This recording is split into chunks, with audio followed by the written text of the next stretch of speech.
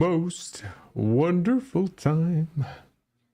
It certainly can be. Hello, if you can hear us, please let us know. We would really appreciate it. I've still got pink headphones. I'm ready for Lizardmen, and it's going to be fun. Have you just fun? It's the most wonderful time of the year. Have you just permanently switched to those headphones at this point? Lindsay keeps putting them in, and I have yet to dismiss them. I have my own headphones down here somewhere, and I've got another set of PlayStation headphones somewhere else. I know the people, I think, prefer those ones, but well, they're kind of awesome, aren't they? So a quick double check out there. Can we be heard clearly, and are our levels almost the same? Well, you know, volume, because sometimes I can tend to be a bit quiet, and we all know we don't require that. Yeah, he's so soft and demure, as we see on his Lorebeards streams. So demure. Or LAWhammer streams. There's definitely not times where you see the cast desperately clutching their ears. Good times. I'm really looking forward to this stream. Like always on our Wednesday streams, this is a somewhat relaxed affair where we're going to be kicking back and enjoying ourselves a little bit. And the subject in particular is, let's be honest, a gift to everybody's favorite Sotek. Today we are going to be discussing and building Lizardmen cities. Well, one Lizardmen city. And boy, do we have opinions. Yeah, there's a couple of really funny things I'm looking forward to pointing out, because Games Workshop has a interesting history of that. They will often, someone will make something or write something, and someone else will kind of look at it and be like, oh, I should include that somewhere. But they do it in a really funny way that if you actually look at what they're suggesting, you go, well, that can't possibly be correct. Yeah, like, that doesn't make any sense. It's an annoying thing for us to see, of which we can't deny. So as always, we're going to be taking this stream in chunks because inevitably there's going to be a whole bunch of super chats. But unlike some of our other ones, the super chats are a core component of what we're doing. If you want to definitely get your say as to what we're going to be dropping into this city, make sure that you do indeed drop your chats in. Now, whether that's super chat or not, do put them in. We won't be bringing up every single chat because there's going to be too many. But if you drop a super chat, we will definitely be bringing it up as we slowly but surely negotiate our way through the long corridors, avenues, twisting, winding roads of whatever it is that we end up creating by the end of this stream.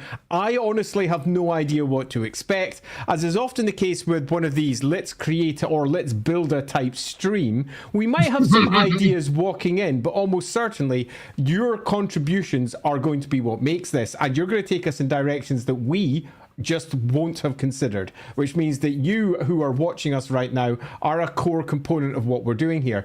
Plus, if you're watching this stream later, which is very likely given we're aware that our Wednesday audience sort of goes up and down at different points, if you are watching this later and you think, oh, they missed out on this by the end of it, do drop by either Sotek or my Discord channel and drop in your ideas there. We'll have a lovely little chat thread open there for extra ideas concerning we built this city of rock and I don't know what rhymes with roll for I couldn't tell you.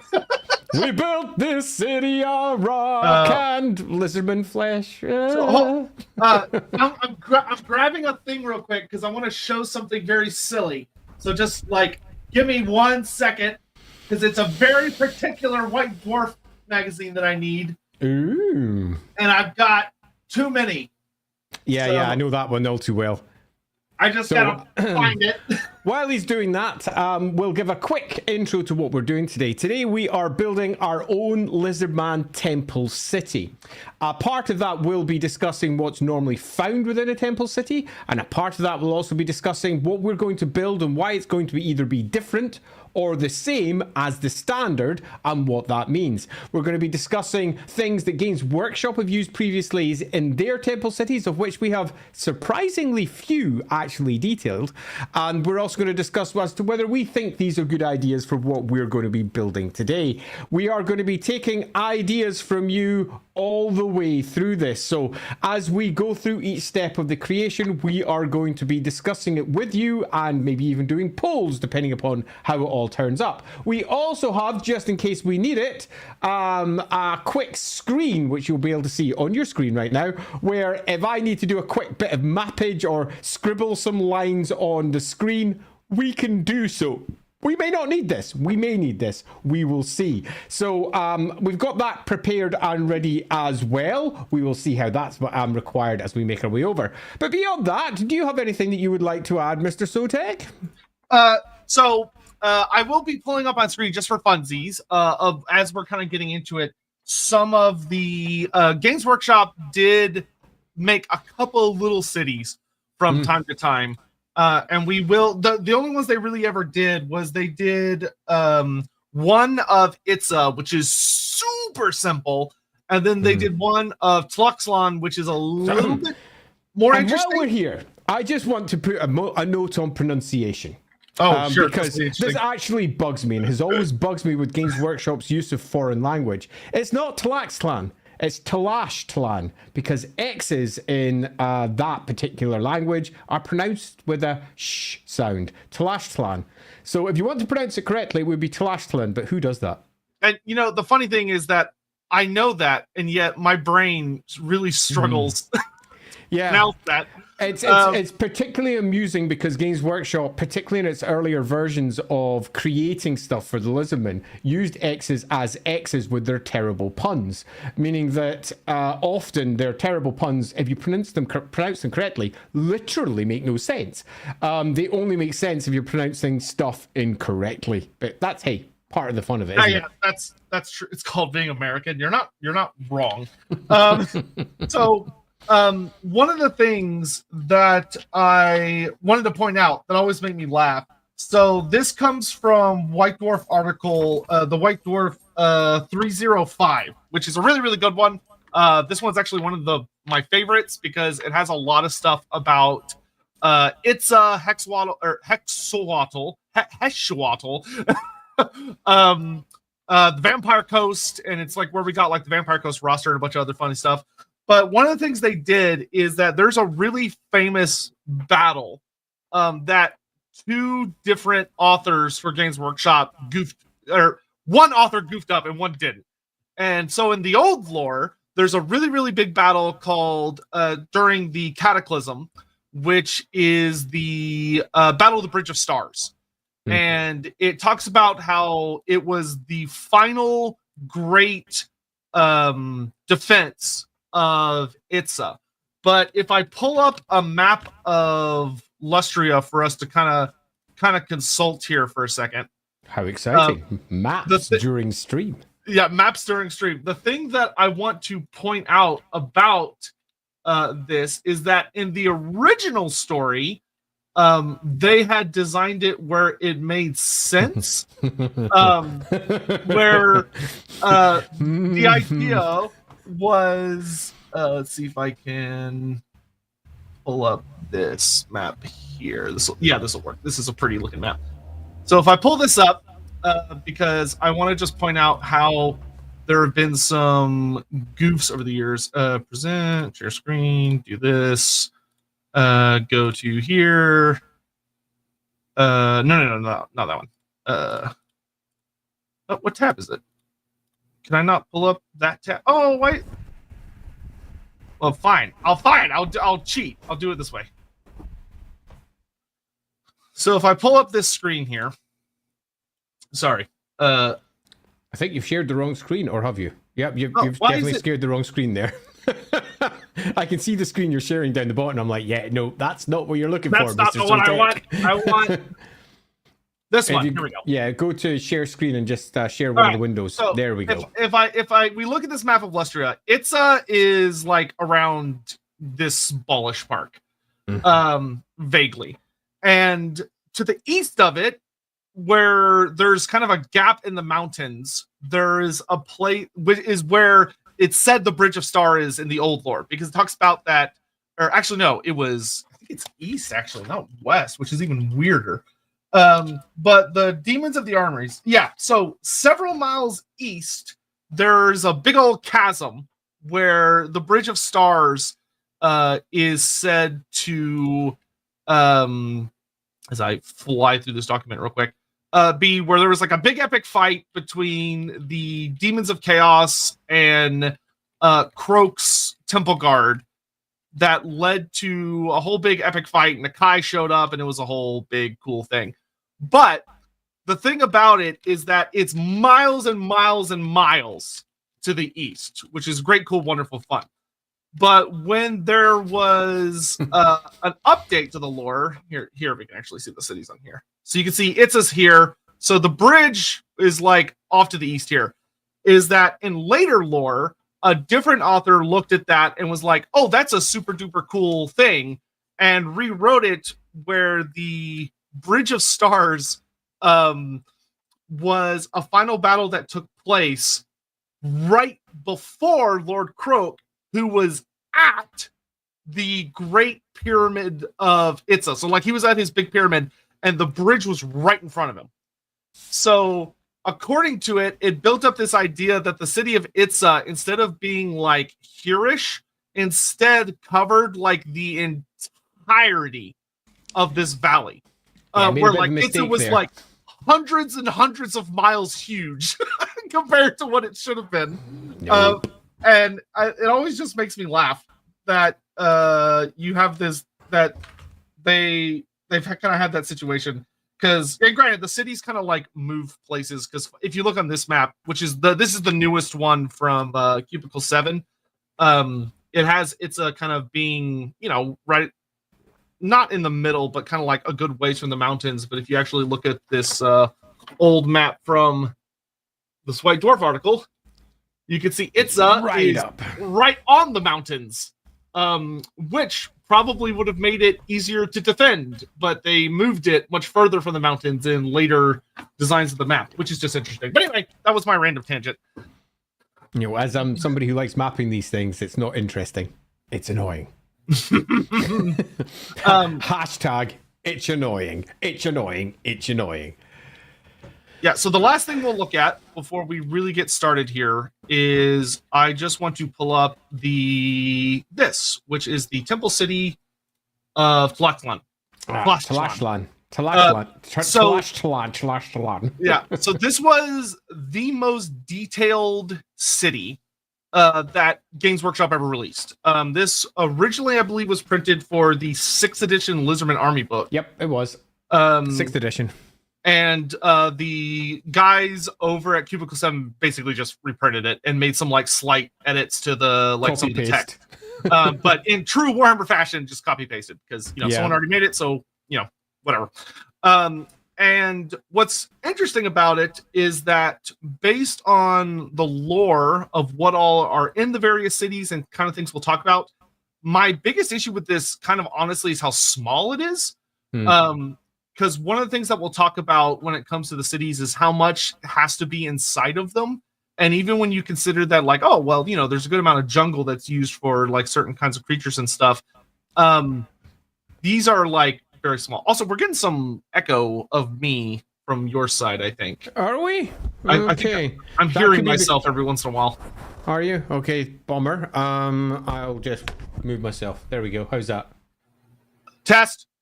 Better. Okay, that's good. Good. Okay. Sounds good. Oh, wait, can I still be heard? Yes, you can still be heard fine. Interesting. Okay, we'll keep an ear out for it. Okay, cool. Oh, no, I can still hear myself. If I talk, and then I think you talk immediately after, I can still hear okay. it. Well, I'm going to be moving that mic anyway at some point, because I'm going to have to move over there anyway. So I'm sure it'll be fine. Yeah, that's weird. Normally we don't have that, so that's weird. Anyway. But I did boost mine a little bit the other day because there was complaints of me being a bit quiet, so it's possible I'm just getting extra pickup. Yeah. Anyway, so these headphones aren't as good as the other ones either. Yeah, so we have Tlachtlan there, and then for anyone that wants to see the really, really old thing, as far as what good old Itza looked like, Itza is crazy simple. Yeah, it really is. In that if I pull this up here and make it its own picture, and then I put it there, and I remove that, and I present, nope, not that, present, oh, it makes me do it all over again. Okay, fine. Here we go. This is supposed to be the first city, the grandest, largest, and most impressive city of the Lizardmen. And it is like the size of a very, very, very small neighborhood. Not even a full suburb, just a small neighborhood. Yeah, it's kind of funny. You get all your skink barrios kicking off at the edges. And these are, particularly for the larger cities, described as housing thousands upon thousands of skinks. But if we take a look at what we have as an option here, there's just not enough by any stretch of the imagination. I like to think of this as the central part of the bigger city. Yeah. That makes sense, and I can make it all work if we do that. But other than that, yeah, no, that's just not big enough. I mean, this is an old one, though. This is all the way back from... Well, isn't that the this is the edition? First? Yeah, this is the very first Lizardmen book. This is 5th edition, and 5th edition had a really interesting... Much like all of the editions, actually, an interesting relationship with numbers that ranged from when they were going deep Warhammer battle side, when they were talking thousands upon thousands upon thousands, and then they suddenly went on the more roleplay, we're referencing that book, oh, there's only 200.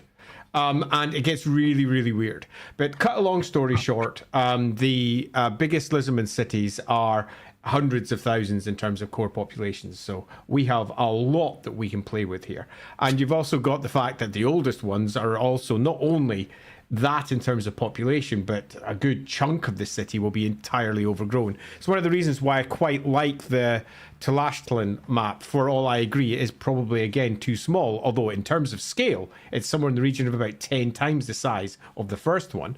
I mean, it's probably quite big in comparison, but Tlachtlan gave a real idea that not only was the city pretty big, but as you follow all of the roads that are making their way out, you realize that most of it's lost to the jungle. And originally it was much, much, much bigger. In fact, you can see it there. You can see where the jungle is all overgrowing everywhere, and it's moving in on the various districts. The actual districts, though, are far bigger. Plus, if you want your city to be big, you can easily say beyond the borders of what this map shows, there's yet more barrios that are sitting on the outside somewhere. So it could very easily be just a part of a larger city anyway, particularly when you read the description that comes in the 6th edition army list, one page earlier to the map, where they really go to town describing exactly how big some of the Lizardmen cities are. So I have no issue at all with this just being, again, the core, and yet more outlying fortresses and barrios and various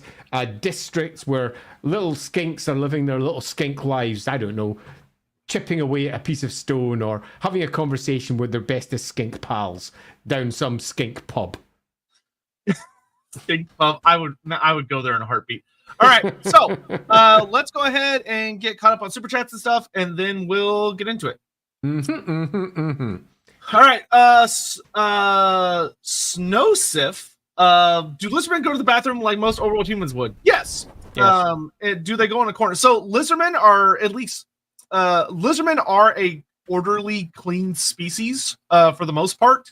The skinks in particular have an important role of like maintaining the cities and making sure that things stay nice and clean and not falling into the refuse of day-to-day nastiness. So as far as where they would go, that's not something that's detailed within the lore, but presumably there would be designated spaces. There would be places where the Lizardmen are expected to go, unless they're just kind of like out in the wilds of the jungle. But even then, Lizardmen operate very cleverly, being kind of...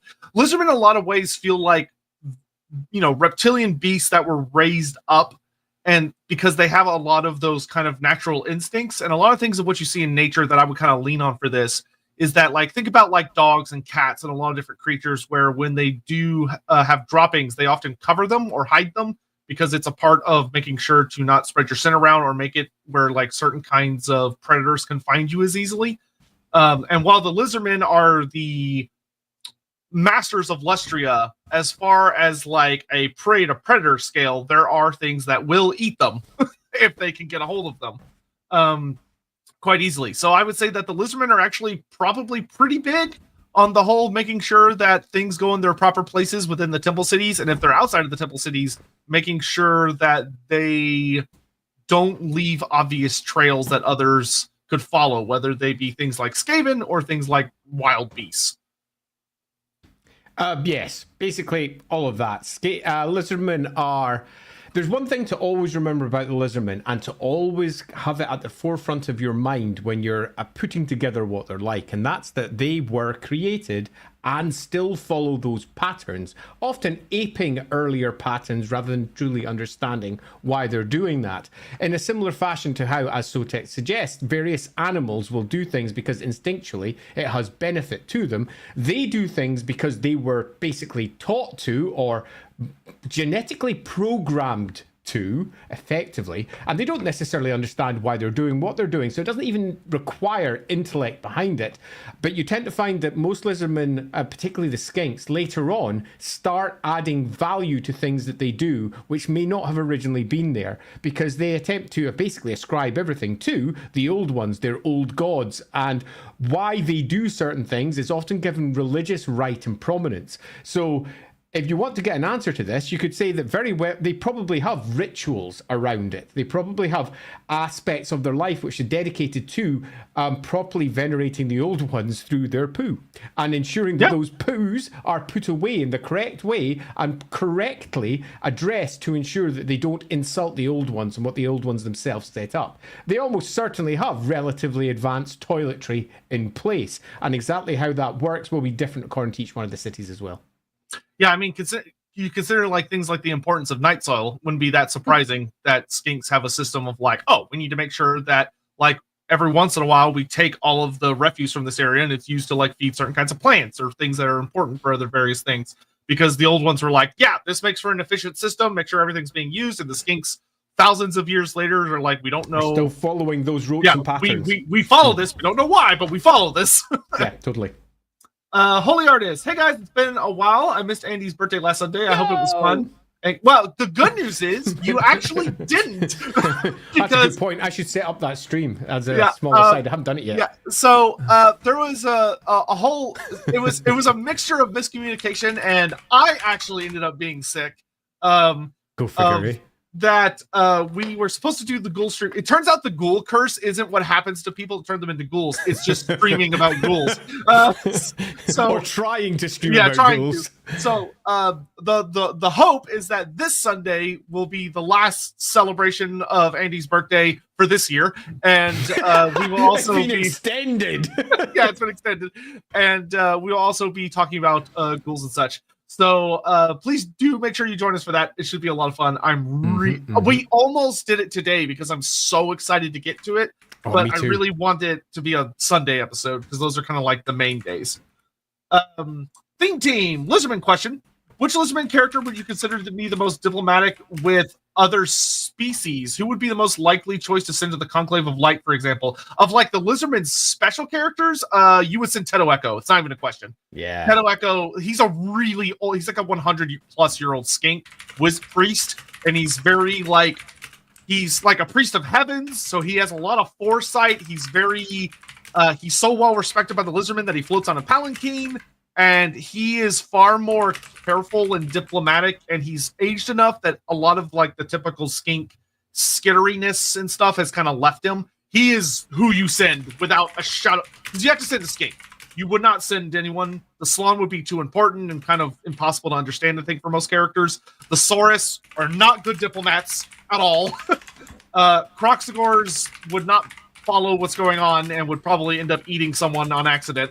And so you would want to send a skink. And your skink character options, Tic-Tac-Toe is a military scout, so he's probably not the best choice. Tehennawin is definitely not the best choice because he is kind of terrifying and a bit crazy.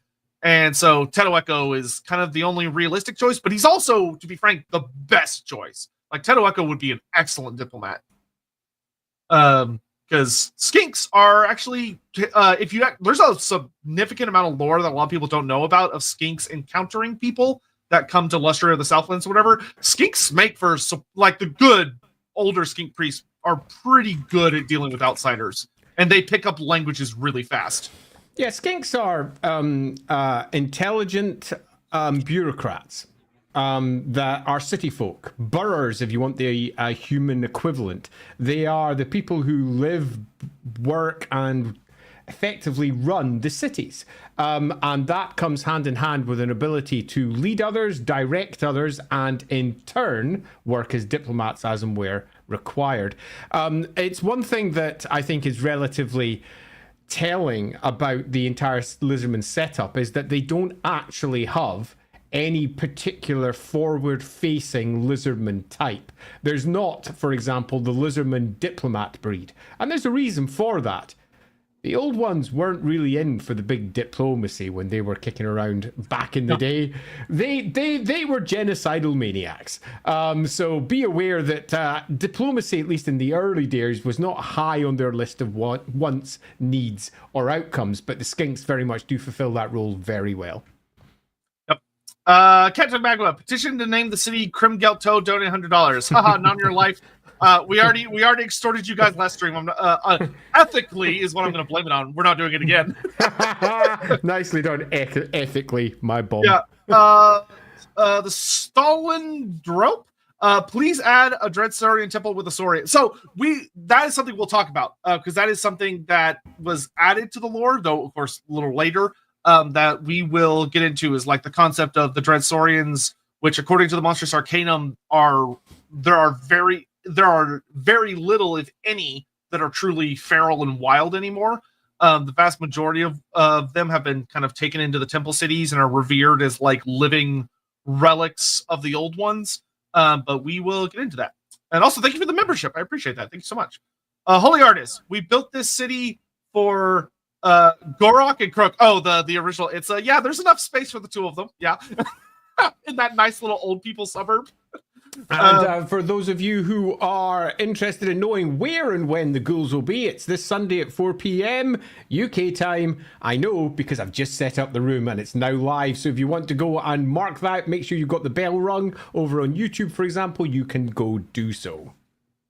Zach R, will you also design a new unit or maybe a special spawning that originates in this temple city? Oh, that could be something we kick around as an idea. Yeah, totally. And the will we is more, do you think that's a good idea? And if so, why? And I think this is going to be something that I'm going to be doing throughout the course of this stream. It's going to be not necessarily coming up with loads of funky ideas, but it's going to be trying to channel those ideas into something that makes sense. It's great to create new stuff, but that new stuff needs to serve a purpose. There needs to be a very strong reason for why this particular place has got or does not have a thing. And I'd like it to be more than just because we've figured that's what we'd like to do today. I'd like there to be an overall story that's being told. So I am definitely going to be channeling, hopefully, the creative energies a little bit. Yes, because we have a fun thing to reveal to y'all in just once we get through these about how exactly the stream is going to work. Marathi, do the Lizardmen play that Aztec basketball-like game? I would say yeah. Yeah. There is almost certainly. Yeah, there are some really cool things they added in the new Lustria book that talk about the Lizardmen in games. One of the ones that I found really, really fun that made a lot of sense and also adds to their character is the games between Saurus, which is that the Saurus have a series of games. They have one that is a tabletop game that it's kind of similar to, I wouldn't call it chess, but it's a war game, and from the Saurus's perspective, it's an exercise in tactics and strategy. So they have a game with very streamlined rules that they use to move pieces around a board and practice concepts of strategy and tactics. And to the Skinks, it's more like an actual game, whereas to the Saurus, they don't really have like the concept of, they don't do it for the concept of fun, they do it for the concept of practice. But when you have games like that basketball game where you is the game where you have like a hoop that's hanging from the side of a thing and you have to throw it through, for Lizardmen, particularly once again the Saurus, it's an exercise in strength, team building tactics, agility, like using working together to accomplish a certain goal. Things like that, because although the Saurus and Skinks and stuff kind of spawn out of the spawning pools as basically adults, Lizardmen don't have a childhood. They just kind of emerge. They nonetheless do need to put skills and techniques into practice. They do learn. They do develop as they get older. And so things that we would look at as games, just kind of, once again, like Andy said earlier, when you're looking at what wild creatures do, wild creatures play. And the point of play is to practice skills. Whether you see like cats sneaking up on each other and surprising one another, or play fighting between dogs, and all of this stuff. Lizardmen have that same thing. There are games that they do that the point isn't necessarily, to be frank, fun. It's to practice skills that they're going to need for performing their various roles. And if you want a real bit of extreme out there, definitely not real lore, but lore that was definitely going to be lore if I was still running things, we originally had the setup in place for Midden Ball being routed through two Lizardmen ball games. And the elves and the Lizardmen, way back during the time of the old ones, would sometimes meet, and they would play games and cultural exchanges, and that made the ball game route move through to the elves, which in turn got moved over to the Lorelorn over in the old world, got kept through and turned into, eventually when the elves met through to the humans of Middenheim, or Middenheim as it's called later. They introduced the concept of the ball games, which turned into Midden Ball, or Snot Ball as it's more colloquially known, at a later point. So in the version that we were building there, the root of and evolution of the gamesmanships that pop up all over the place in the old world also routed back through to the Lizardmen. But that didn't get written into the book. It was going to be written into our version of what we were building for Lustria, but that didn't happen. I will say, I still consider that canon, because the for anyone that wants to laugh, because I know we've talked about doing a stream about it at some point, but the one genuinely realistic and fun thing about Blood Bowl is that the rules of Blood Bowl were discovered in a Lizardman Temple City by ruins, by a group of dwarves and greenskins, who then decided to settle their differences by playing the game, which is very silly. But the game originates with the Lizardmen, and it's just kind of a divergent timeline where like Blood Bowl was discovered, and then Warhammer Fantasy went this way and Blood Bowl went that way. And the version of Midden Ball that I presented in I think it was Rough Nights and Hard Days, where I popped that one in there. Yes. Was actually based on a Blood Bowl game that I made using Blood Bowl rules, but converted into something else with a whole bunch of kicking rules and all the rest of it. So I had a complete version of Blood Bowl Midden Ball that worked, and I could play Midden Ball using a Blood Bowl board.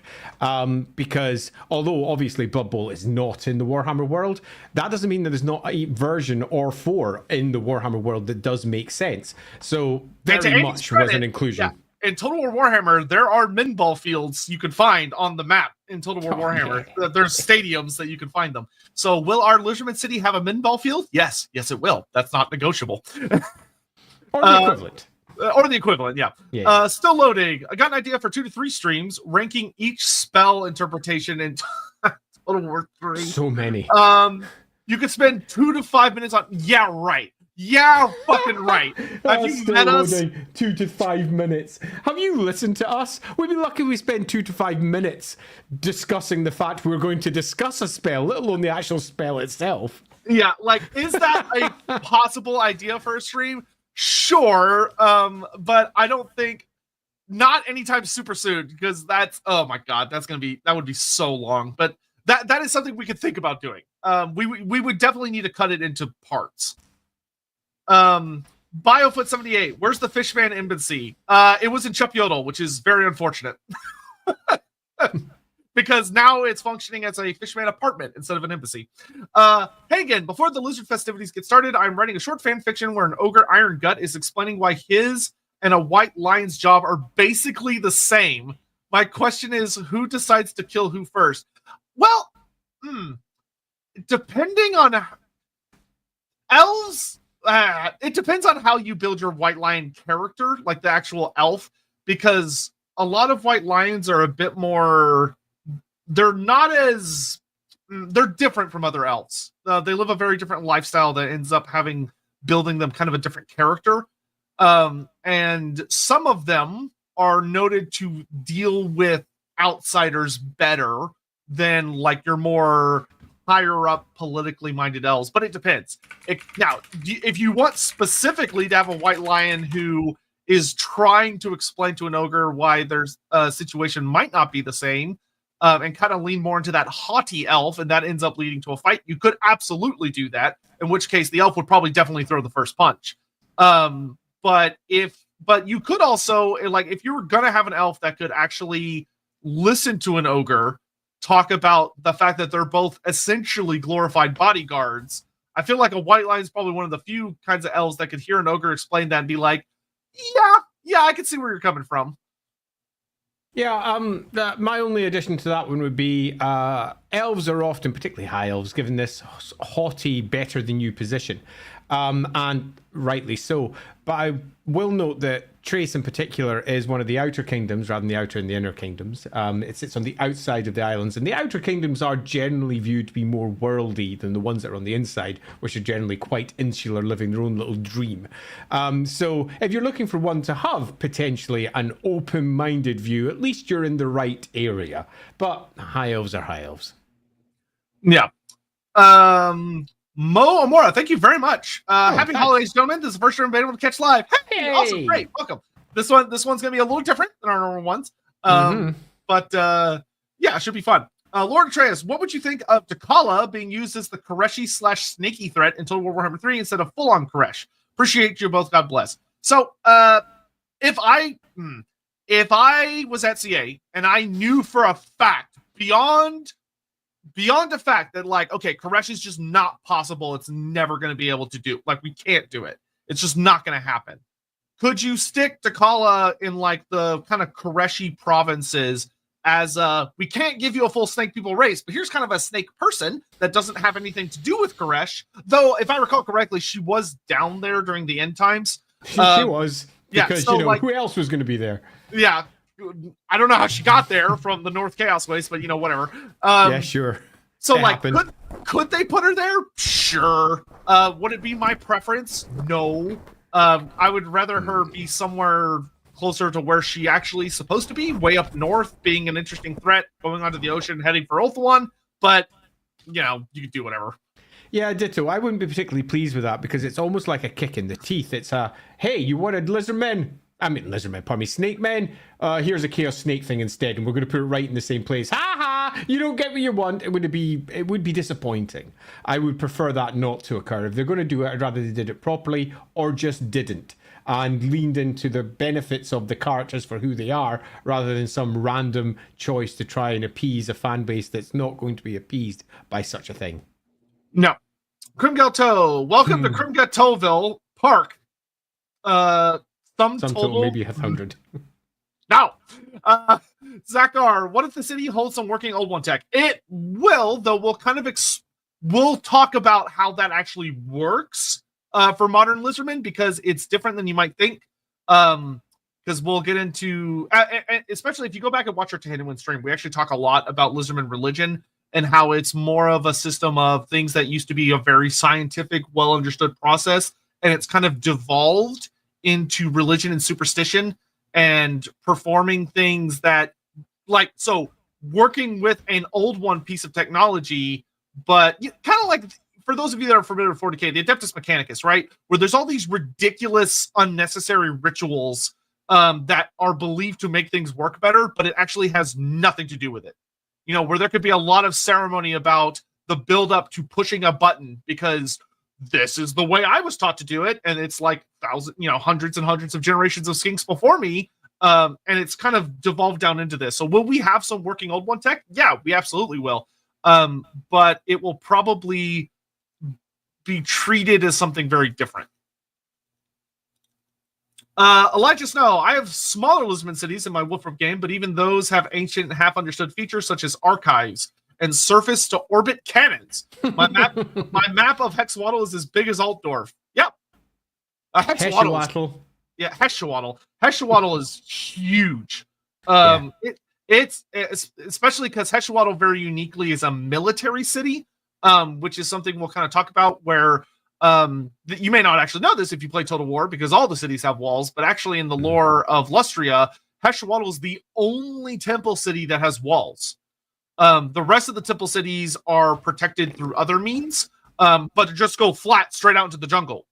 Which kind of adds in some really fun ways to the flavor of if you were exploring a ruined Lizardman temple city, you actually probably entered the city several miles back and didn't realize it because the jungle has reclaimed so much of it.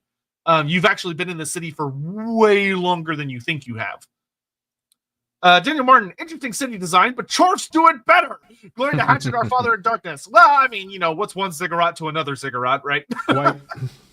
Almost like there's something about ziggurats in the Warhammer world that might have something to do with the winds of magic and things of that nature. But who could say? I don't know. Go watch the Zarnakrid stream. Inquisitor Thomas, money to have the city plundered by the best Mortarch, Luther Harkin. Listen, he's plundered cities before. It did not go well for him. You would hope he's learned his lesson, even though he definitely hasn't. Lador, the more you describe the Lizardmen, the more they sound like a cargo cult. Well, to a degree they are, but only partially so, because at the heart of most Lizardman cities, I say most because there's always going to be one that isn't, there are the Slann, who, whilst they may not exactly be communicating very well with the rest of the Lizardmen, not that they're strictly speaking Lizardmen, they're amphibians anyway, but whilst they may not be communicating particularly well with those beneath them, they are often privy to great and deeper secrets that the rest of the community certainly isn't. But it's fair to say that many of the Lizardmen, most of the Lizardmen, are not living with any awareness of the greater pattern that they are actually following. Yep. Wolf, Doom the War, the local of High Priest Chembo ponders, puffing on the bamboo pipe, tripping his top hat to the punters, the new spawning of Tepok. I don't understand half of what I just read. Coolest chim, ain't he? I know. Spawning a Tepok, I caught that part. Puffing on a bamboo pipe is interesting. It'd be amusing to imagine a skink smoking. I don't Which think I'm sure some may. Yeah, definitely. In fact, I think there's some that definitely would. Yeah, definitely. I'm particularly the shamans. Would be very interesting. Yeah, the priests. Yeah. Yeah. Yeah. Especially skinks. Skinks actually have like what's the word I'm looking for? They have like, considering how skittish and often kind of nervous of a disposition they have, it is very easy to imagine a lot of them have various ways to calm down. Whether that's using substances, because like Slann use substances. Slann like eat certain things, or they have braziers that burn certain kinds of incense around them that help them reach a meditative state. So the idea that the skinks would replicate it using different things, actually, I think is very accurate. Same box. Will there be some outsiders sneaking in the city to do some skullduggery, some dark deeds? Also, just got a copy for Christmas. Buy the game, nice. Buy the game, buy the game. Thank you for purchasing your. And by the way, when y'all get your copy of Dark Deeds, feel free to pop into Andy's server and or the Rookery server, or even mine, and just shoot an at Andy. I saw somebody on our server just got their copy the other day. We appreciate that. Thank you so much. Yeah, it's amazing. Grimgato, fuck your ethics, Searing Doom! I mean, if you want to give us money... Searing Doom. That was one of my favorite old spells. It's a good spell. Searing Doom was hilarious against elite troops. It's like, oh, you have a 2-up armor save? That's unfortunate. Andres Barnek. I'm jamming a Wolfer game with Astalia, Talea, and Araby. Not a lot of updated lore. Yeah. How to use OG lore. How to world build those realms. I don't have the time to read internal novels, and the wiki sucks. What then? That's like an entire stream in and of itself. That is a stream in and of itself. So I'm sorry to say, Andrej, that this is too much to cover in just a quick comment that's pithy. But I will say that, broadly speaking, you do have to do it yourself because it doesn't exist. Even if you dive into the older novels, you tend to find, particularly for Araby, Tilly is less the case. Tilly has got a good chunk from about 5th edition onwards, and a lot of novels are set down there too. But Araby in particular, no. There's just nothing. So, broadly speaking, you're going to need to be world building yourself, which is an entirely different stream. I have 2 sources to recommend for that, though. Number 1 is the Rookery streams that we do, where we've got quite a few world building ones. If you go over to Rookery Publications, You'll find if you go back through its big back catalogue of streams, there's a bunch that are focused on world building. But I'm also going to suggest going to, shocker here, somebody else's stream. In this particular case, World Anvil. World Anvil stream every single week, and World Anvil is a big program that's online that you can basically world build with. And Janet over there does streaming every single week with world builders from across the world, and they discuss how to world build. So that is almost certainly a good place to have a quick go at. They've got a YouTube channel as well, World Anvil. Just look it up, you'll find it, and you will find literally scores, maybe even hundreds of streams just sitting there from the past where you can look at various world building techniques that you can deploy, and they are hopefully mostly marked out. Is there a place where you could submit ideas for a Rookery episode? Because, like, if y'all ever did an episode on, like, trying to salvage old, like, problematic lore from, like, various settings, and, like, how do you update those? Like, keep the spirit of fun stuff, but, like, throw off the problematic elements? That would be a fun stream. I might pick that up a little bit on, because this last Saturday we were off because I was so ill. But this Saturday it's going to be sort of our Christmas wish list of things that we like. And that could be incorporated into that easily, and a quick discussion about how to take older lore and update it in a way that's both cool, awesome, holds the core components of what you like, but also adapts it into something that's new and interesting. Magladrov, what do you think of CA's cheeky Koresh map expansion doesn't actually mean new faction 6.0 block? I believe they are doing as... CA has a difficult thing where they want people to be excited about what's coming in the future, but they try to direct people's excitement towards things they consider reasonable, because they don't want people constantly asking for things that are not on the immediate to-do list, because it can lead to a bad feedback where they release stuff and then people are really angry that they didn't release the thing they wanted, and it can get ugly. It's happened in the past. Like, I've been working with CA when it's happened in the past. So it's one of those things where I think they're just trying to not let people get too feverishly attached to something that is not going to happen anytime soon. I don't think it means it'll never happen. I just think it's not going to happen anytime soon. Yeah, that. Holy Artist, for that thing, Czar of why all men at the grill have to click the tongs a few times to see if they still clickety-clack. Yes. If you're talking about like rituals that people do, that is a ritual that's very common in many homes. Xanaphar, hey, Sotek and Andy, nice to see you. How does the Geomantic web work after the Great Catastrophe? Not well. How was it implemented in Total War Warhammer 3? Also, not well. Not well. Yeah, it's something that I've actually chatted with the devs about, and they're hoping to improve it at some point in the future. It's probably one of those things you'll see as like a between patch thing. But I'm going to super TLDR it for you of just think of it as like a worldwide internet connection system, right? Like everyone's connected via the internet, but everyone's connected using like actual wires, internet connection, not like satellite or whatever. And when the catastrophe happened, it was like some asshole went around with a shovel and just cut a bunch of these lines. So there is still an overall network of connections, but it's really, really weak. And a lot of them have been cut off. And there's constantly information or energy that's trying to go along these lines, and it gets stuck because there's no feasible connection anymore, and there's a lot of just problems with it. So information that used to be able to travel from one place to another super easily no longer can. Data or energy that used to travel from one place to another used to be super easily no longer can. It still functions, it's just not efficient. Is there an equivalent to cocaine in Warhammer? Reynolds Delight, I believe? Yeah, there's a variety of different substances in different editions, but the answer is, at its shortest point, yes. There's more than one. I hear about the Henry Cavill news. Yeah, yes. Cool, great. It'll be nice when there's something to actually show for it. I think lots of people are excited. Great, cool, wonderful. But we've got a city to build. All right. Yes, we do. Do you have anywhere you'd like to begin? I have somewhere I'd like to begin as a general intro, I suppose. But do you have anything you'd like to say before we go? The only thing I'll say before we go is that there will be a couple things we'll kind of talk about at the beginning of like what every city needs. Like what are the like fundamental building blocks. That's kind of what I was going to say as well. Oh, okay, Excellent. great. And then what we're going to do to make sure we have good interaction between us and y'all, because this will be a lot of fun, is that we're going to ask that y'all recommend ideas and thoughts. And we're going to basically try and get these all down on a little thing that we can draw around on. And Andy's going to be super nice and wonderful and do a lot of the drawing little stuff for us. We'll see.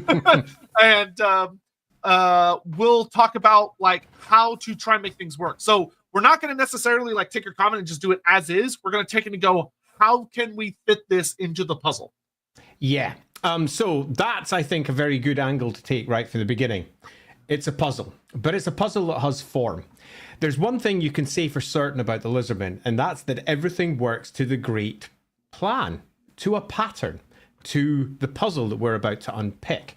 And we're about to build a city of some form. We haven't got any details as of yet. Perhaps Sotek has ideas, perhaps I have ideas, perhaps you have ideas. We're going to build them all together and hopefully create something. Before we dial into the exact what we're creating, though, I'd like to start off with something that I think is absolutely key. And that's to answer a slightly different question to what we're creating. And that is, why are we creating it? Now, obviously, we're creating it because we decided to sit down and create a city because that's cool. But there's more to it than that. The big why is more about what does this city represent? What is this city about? Because the second you start drilling down on the core moods and themes of what this city is about, everything else starts to fall into place. One of the things that I often found when I was receiving work from other writers about Warhammer is that they would just write about the thing they thought was cool without any direction at all. So you tended to find that they went sprawling off in weird directions and it had no cohesive story that was being told. And ultimately, that's something that I think is always an essential component of creating anything when you're world building. And that's what's the story we're attempting to tell here. And is it this, the story of a city that was lost, one that was reclaimed, one that's been hidden away? Ultimately, we are building something that's not on the maps currently. So the first question to answer is why, and what's the story being told? There's also a whole host of other things we need to answer as well, which is bluntly, what's in it? And at its loosest description, most Lizardmen cities are great crumbling ruins of what once was from time immemorial. Now, some of them have, as we discussed, been reclaimed. Others have been completely isolated from the rest of the Lizardmen cities because their connection to the geomantic web was cut by that giant shovel that was being mentioned by Sotek a little bit earlier. And we'll get on to exactly what the geomantic web means in just a moment. But what will the city itself look like? Beyond the tone, themes, and everything else that I would definitely like us to consider, we've got the basics of, at the heart of every big Lizardman city, there tends to be one gigantic temple. That gigantic temple is normally, but not always, to Sotek, and it is not always where the Slam Mage priests reside, because sometimes they have their own temples to the side. Depending on the size of the city itself, they may have their own residences, or they may be resident directly in the center. There may also be no Slam Mage priest resident at all, which is also a potential story that you can tell.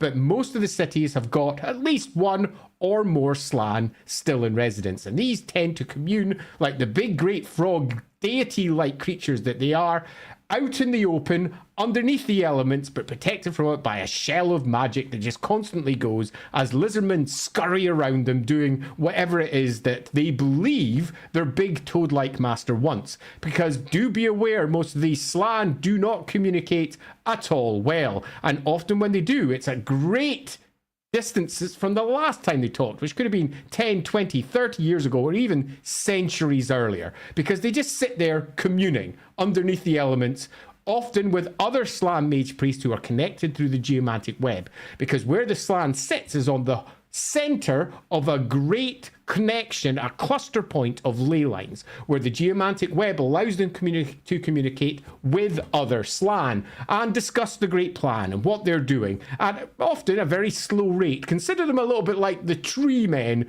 of conversations in comparison to how Lord of the Rings presents their very slow moots.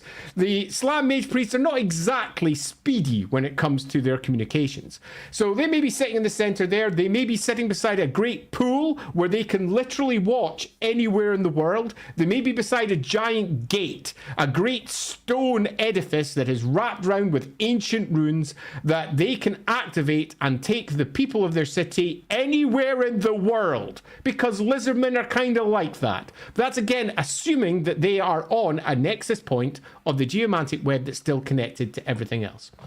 In the center of our city, we'll also have a few things which are worth discussing. One is the great pyramid temples themselves. Each one is generally, but not always, dedicated to one of the old ones, or Sotek, or indeed anything else that you might imagine is important to them. It could be to one of the primary spawnings. It could be to an ancient figure. It could be to some unique group that are held there, whether it's some old-blooded Saurian group, whether it is some unique version of the Lizardmen that are in this place. These are all things that may have their own core temples near the center. These temples are normally aligned around constellations, star systems, and whether that's aligned as in their direction points out the stars in the sky, or whether that's they are literally a so above so below version where the constellation that's above is mapped out down below. All of these are considerations for how we build this version of the city. And if such interests you, we actually have 20 constellations from the Warhammer world mapped out already. If you want to have a look at those can be brought up pretty easily because I've got them to hand. Though that's also something to consider. Would you be able to see the 20 star signs from the southern hemisphere? Yeah, because they go round apparently. Okay. Figure. Yeah. So great. Okay, yeah. Great. Yeah. So apparently, yes. Yeah, I can't remember what it is when. Okay. Yeah. Anyway. So in the center, we normally have all of our great barracks for the Saurus, and then we move out from the Saurus and our core Lizardmen to the great barrios all the way around of the Skinks, which is the city itself.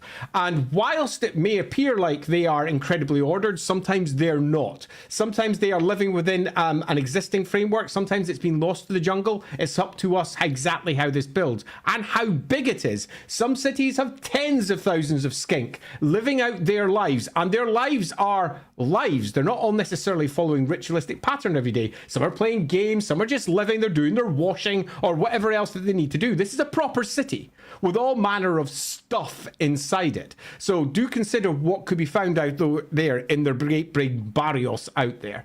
But beyond that, my only general recommendation is the classic city structure of it's big in the middle and it falls outwards from there. If we're building a really big city, in the center we probably have a lot of very tall pillars, which once may have held Slan, who were communing with what lay behind. It may, in our version, no longer have Slan sitting at the top because they might be dead. Indeed, it's quite common for many of the cities to have what effectively are mausoleums for the old Lizardmen. And in this case, the old Slan. The ones that died, their husks, their shells still held within the pyramids, now dead and dormant, but looking somewhat similar to something like the end of an Indiana Jones movie with all the old dead Slans sitting there, probably with giant crystal skulls, and everyone's saying this movie's shit. They'll have some equivalent of that. It's possible that we've got ourselves a Lizardman city where they're all dead, all the Slan, and they are led by the ghosts of the past. Or alternatively, there might just be one young one alive, or several old ones. They might be cut off from everything else completely. It's up to all of you and us to figure out exactly where it goes. But broadly, big in the middle, going out to the city on the outsides, and then into the jungle beyond that is a loose description with almost certainly a layout in this city that in some way reflects the heavens. Whether it's just showing a great starburst of sunlight, or whether it's actually reflecting one of the great star systems in the sky. It's entirely up to you what you think is a good idea. Yeah, so there's a couple things that I like the idea of that I think we can grab at. Is that I definitely think that we want to do like a full city, a good sized temple city, and something that we should probably decide right here at the start is, do we want to do like a reinterpretation of one of the living cities, because there's only 5 of them, or do we want to do a custom city, in which case it would almost certainly need to be a ruined city? So I have gentle opinions, but I don't feel that I'm particularly strongly pulled in one direction or another. My gentle opinions are, if we were building one, the only way you can be certain that it won't be overwritten is to build a custom one. Because there's nothing like building something that's really cool and then having Games Workshop half a year later say, you know all that shit you did? We've rewritten it and it's worse. And you're like, oh, all that cool stuff that we did, and it feels like it was done for nothing. This happens to fan communities a great deal. And there's an easy way to avoid that. And the way to avoid that is that you build something that doesn't necessarily mean it has to be ruined. It could be, for example, shoveled off from the rest of the Geomantic web. So we've got ourselves an isolated place which isn't necessarily in contact with the rest of the Slan and their various temple cities. It could still be a really large one, but it's cut off. Nobody knows about it. It could be isolated, and it's super easy to be isolated in either the Southlands or Lustria. Okay, let's just do a custom one then. I think that would be an easy, but it's not necessarily. But I think that would work. And I've seen some comments, so I will go ahead and answer that. We're not going to really say if it's in Lustria or the Southlands, because ultimately it doesn't matter. They would be the same. I disagree. I'd say that totally they could be subtle. I think tonally they could be very different depending upon where you cite it, especially if you're looking at who has discovered it, who are they in contact with, and what is working around it, because the story of Lustria would be a very different story considering the peoples that have arrived there and the various attempts to infiltrate the jungles and spread out that have been made there in comparison to the Southlands, which has got all manner of stuff down there and its jungles are impenetrable for different reasons. So whilst, I would argue they could be the same. Equally, they could be really different, and it might give us an opportunity to dial in on those differences if we wanted to do so. Okay, so you know what? That's actually where I'm going to start us off. And while y'all are voting on this, I will get caught up on super chat stuff. This is going to be a even more casual than even our normal casual streams. If I'm going to be doing a lot of back and forth with y'all chat, so be prepared to have a lot of chat here. So our first question is going to be, do we want to be in the Lustria or do we want to be in the Southlands? I'd put three. Lustria, Southlands, and not specified. So if people would like to build one that could be in either place, then let's go for that. Okay. I was largely just arguing as an alternative to yourself. Just Someone's going to come in and be like, Dragon Isles! Yeah, totally. But I think that they are the two obvious ones or something else. Okay, yep, that works for... So if you do unspecified, I think what we're going to interpret that as is we're not going to put as much weight on like where it is, because we're going to make it of like it doesn't ultimately matter as much in that case. It would suggest that we're looking at a place that's completely isolated and has through its isolation developed in potentially a unique way, but equally because we're looking to tell some form of story, that isolation will have been cracked. So there will have been a recent connection, presumably, or we wouldn't be making the place, because what's the point of making something that never gets used? So, yeah. Put it in Sterling. Yeah, so if you're like, I would like to do one where it's more about the isolation and what could theoretically have happened in recent history to reveal it, and that could be your own headcanon as far as, oh, it was discovered in Albion, hidden by the mists, or it was down deep in the jungles of Koresh, like the Lost City of the Old Ones, or it's up in the Dragon Isles and it's, surrounded mostly by the feral lizardmen and has only been recently rediscovered, and yada yada. Then that's for that. Obviously, if you choose like the Southlands, we're going to talk about the Southlands more heavily. If you choose Lustria, we're going to talk about Lustria more heavily. Lustria has the most material by far. Southlands is a very, not nearly as much, but there are different kinds of factors that we have to weigh in more heavily on. And then Unknown, obviously, we'll kind of do what we can there. Yeah, totally. Agreed. So I don't have a preference. I'll be interested to see what you all prefer. And that will immediately start shaping it. And as we're discussing that as well, my first direction as I consider channeling is not what's in it, what cool shit is it, and all the rest. It's what's the tone? What's the point? What are we building here? There is an enormous difference between a place that has, say, for example, an overall tone that is spooky, or a place that has an overall tone that is techno-friendly, or a place that's got an overall tone that is lost and unsure, or a place that's perhaps a literal echoing, dusty hallway in comparison to what it used to be. Ultimately, the answer to the question will depend upon what are we building this for. And if we're building this for example, just creating a cool place that could be visited in, say, a role-playing game, which is generally a good reason to build these things, what's the point of creating something that can't be used at all? If we're doing that, then we both have to consider what it is that we want to present to the players, and what sort of tones and words and motifs are we going to be using to make sure that whatever the core central idea of this city that we're building is absolutely communicated through to those who visit the place, which means that whatever our primary direction is, it should be a repeated set of motifs, tones, and themes that will be very clearly written into everything that we create. Yep. Voting, please make sure you vote. The way this is going to work best is if people vote, so make sure you're doing that. I'm going to cut up on these real quick while we're waiting for votes to come in. Feldefee, hey guys, big fan. Is Diablerie? Diablerie is the consumption of a vampire by another vampire to consume its soul. Oh, I don't know necessarily about the soul part, but yes. The blood.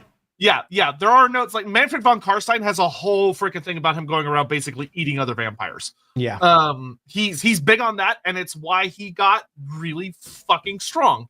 Hell, his armor, the armor of Drakenhof, or Tempelhof, I think it's Tempelhof actually, is really cool because the story behind it is that Manfred basically called a conclave of von Karstein vampires, and then he showed up and killed them all and used their remains to make his armor. So it's got the essence of a bunch of vampires in it, and it makes him really hard to kill compared to literally any other vampire. So, Veldefee, the concept of Diablerie isn't a thing per se in Warhammer Fantasy, but as is often the case with Warhammer, you will find versions of almost everything within it somewhere. And we have multiple instances of vampires being consumed completely by other vampires and their traits being passed on. So ideas like Diablerie are definitely there, but they're not quite the same. In particular, there is the whole idea of basically muddying up your bloodline and making it no longer what it originally began by consuming other vampires and taking on their traits, which does pop up in a couple of places. So the answer to that is kinda. Violet says Temple City is the goddess of femininity. So that would be Rig, interestingly enough. Goddess Rig. Yeah, and there would be that would tie us very much into the Amazons. That would probably put us over in Lustria. That being said, could we have a small shrine or a temple to Rig that's somewhere in the city and kind of discuss that? Yeah, I'll go ahead and put that on the list. I'll probably put that in the... Most of the old one stuff is in the inner city. So I have a notepad where I'm going to be writing down everybody's ideas in like the vague area we'll go, which for the sake of simplicity, I'm going to break us down into 5 little sections for our Lizardmen Temple City, which is we have our central pyramid, which will be a little bit of a discussion. The inner city, which is where pretty much all of the actual old one stuff is. With like 2 very minor exceptions, because there's like a couple of old ones that like to be further out. Then the underground section, because Temple Cities go down. They are very, very deep. Way deeper than a lot of people think they are.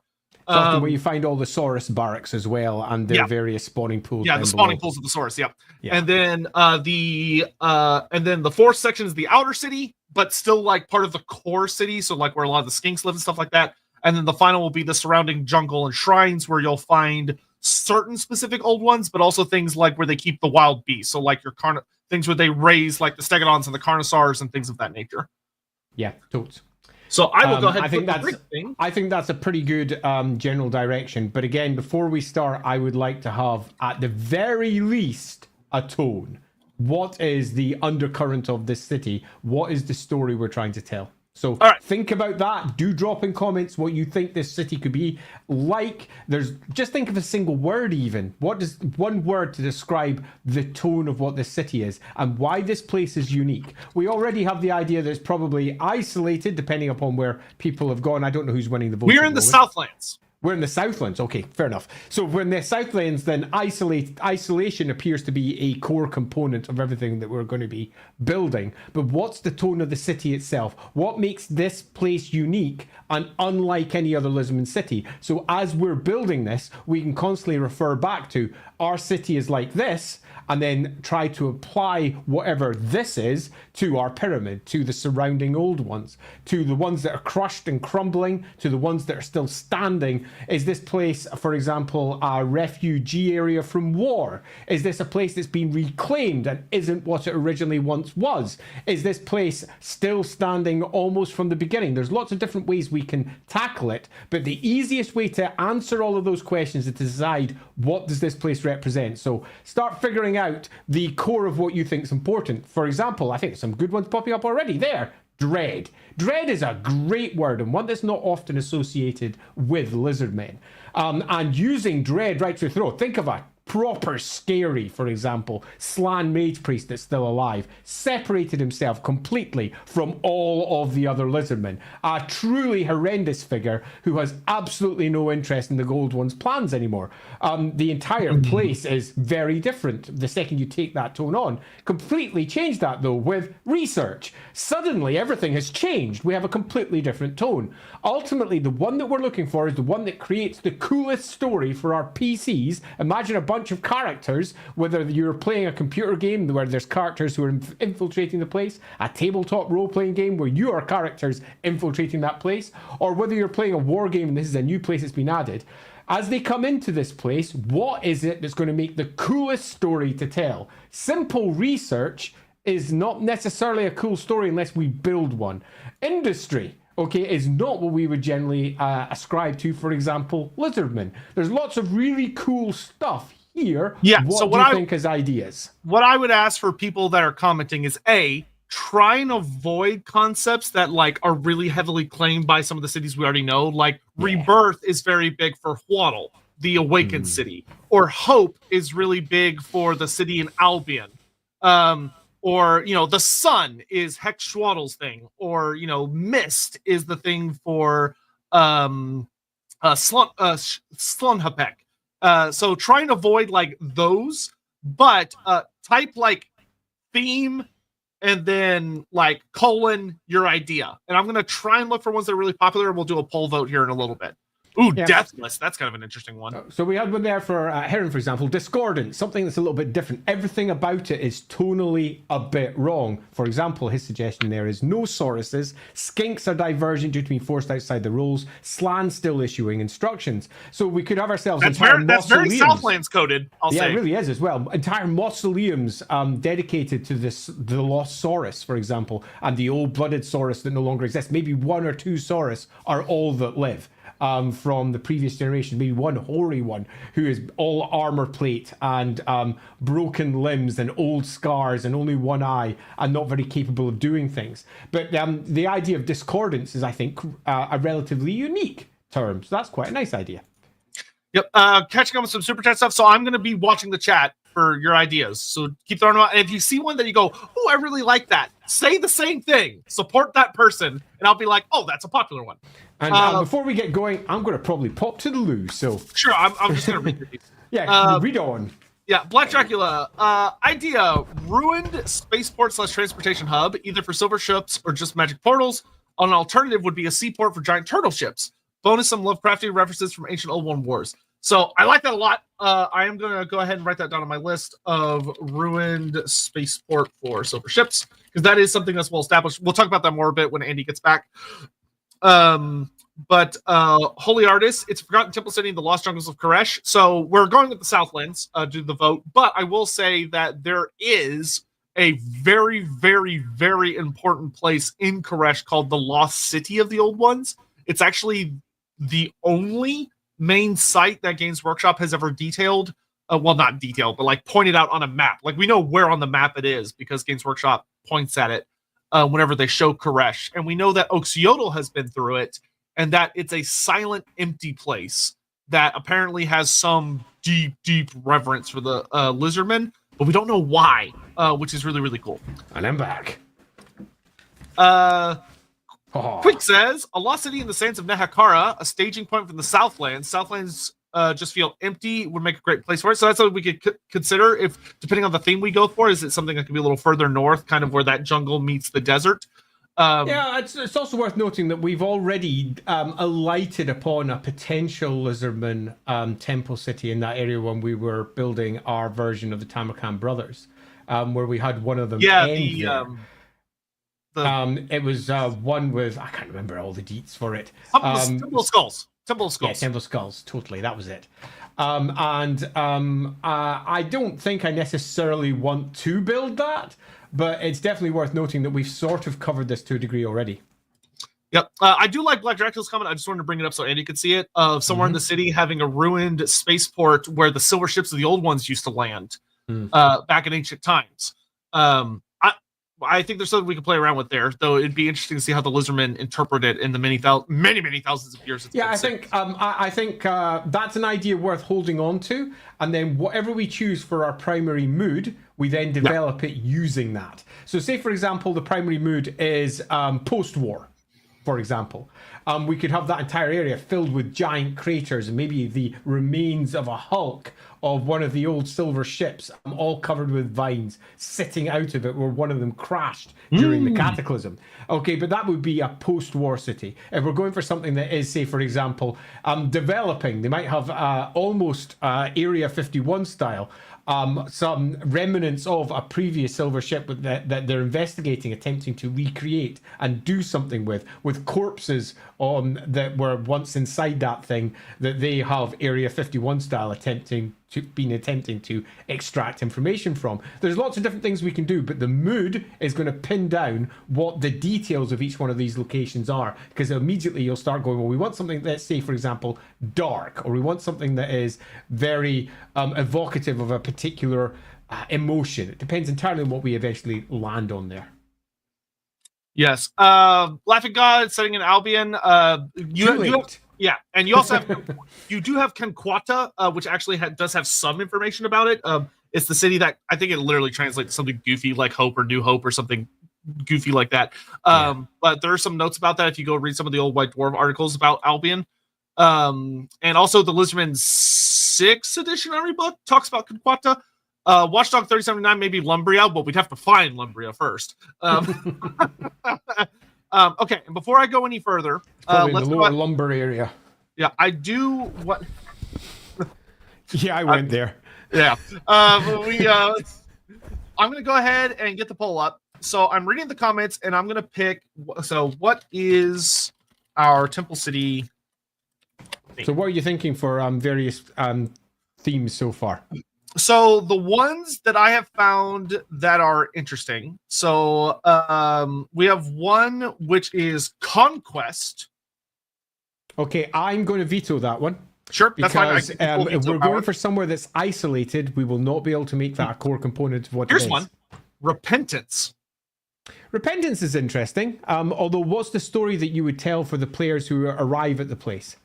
So the one would be here is a group of Lizardmen, or a city of the Lizardmen that the Slann have become convinced that the world was lost to the cataclysm and that the Great Plan has utterly failed. There's something in that. Yeah, so I'm not against that idea at all. I think that works quite well. Plus, we've got ourselves a potentially unique location that we would be building using that, and the idea of not necessarily repentance wouldn't really fit that story, though. That would be much more, really, that's revolutionary. That's doing something different. That's a host of Lizardmen that are going in a very different direction because they believe that the Great Plan has basically failed. It would be a pretty unique location if we did that. Yeah. I'm going to leave it as that just because y'all are listening. You know what you're voting for, even though that doesn't 100% describe it. But let's see. Another one I like is Armory/Industry. I have no interest in that because it's not an interesting story. It's just what Lizardmen used to do. If we had our characters arriving at, they'd just find a factory and a bunch of Lizardmen just doing stuff, and you'd be like, yeah, but what's the tone? What makes them go, this is a place that's worth investigating? And there's not really a story being told. That's more discussing an individual location that you would find in a place that's got a tone. Is it a factory that's spooky? Is it a factory that is despairing? Is it a factory that's something else? So that's less a tone and more of a description of a location. So we also have I like dread and death being combined. Dread/death. Dread alone will probably do, because death. Dread. Yeah, dread is really handy. It's a very open term, and a place that fills people with dread, locations that have dread for a core component as we build our way through. I think there's a lot you could do with that. Why does this place fill you with dread? And then you start building the locations that answer that question. And you also build questions for those, the primary coding of why the Slan, why it feels, why are the Slan filled with dread? What have they seen? Whenever you're answering the question, you immediately start asking, getting answers that provide different questions. What has happened to the Slan to make them be filled with dread? That's a good question. All right, so these two are technically super chats, but they're similar enough that I kind of think of combining them into a potential option. So we have the Predator rules that says a city that has remained hidden because the Lizardmen there have specialized in manipulating the savage orcs of the jungles and the forest goblins to protect it in some way, similar to a farmer owning bees in order to keep predators away, but then combining with the idea of survival. A jungle that is degraded into a scrublands that is hostile to both the Lizardmen and their normal creatures. They're isolated utterly in a sea of grass. So, again, we're not discussing necessarily the tone here. There is nothing that says that Lizardmen can't survive in an area that's not a jungle. There's literally nothing. And their physiology is completely adaptable. My issue with that one is that it removes the core component of isolation. This is now an open place that anyone can access with relative ease. And the savage orcs would not be so easily farmed if they could easily see what was farming them. If anything, they would be a constant threat and a terror from the outside. We would need to have slightly bigger barriers and more controls in place to allow that to work. Now, that's not to say it couldn't work. It's just that it would be a more difficult situation. The more open that we make it, the more the place is likely to be taken down by threats like the greenskins. The more we make it an isolated place that's perhaps sequestered in a corner of not just the jungles but the mountains somewhere, that's not just difficult to get because it's in an isolated area in a jungle, but because it's in an isolated part of an isolated jungle, then we don't need to worry about that per se. And the core of survival could survive that, as in survival as a core tone, as in everything they're doing is to survive, and that then starts saying that perhaps a whole host of horrors are happening in there. Cannibalism might be a thing, for example. Spawning pools that are being created purely to feed the populace.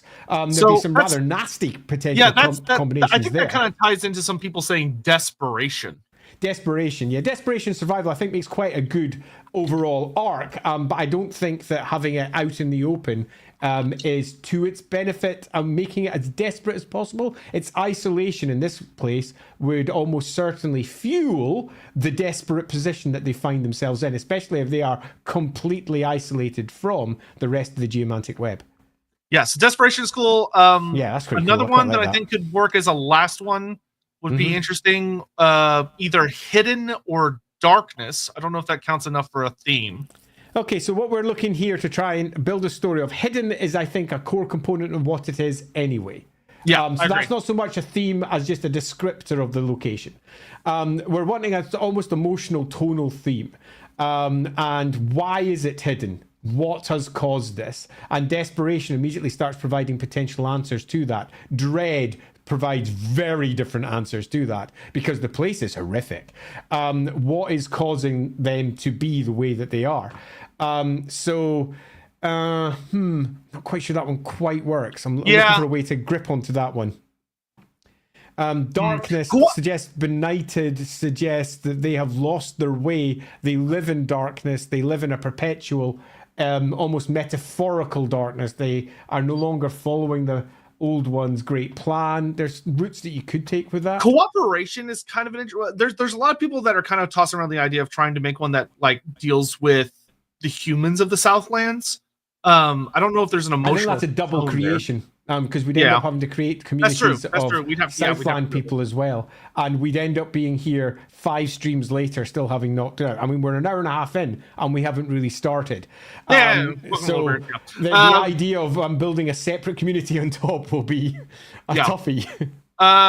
See, we have Divided, we have Wisdom, we have Wisdom. So again, we're looking for you want to tell a story. Yeah, think like Divided emotional words. Divided tells a story because that immediately says that as we arrive, there's more than one faction. We perhaps have ourselves an insane slam mage priest who's lost it, separated from, for example, the geomantic web, and we perhaps have a skink who stands as an opposing character, who is saying that the slan has lost his way, and the path of the path that the old ones had built for them is no longer being followed by this crazed lunatic. I don't think that's necessarily a great idea, though, because generally speaking, the slan are always presented as pretty much as close to perfect as you can get. Yeah, heresy. And eroding that would be, I think, to the detriment of the slan. Yeah, I feel like for those that are suggesting heresy, that's kind of already in the repentance idea that we talked about earlier. Like, I feel like that would be kind of that heretical type theme. Oh, interesting. Denial. So, what are they denying? That in and of itself this is a one question. Says this recommendation from Dragon Legend. The Slan has perished and become a relic priest, and the skinks of the city still treat it as if they're alive and are trying to cling to it instead of descending to their natural born instincts. Weekend at Bernie's. It's so kind of like the Dragon Isles, but more modern. So like what happened to the Dragon Isles, but like it's in the process of happening. Yeah, you could definitely go down that route, and it would make for a very easy story to tell because everything could be built upon the idea of what the actual facts are and them going against it. In fact, if you're looking for something that's relatively capable of providing us with a unique angle into satire, you could very easily turn this into a satire of fake news. The lack of truth that is represented in modern media, how people just say what they want to say regardless of what the facts are, and that could be very easily reflected in much of what we're doing. That would turn this into a more political piece as you're building it, but you certainly could do that with ease. See, we've got reclamation, dissociation. So reclamation is quite nice. Now, reclamation is, again, a little bit more of a description of what the place is, but there is, I think, definitely an argument for having, say, for example, the center isn't a center. It's a gigantic fucking crater. And what has been lost in the center there would be nice. So the reclamation wouldn't so much be the theme as it would be what has been lost. And it could be lizardmen all gathered around, attempting to plumb out the old temple relics that are still down there, effectively turning it into an almost like a dwarf hold's worth of dungeon delving, going down to try and reclaim the secrets that have been lost in ages past. But again, we haven't really got a mood or a theme there. That's just a description of the place. The mood or the theme, attaching that place to, say, dread. Now, what lies at the heart of it? Suddenly, we've got questions being posed. Yeah, uncanny is kind of X-Men. Interesting. When uncanny, I think could have some interesting things about like the types of structures leaning into, but I feel like that could also kind of lean into the dread. But I guess uncanny and dread could be very different. Yeah, I mean, uncanny's it's got that almost otherworldly feel to it. I'm not sure uncanny necessarily works well as a core theme, primarily because the Lizardmen kind of are anyway in their own unique way. What about misery? I'd be scared of using misery because that devolves into Nurgle area, and broadly speaking, the slan don't fall. You know what? I got 3 good ones. We're just gonna vote on the 3 good ones. Okay, that we got. good. I'm happy So with that. we've got repentance, which also kind of with that we talked about a Lizardman city that survived the cataclysm but was dramatically changed by it. A city that became convinced that the great plan has failed, and therefore there's interesting story going on there. If about you're choosing that one, I would suggest there's no slan. Because the slan don't fall. So think about that. They don't give in to that sort of thing. If you pick that option, you are choosing a no slan city. So keep that in mind.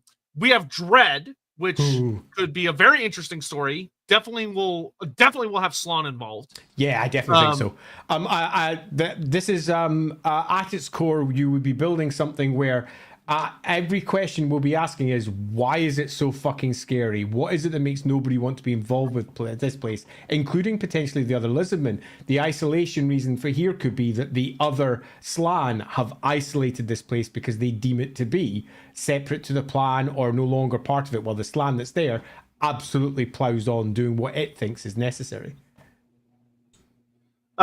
We also then have Desperation.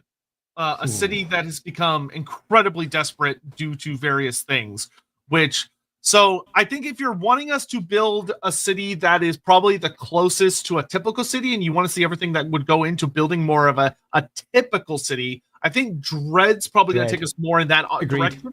If you want to have a city that still has a lot of the major components, but there's some interesting fraying at the edges, I think you want to go with Desperation. And if you want to go with kind of the wildest idea, you probably want to go with Repentance. Yeah, I'd argue that the Desperation one could actually be completely broken all the way through to its core as well. That's true. So you might find that Desperation is by far the most broken of the various versions we go with. Because every time we answer a question of why are they desperate, the easiest answer is always because the resource, the need, the thing that they want is missing. And they have to replace it with something else, which often means that the spawning pools are ruined for one reason. Something is tainted, something is broken, something isn't working the way it should do. And that immediately gives you answers there. So if you are going for that one, be aware you might end up with an absolute shell of a city. But all of the core components will still be there. It's just we're going to be discussing those components from the perspective of why are they resulting in us going, this place has left them in a very desperate position. Yeah. All right. So the voting is up. Those are your three options. If you would go vote on those, I'm going to go ahead and kind of wander through some super chats here to get us kind of try and keep us caught up. And while he's doing that, let me just say, please do vote.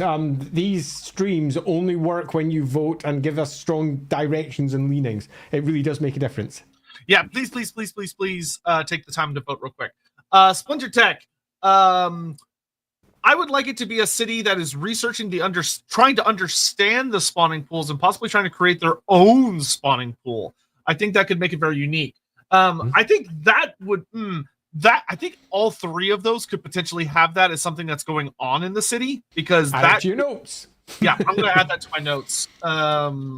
Thanks, Splinter. Spawning pool. Because that actually is something that gets explored a bit in Age of Sigmar, and it's fucking terrifying. The short story about it is really, really fun. Of what happens when they do that.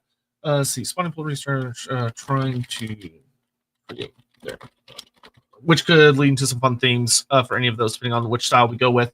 Wolf, Slan on crystal pillars that are mummified.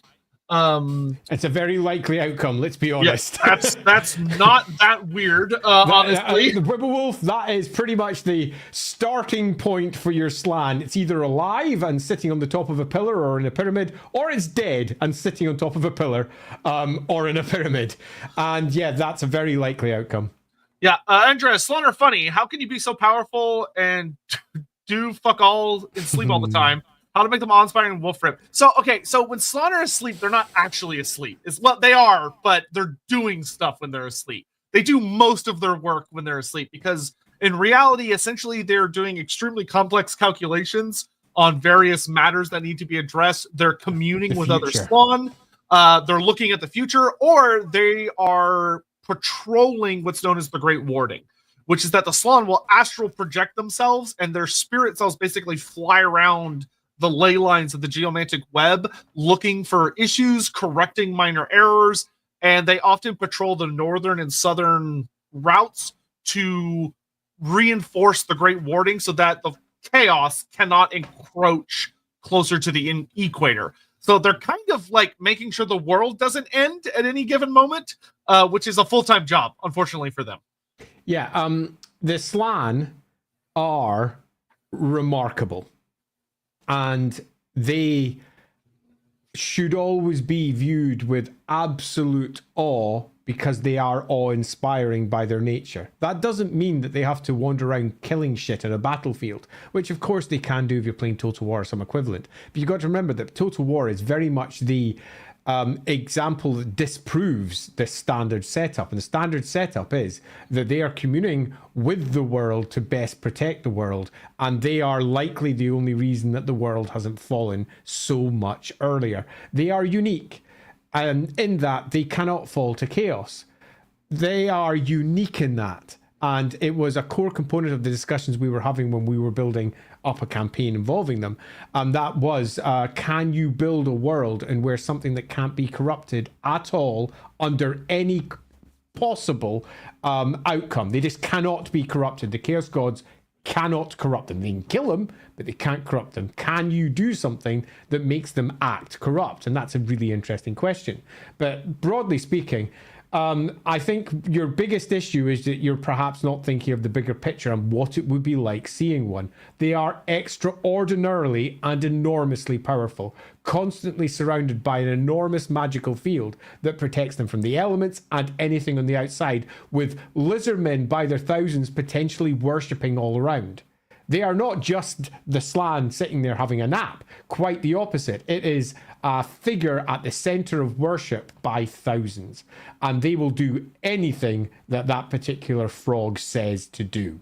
It is a terrifying figure if it should ever, for example, go martial. Yeah, and I would actually really recommend 2 books that I would highly recommend checking out. I think it's the second book in the Tyrion and Teclis series. I think it's Sword of Kalador, I think is the name of that book, if I remember right.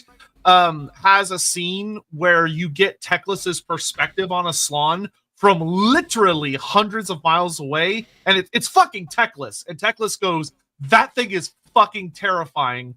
We need to get off this continent before it wakes up." And like, he doesn't even want to cast a spell. Like, Tyrion's in danger.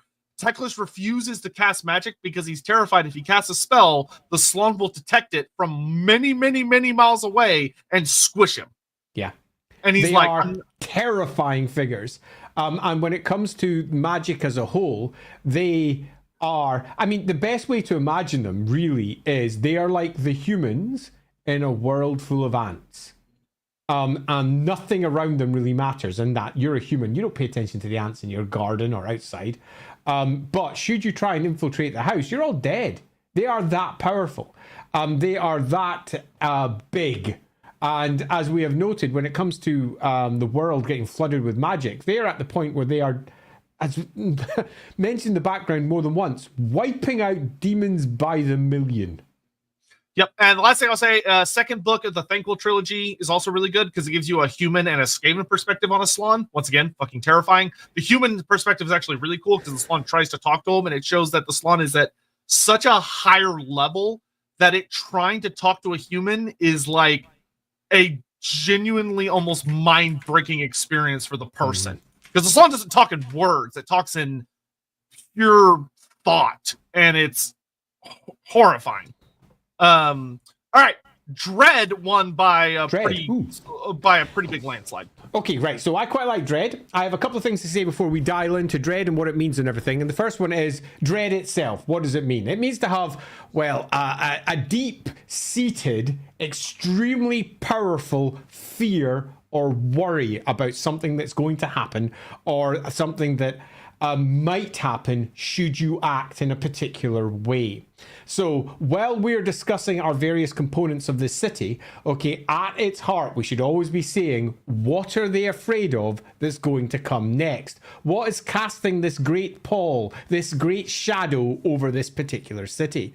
There is something that is out there that is just too worrying to contemplate.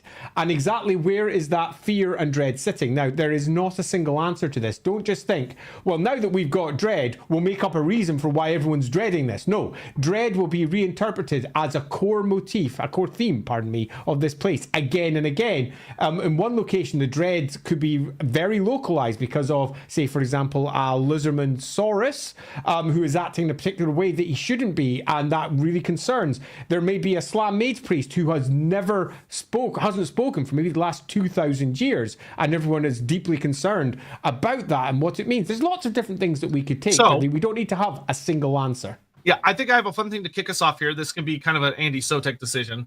We could chat about it and let chat vote on it. But I think something that often is really fun with the various temple cities is they have a central pyramid that is dedicated to a singular old one. And each of the cities usually is themed kind of around it, where it's like, Chotek, City of the Sun, and it has a lot of Chotek's themes and stuff. So the question would be, is this old one consistent with the theme of dread, or is it ironic with the theme of dread? Or is it the source of the dread in a different way, as in it's not a figure of dread?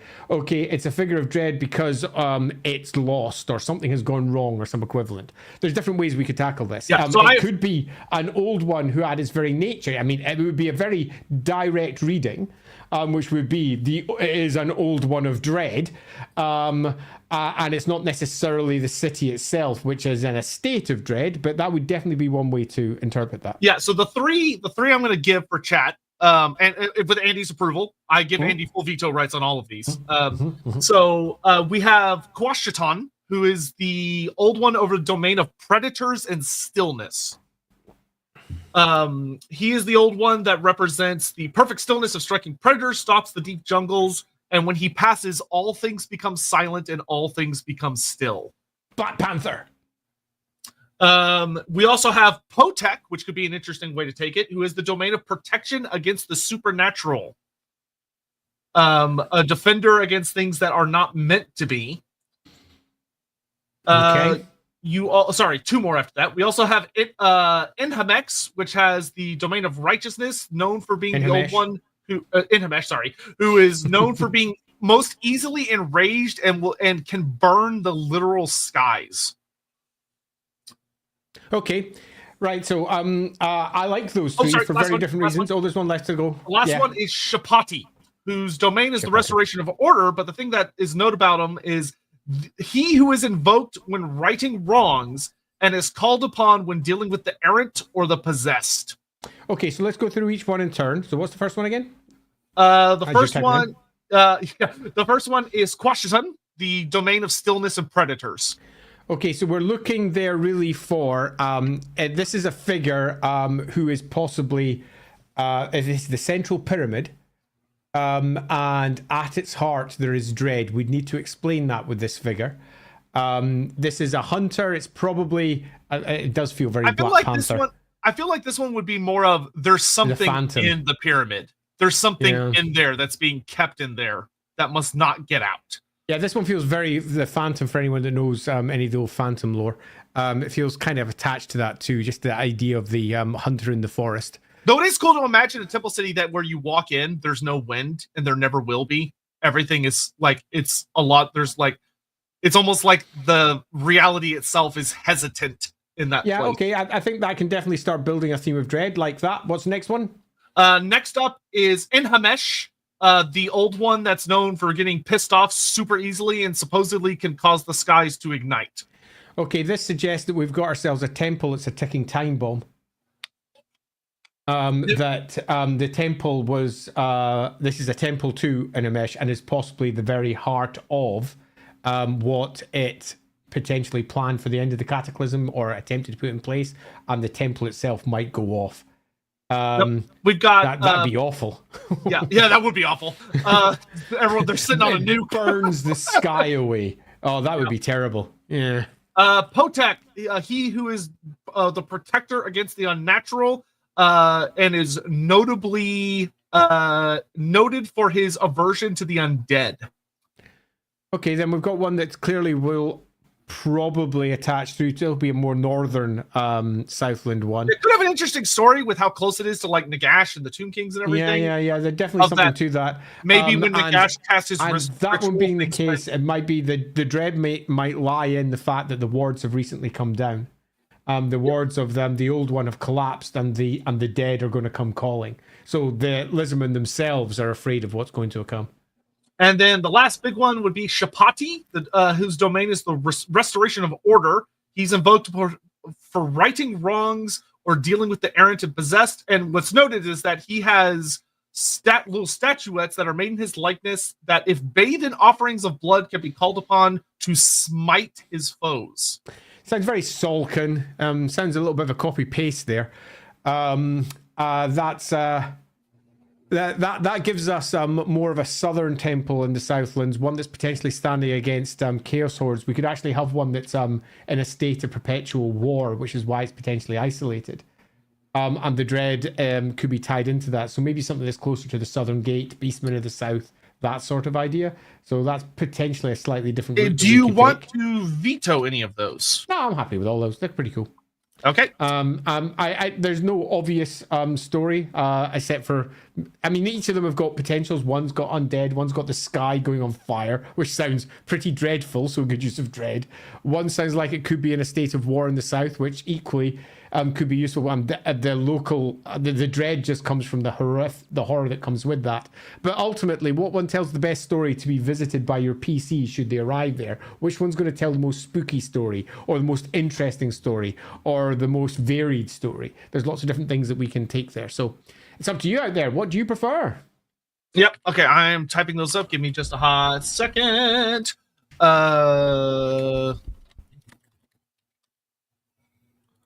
I will abbreviate what these old ones are for because I can only fit so much text in. But Chad, hopefully you've been listening, you'll understand what they're all for. If I could spell, that'd be cool. And then the last one, spelling for wusses. Let's see. It was Potek. Anti-supernatural.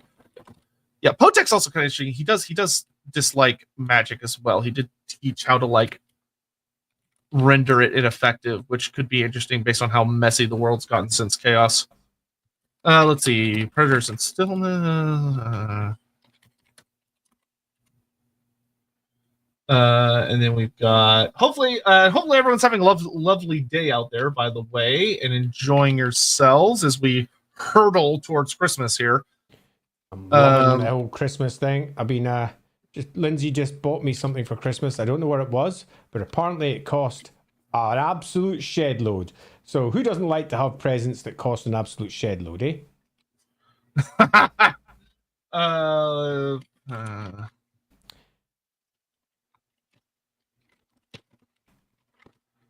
Okay, and then the last one is which is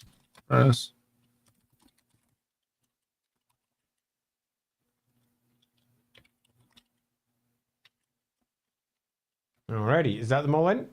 Have we got our votes? Yes, polls have started. Excellent. And while that's going on, if you are watching, please do post and make your vote. If you don't, then, well, you know, it's not as much fun. Yeah, please vote. And when you're voting, keep in mind this is the central pyramid, which means that it kind of will tie into the themes of Dread, and it'll be the central old one. Though, as we're kind of talking about, we could talk about that worship of Sotek may have eventually co-opted this. That has happened in several cities, but that's something we'll deal with later. Getting caught up on some more super chat stuff. Cameo. Could Nagash / a powerful necromancer control a relic priest, or would they regret the attempt instantaneously? Probably the second one. No. Because relic priests are not actually as dead as they look. There's a pretty strong no. They're incorruptible, and that means they're incorruptible to dark magic in its totality. That includes necromancy. So the answer should be no, but that doesn't mean that some writer won't come along and do it at a later point, because you know, for every rule, there's someone who's going to break it. Jackaroo, make it the city attacked by the Korn Kurgan brother. Build the Lorehammer verse. What we could have to build the Lorehammer verse is that this was the temple city that sent out soldiers to fight the Korn brother at the Temple of Skulls. Because the Temple of Skulls probably wasn't like a true temple city. It was probably more of like a sacred site, kind of like the Fallen Gates north of Hexschwaddle.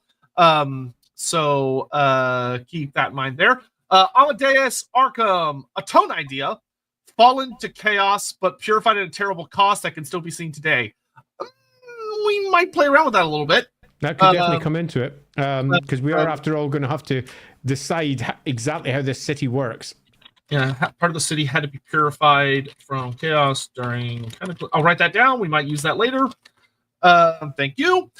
Ricky Chapman, a temple city that is a prison where something that the old ones couldn't get rid of lies. So they pinned it under one of their ships and imprisoned it.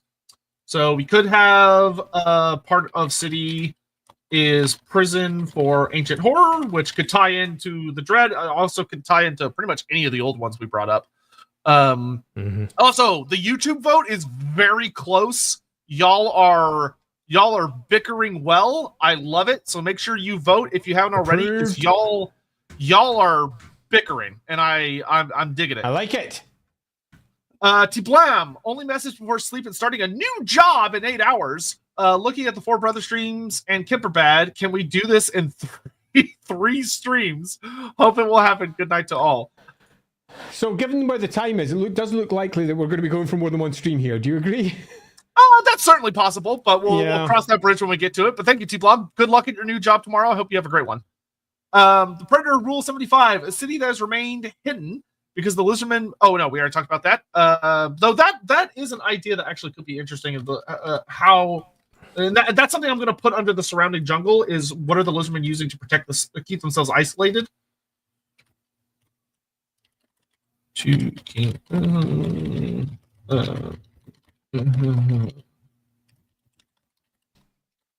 Okay.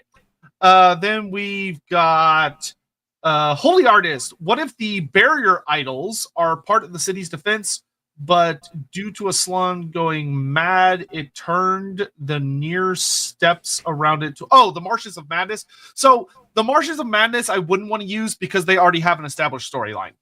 Where the Marshes of Madness are very tied into the fall of Strigos. So I would, and Morcane. So I wouldn't want to screw with that because there's already a good storyline there. Yep, agreed. Cameo, a bit of a vague idea, but I'd like to see the relationship with the Dragon Emperor expanded somehow. Maybe the dragons could have had something like an embassy. You could have maybe like an interesting note somewhere in the city about the Celestial Dragon Emperor, in that he supposedly talked with the old ones and it didn't immediately go terribly. I don't know. I don't think that would work super great for maybe a Southlands one. Though, I mean, I do have an idea kicking around in my head, but it's very extended. About this could be the city that the Dragon Emperor really wanted when he launched his invasion of Cathay with Yin Yin. Maybe there was something in the city that he desired. That could be something that we could use to tie it in. Or feared. Or he feared. He feared. Yeah, because you're really looking to drill down on the core of dread, and the dread is what did the Cathayans see that made them go, we have to stop this. It's not just about the places filled with dread or whatever. Dread is the core theme of everything. So what is it that they're fearing? Right. I love that. All right, so yeah, we're going to tie in everybody's favorite failed daughter and the Dragon Emperor into this. Great. I freaking love her, so not against that. Yep. Okay. Cool. Yeah. Good job, Cameo. You got a Yin Yin cameo. Snowsip, how do the Lizardmen treat the non-Slawn dead? Are there graveyards in your opinions? So this is interesting. There are two different kind of main sources on this. So Wolfrup talks that in Lustria there is a city of the dead where the dead that the Lizardmen consider important for various reasons are taken to this city, which is on the volcanic islands on the eastern coast, off the eastern coast. And they are entombed there. And it's like a whole city of the dead. And it has some very obvious Lovecraftian themes, with the whole, city of the dead being a concept that also comes from Lovecraft, where there's something that sleeps beneath the city of the dead, and they all reference that. But it does give this idea that the Lizardmen entomb their dead, usually in various places. We also see this repeated with certain Slawn. Often, it's not unusual to have relic priests where the temple guards that died defending them will also be mummified and guarding them. And terrifyingly, they can actually be spurred to movement, even though they are very dead. So there does seem to be a suggestion that the Lizardmen sometimes do things with their dead, but sometimes they don't. Right away from 6th edition, mortuary shrines were a thing. So shrines to the old, important and holy lizardmen, those who had done something of extraordinary worth and merit and should thus be regarded with great respect and replicated in almost ancestor worship style. So mortuary shrines are very much a thing for the lizardmen as a whole, and this is something that's popped up again and again in multiple places. So I see no reason that we can't have ourselves some equivalent. But outside of that, and outside of those who are enshrined like they are blessed saints, you've also got just the concept of their standard dead. And I think that the answer to this will probably be slightly different again for the different cultures, because we do have different cultures of lizardmen, each of which have got their own traditions. For some, they are going to be absolutely revering their dead, burying them nicely, or some equivalent. But I think it's also quite likely you might have some relatively heretical views as far as Warhammer is concerned, in that some of them may end up burning their corpses, particularly if they're close to the undead side of things, where they may purposely try to avoid that. Yeah, chat voted for the one that I thought would be the least likely, which is very interesting to me. So chat went with Sotek. Which one's that? He who wards against the supernatural and magic and undead. Oh, interesting. An undead. His domains are said to be he is the one that taught Lord Croak to unravel threads of magic and sorcery. He wards against all things unnatural, whether they be magical, and it notably abhors the undead. Okay, so you get a strong sense here that we have something that's failing, and the undead are going to come calling. Yeah, so I would guess that this is a city that probably will not have graveyards, because I would guess that the dead in this city, there is something very specifically done with them to ensure they're not left. Okay, so again, we're looking to build that core theme of dread, so we can actually have possibly something terrible happening. So they may have had established mortuary shrines throughout their earlier years. And when Nagash did his great ritual, it disturbed them. Yeah, it disturbed the dead, and it caused some of the lizardmen who should have been untouchable, much like a Warhammer Saint. A Warhammer Saint can't be brought back with necromancy. They are quite literally pure. They are untouchable. The gods themselves have touched, and they believe themselves to be in exactly the same place because their mortuary shrines were protected by their old one who should have been looking over everything, because he does indeed ward against all of that, and it failed. The actual answers for why it failed, much debated. And we don't necessarily need to answer it here per se, but we can have the failure occur, which turned into potentially centuries of different versions of results and recriminations and fear, and the fact that the old wards are beginning to collapse and crumble, meaning that come the modern times, they're now burning their dead. They're effectively doing sacrifices in a different fashion, because the immortal souls that they may have had are being burnt away to nothing in the fear of what may be used against them by the undead. Yeah, I like that. I like the idea that some of, especially around the Great Ritual of Nagash, some of Sotek's wards failed. How was the vote over on the Twitch side? Twitch was, I believe, I believe... Is it vanished already? Never mind then. it vanishes quick, but I believe it was between Sotek and, I want to say, the Predator God. Okay, so I have a completely different set of questions now, as I'm just sitting here thinking over things. And number one is, what do we want to do for layout of the city? Oh, Predator 1. Okay. So we've got ourselves the idea that we have at the very heart of this city an old one temple. And this old one temple is to Sotek. And it was Sotek, wasn't it? Sotek, yeah. Sotek, pardon me. Sotek. And Sotek is... particularly revered for his great ability to hold off the terrors that lie beyond in terms of Magic Undead et al.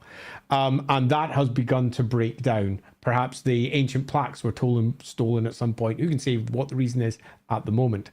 But I'm more interested in what's our overall form for this city going to be around this temple.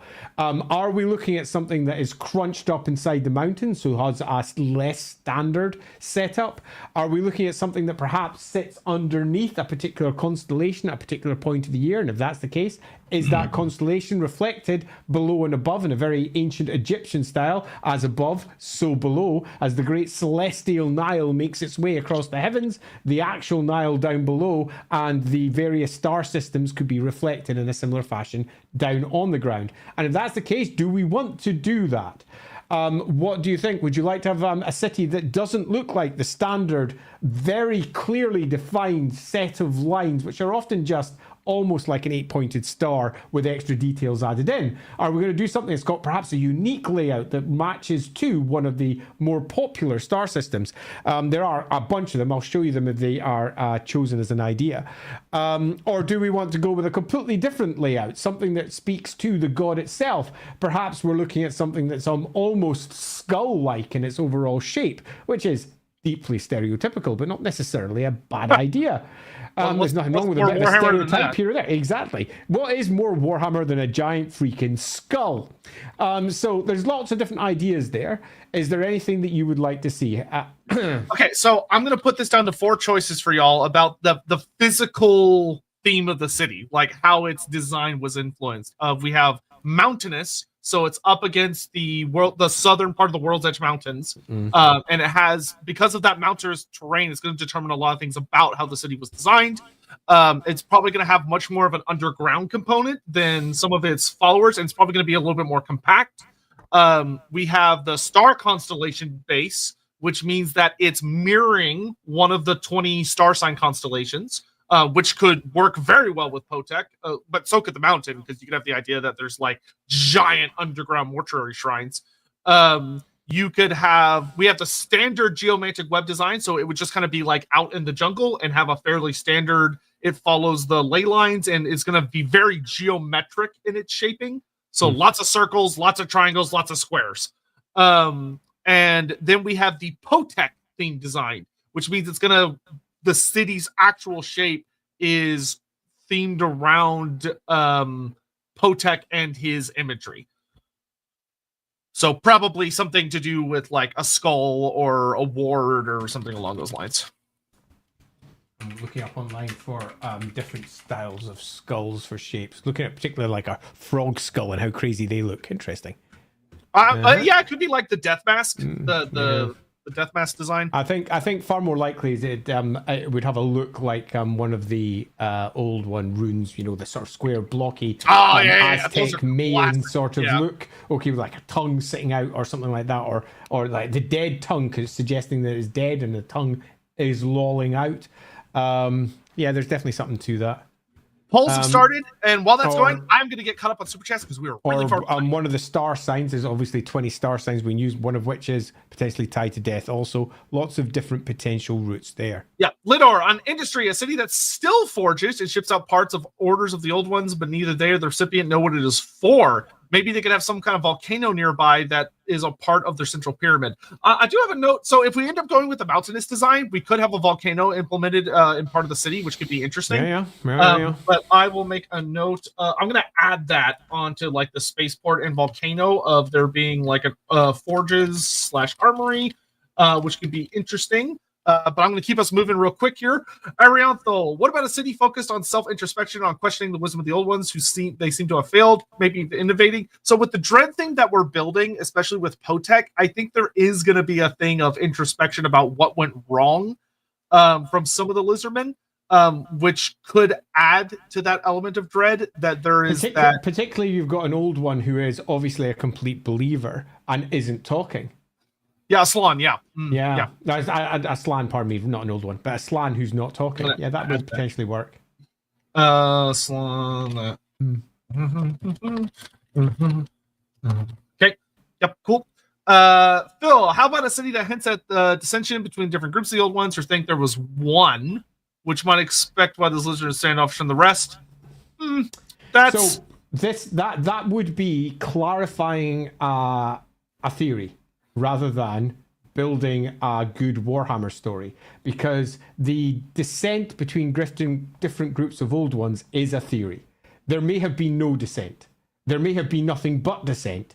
We don't have a certain answer. And if you build an answer into the design, then you are taking just one version of what the Warhammer background could be. And I think in this instance, I would much prefer it was in character decisions rather than an overall, the old ones were broken decision making process. Yeah, because remember that we're focusing on the city's design, which means that there's going to be some storytelling about it, but it's not going to be super necessarily focused on like what the individuals in the city are kind of doing.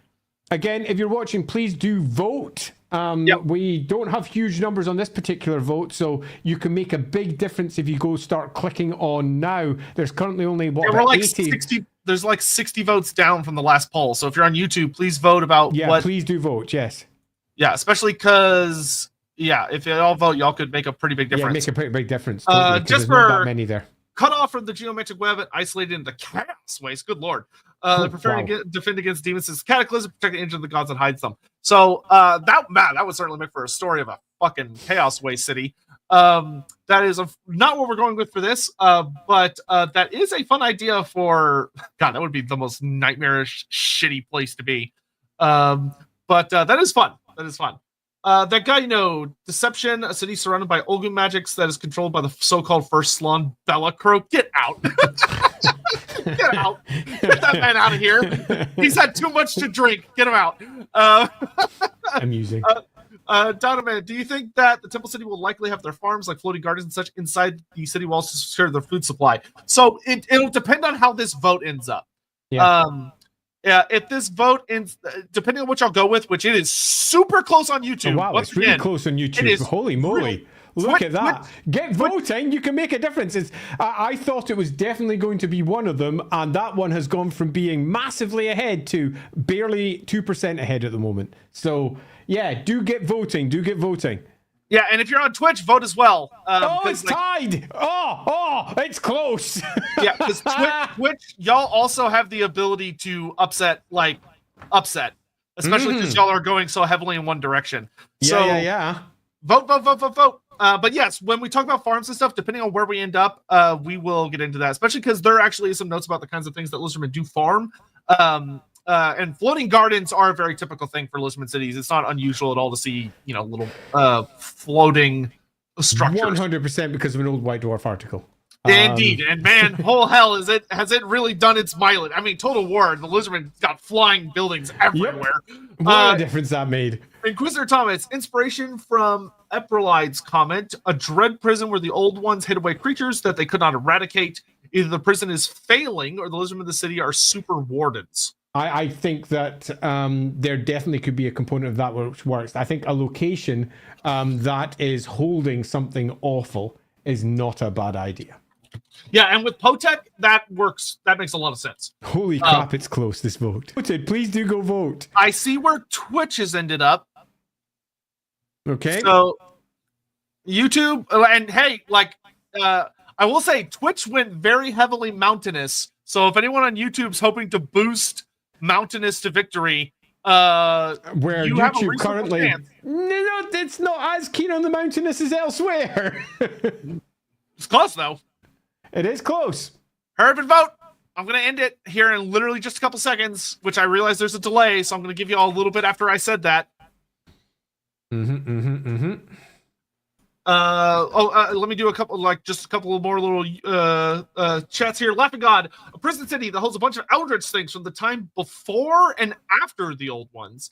They focus on the pools and engineering old one tech because they need more guards. Could have some creepy, dreadful vibes in that. So that kind of ties into some other things people have posted.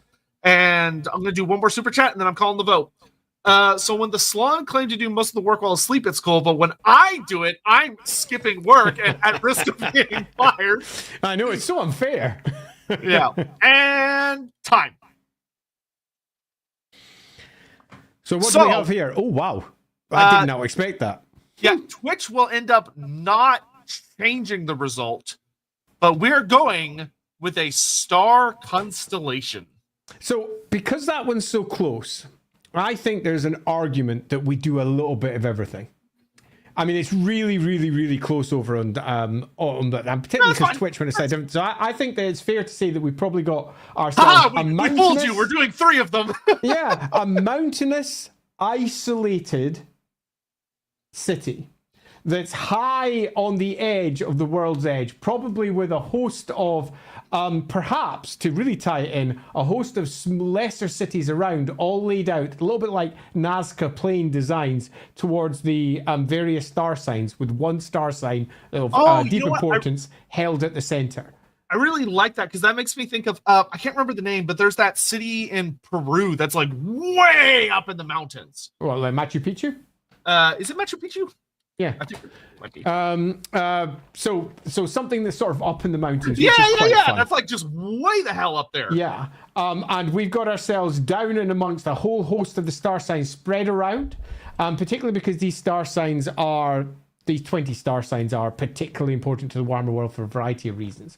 And we can pull on one of them. Now, I'm going to bring up my screen this time since we have gone with the star sign option, so I'm going to need that.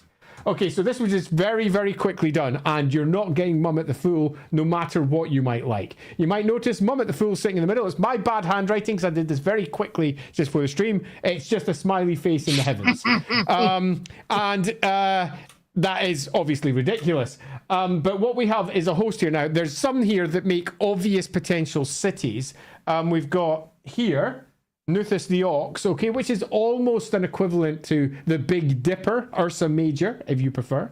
Dragamus the Drake, which is an interesting one for its shape. The others are less useful because they're not necessarily city-shaped. Particularly if you look at the Dancer, which is properly big and silly. Some of them are not very useful at all, like Cacklefax the Cockerel there, which is just a couple of small triangles. Some of them, though, the Bone Saw might be thematically appropriate and could make for potentially a good curved idea between a mountainside. The Bone Saw might work quite nicely for that. What are like the death or like magic? So like I know the Gloaming and the Bone Saw are kind of in that category. Yeah, the Gloaming is potentially a good one because it's not actually linked together. You notice there it's in an M, much like Cassiopeia, the real star constellation. But the Gloaming's not actually properly linked. It's 5 separate stars that don't link up in any of the interpretations of it. So that would suggest that we have 5 core pyramids that sit at the heart of our city. That would work quite well. If we're going to make a choice, my preferences would probably be the Bone Saw, because the Bone Saw is a nice easy cross with a couple of stars off towards the side, and it's a natural shape for working mountains around. That works quite especially because I like it kind of being like, especially if we have that Machu Picchu where it's kind of like up on the mountains, which is why a lot of people haven't found it. It's up there. It's not totally. Here. And I think that and that gives us a clear observatory style idea at the top too. The Gloaming, for 5 separate pyramids, each of which probably maybe even 5 old ones, with a core old one being the central one. The Gloaming, which is by its very nature kind of spooky too. Nuthis the Ox, because it's a nice big one and it gives a natural potential shape, and we can build mountains around that with ease. And if we're looking for 4, is there another obvious one? You've got. You could do Raya's Cauldron of it's like down like Raya's the mountain Cauldron's chain. Up there. There's kind of like you could, major and it goes around it down in a valley. Raya's Cauldron is not exactly the most spooky or dread-filled, although it does speak to potentially what this city represents, the great cauldron of something being born there. So I think there's potentially a story there. So that's the story option, Raya's Cauldron. So we'll go Raya's Cauldron, the Bone Saw, Nuthis the Ox, or the Gloaming. That I think is a good vote there. If we go with the Gloaming, we will be going with 5 old one pyramids, possibly 4 of which are destroyed, because that makes it easy. If we go with Nuthis the Ox, we're going for a big city with mountains sitting in between it. If we're going with the Bone Saw, we're going with 1 primary peak with the central pyramid in the top, and the rest of them going down like a spine down the mountain chain. Or we're going with Raya's Cauldron. We're going with some sort of story that this place is the source of some sort of important spawning, because it is the cauldron itself, potentially the cauldron of life. And where things are built, or the spawning pools down there that are a little bit different. Perhaps we've got a spawning pool here of the Old Slan themselves. and one of the last existing spawning pools of the Slan, which they don't want to lose. And the idea that that could be lost is terrifying. There's lots of different routes that we could take as we start adding our dread to it. So there's our 4 options. Which one would you like to see? Yep. Okay, I'm going to go ahead and blow through a lot of these things. Captain Magma, can we also design a Pestilence Undercity? We can have mentioned that maybe there was a Pestilence Undercity nearby that had some conflict with them that would tie in well. Pestilence is a major threat in the Southlands. I don't think we're going to go into it because we're not going to be going underground much. I think the question is this place undermined? And Dread would suggest yes. But we could go with a different angle. And if the answer is yes, then it's definitely a part of the discussions that we have. All right, I will put that under ideas for the moment. Dear Lord. Spartan, idea one. Some of the spawning pools are corrupted from prior sieges, and Slan haven't been able to purify them. These spawns unleash nightmarish creatures such as demons or whatever, which leads to dread desperation. So we could have corrupt spawning pools. That is a pretty well-established trope. Often, especially with the Lizardmen, you have corrupt spawning pools, and the things that come out of them are very unnatural and gross and stuff. So that could be something we play around with a little bit there. Skinks, number 2, skinks are interested in researching foreign exotic animals such as horses, cats, dogs, or dragons as a random aside. So skinks taming unusual animals. That is a trope that we do know of. One of the southern temple cities in Lustria, it's a ruined but technically reclaimed city, has quote-unquote domesticated or tamed the Colchins. So we could have that there's a unique animal that's native to that region, but that's something we can talk about a little bit later. 3, cities as sacred as it's where all of the dead slum from the Southlands are laid to rest. So that's not quite how the Lizardmen function. Relic priests, there's a pretty well-established system of where they go within each temple city. They are often kept for specific things, but going with Potek, going with their great mortuary shrines here, which I think is probably an idea we'll run with. It could be that there are many, many ancient Slan that have been interred here from various wars across the ages. Could be some that even predate the Cataclysm and the early wars against the things the old ones were fighting against. Yeah, there could be one of the primary pyramids could be focused to a primary meeting room of maybe the first or the second generation Slan.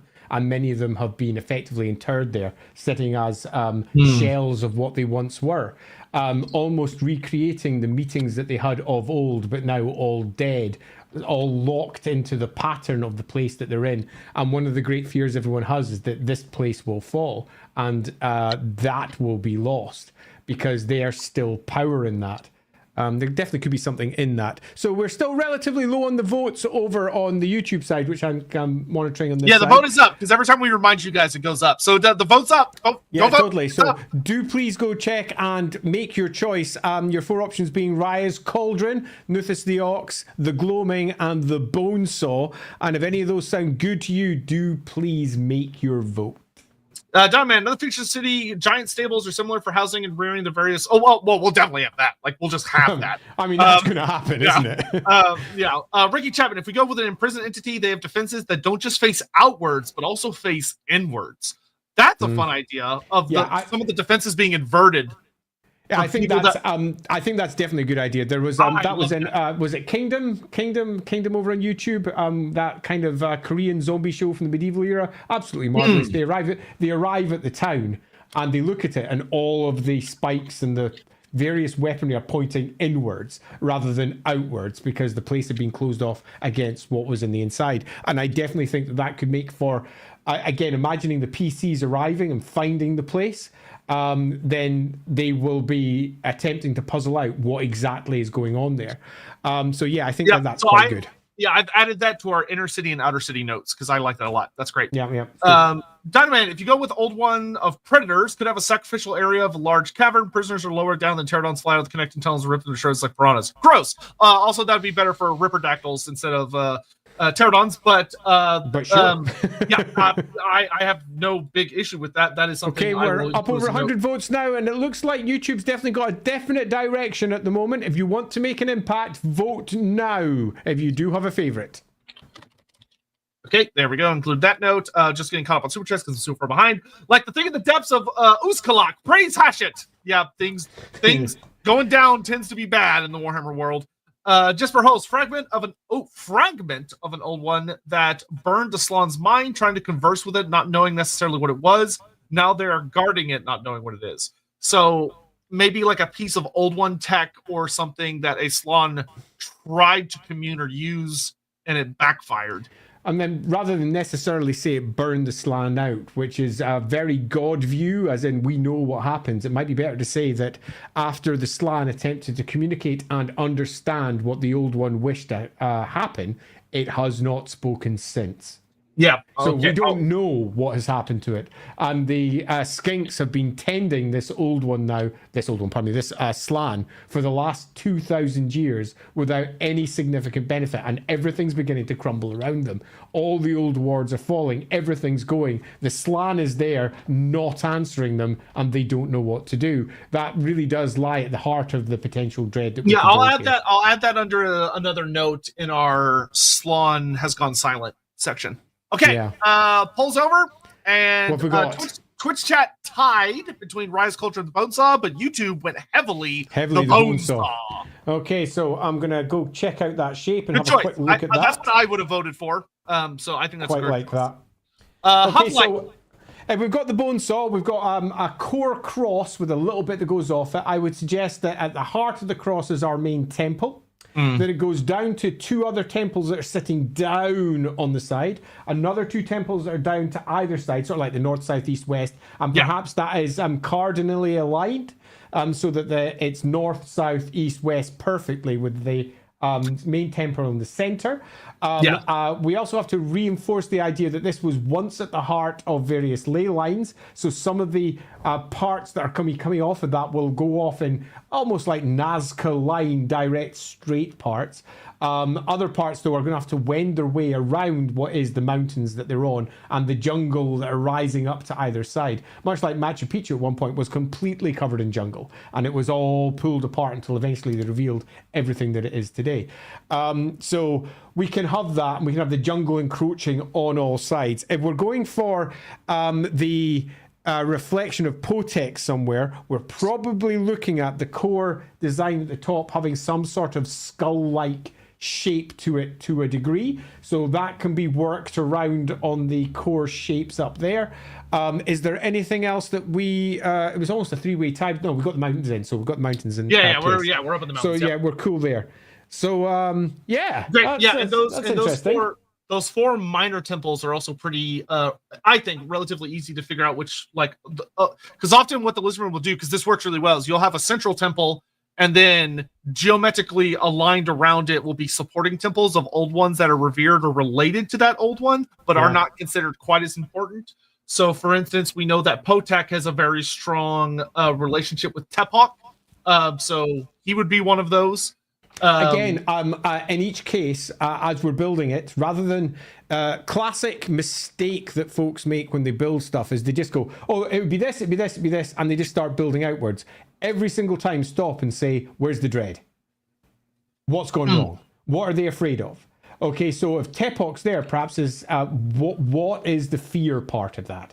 And that needs to be answered. What is it that they're afraid of? So I think the big thing where I would go with that is the cool thing about Tephawk is that he is the domain of sacred places, of protecting, also a protection from harmful magic. And I think that temple should just be flat out ruined. It's like Tephawk's temple has collapsed. And to make the Lizardmen particularly nervous, I mean, we could tie it back to when the collapse of the Dwarf Empire happened, of that, it was one of those earthquakes that radiated down that fault line. So it wasn't even some great enemy that did it. From their perspective, it just happened, and their sacred plaques didn't say anything about it. They're like, oh, shit. And, we have the knowledge that it was another Slan that did it, which kind of adds another level of the world isn't right. Yep. And actually, I'm going to do real quick getting caught up on Super Chats here a little bit more. No, we already did that. Hoplite, idea. Could there be smoldering rifts from a natural seismic activity that divided and isolated the city and left it vulnerable to things below? One day it will erupt. So this could tie into our concept of what caused the Pyramid of Tephawk to become sundered or ruined. Was that because of that earthquake? maybe a part of it collapsed and there is a volcano that is very near the city, which could have positive benefits, but it also has that dread of that volcano is supposed to be like reliable. It's like the Lizardmen are supposed to know the future of those volcano, but there's that dread that it might become active, that it might erupt, it might destroy the city, might not, but kind of like that Yellowstone thing, where even though Yellowstone, for those that are worried about such things, is definitely 100% never going to erupt. It's not a genuine worry. There are nonetheless a lot of Americans that do feel dread about the Yellowstone volcano, about the idea that it might go off. Rightly so, to feel afraid of something that could blow up the entirety of it, but the chance of it ever occurring inside their lifetime is like 1 billion to 1. Yeah. So I do like that, of the idea that there is that tectonic activity of this volcano that these Lizardmen have used to create, things, to forge things, to have that form of industry of something their city used to be proud of. But now it has become a source of dread, just like we have with many other things. So I'm going to put that under the volcano section.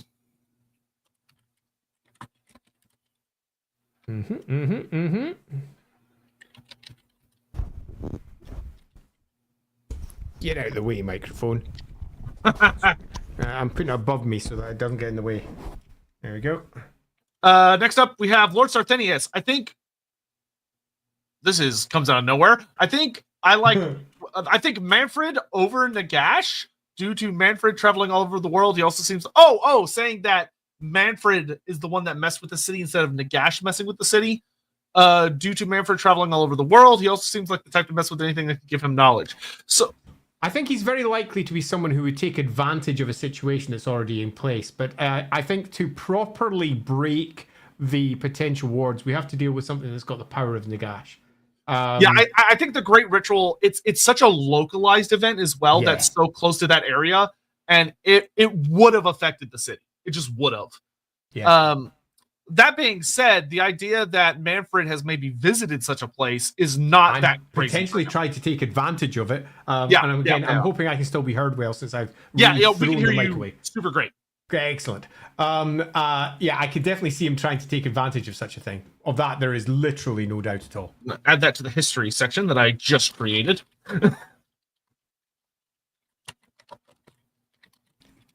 Okay. Okay. Lord Sarthenius says, also, Dark Deeds arrived last night. Thank you, Andy. Hey! Dark Deeds! Everybody should buy themselves a copy. I've just got my rulebook here. It's a rulebook that's filled with gorgeous stuff, like, how to play the game. Let's see. Louis Ruckus Maximus III. Holy Cremolians. What about a city in the Sahel where desertification is a real problem, and where the desert encroaches, so do the undead? So something that we could talk a bit about. I don't think the desert's going to tie into this particular thing. That we've gone mountainous. Yeah, not that we've gone mountainous. I do think that is an idea that if you're ever developed, and hopefully when Games Workshop ever gets around to it, when you're developing the Lizardmen of the Southlands, the desertification of the jungle is a real threat of the desert expanding, and bringing a climate that the Lizardmen, frankly, will not do well in. Is an idea that could definitely be super well explored. Agreed. David, a backdoor approach. A Slan who has fallen to Slaanesh and has been imprisoned to restrain the corruption. Doesn't happen. Yeah, we're going to nix that just because that's going a little too far out. As much as I'd love that, David, broadly speaking, the Slan can't be corrupted. They just can't. That's not something that... it's one of the few things... In fact, it's the only thing, really, in the Warhammer world that's not going to happen. In the same way that Khorne is not going to corrupt and fall to Slaanesh, because that just isn't going to happen because it's freaking Khorne. The Slan do not corrupt and fall to the Chaos Gods. There are no Chaos Slan until the day that Games Workshop decides to change that law, but so far that's not happened. Christopher Clay, he protect, but he also defend. Yes, he does. Captain Magma, Design it after Boston's street layout. That commute gives me intense dread every day. That's good. I like that. Yeah. Dynaman, if you do skull layout, you can do it more triangle shaped as Lizardman. Yeah. I think Andy's taking into account lizard slan skulls rather than human skulls. Yeah, probably. Amadeus. I'm not worrying about it yet. Potek asked the question: could Potek, the old one, have? Okay, I think this might be confusing Potek for a Slan. But could a Slan have asked the question of, is Nagash part of the Great Plan? If yes, why stand against the Great? So this seems to suggest. Okay, so this is worded a little confusingly, but would it make sense for the Slan or someone in the city to ask, was Nagash and the Undead part of the Great Plan? If not, then how did Potek and the old one's designs prevent them from rising? Which that kind of deals into the whole thing of the lizard. Like, this is something that kind of comes up with the Lizardmen as is, with like the Skaven and like a lot of chaos and stuff, where the Lizardmen kind of see it as aberrations of the Great Plan caused by the coming of chaos. They would likely kind of put the blame for Nagash and the Undead and all that onto that as well, of, oh, well, these are faults that are introduced because the Great Plan has gone awry with the arrival of chaos. Now, granted, the way this particular city is dealing with that kind of dread angle, is they're kind of much more on the front lines, unfortunately for them, compared to the Slan of Lustria, about just how badly it's gone awry. In regards to, like, there's undead everywhere, there's Skaven everywhere, shit's a mess. So that's definitely something that I think, if you were diving into like some of the characters that would be put in this place, which we're not going to have time for this stream, is probably not within the scope of what we're doing. If we look at it, we're already sitting at what, half an hour from our supposed end. And we're barely even started. So I think it's very likely that we're going to be moving on to another stream of this one, unless Sotek particularly doesn't want to. Oh no, I'm having a great time with this. It's getting people to expand their brains and think about things they never thought before, and that's all what Lorebeards is all about. It pretty much is. Cole Carrion, I would love an idea for a temple city of a sunken city under Nagaroth that has a journey to the center of the earth style storyline. That could be quite fun. I would personally be very tempted to probably use that as an excuse to talk about fishmen more than lizardmen, because we do know there are cities beneath Nagaroth in the underground sea, but I would probably make that a fishman storyline rather than a lizardman storyline. Ricky Chapman, let's have the Lizardmen completely grind up the dead and feed them to creatures that need to eat meat. That is probably, honestly, I wouldn't expect them to grind them, but that's probably something that regular Lizardmen do, is feed dead to the jungle, give the dead to the jungle. Hey, I think this could tie in nicely to our ghoul stream. Yes, we will. That being the case, I think that we should possibly revisit that. And if we do continue on with this stream and do another one, then we should bring this up after the ghoul stream and say, go watch the ghoul stream, and now you'll see why dread has become a core component of what's potentially going on here. With tying the ghoul curse to the city. Yeah, the lack of direction from the Slan has meant that the Lizardmen, in their slight desperation and in their fear of what's to come, and in their horror at what has become of some of their dead, made some choices that have had significant repercussions upon the city as a whole. Yeah, I think that. Okay, I dig that. I'm gonna add that. And I always like tying our streams together. Yeah, the ever beloved LAWhammer verse, Lorebeards verse.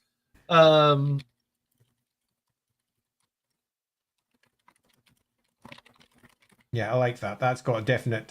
Yeah, it's fun. The thing that this city, I think, will be a good thing to showcase, which will be particularly good, and you see in some of the other living cities, but I think in this city we could dial into a lot, is one of the things that's really fun about the Lizardmen is, if you've ever watched like the Japanese made Godzilla movies or Gojira movies, one of their strong themes often tends to be about the bureaucracy of Japan, and how if Japan would act quickly and with purpose, they could pretty easily, honestly, deal with Gojira.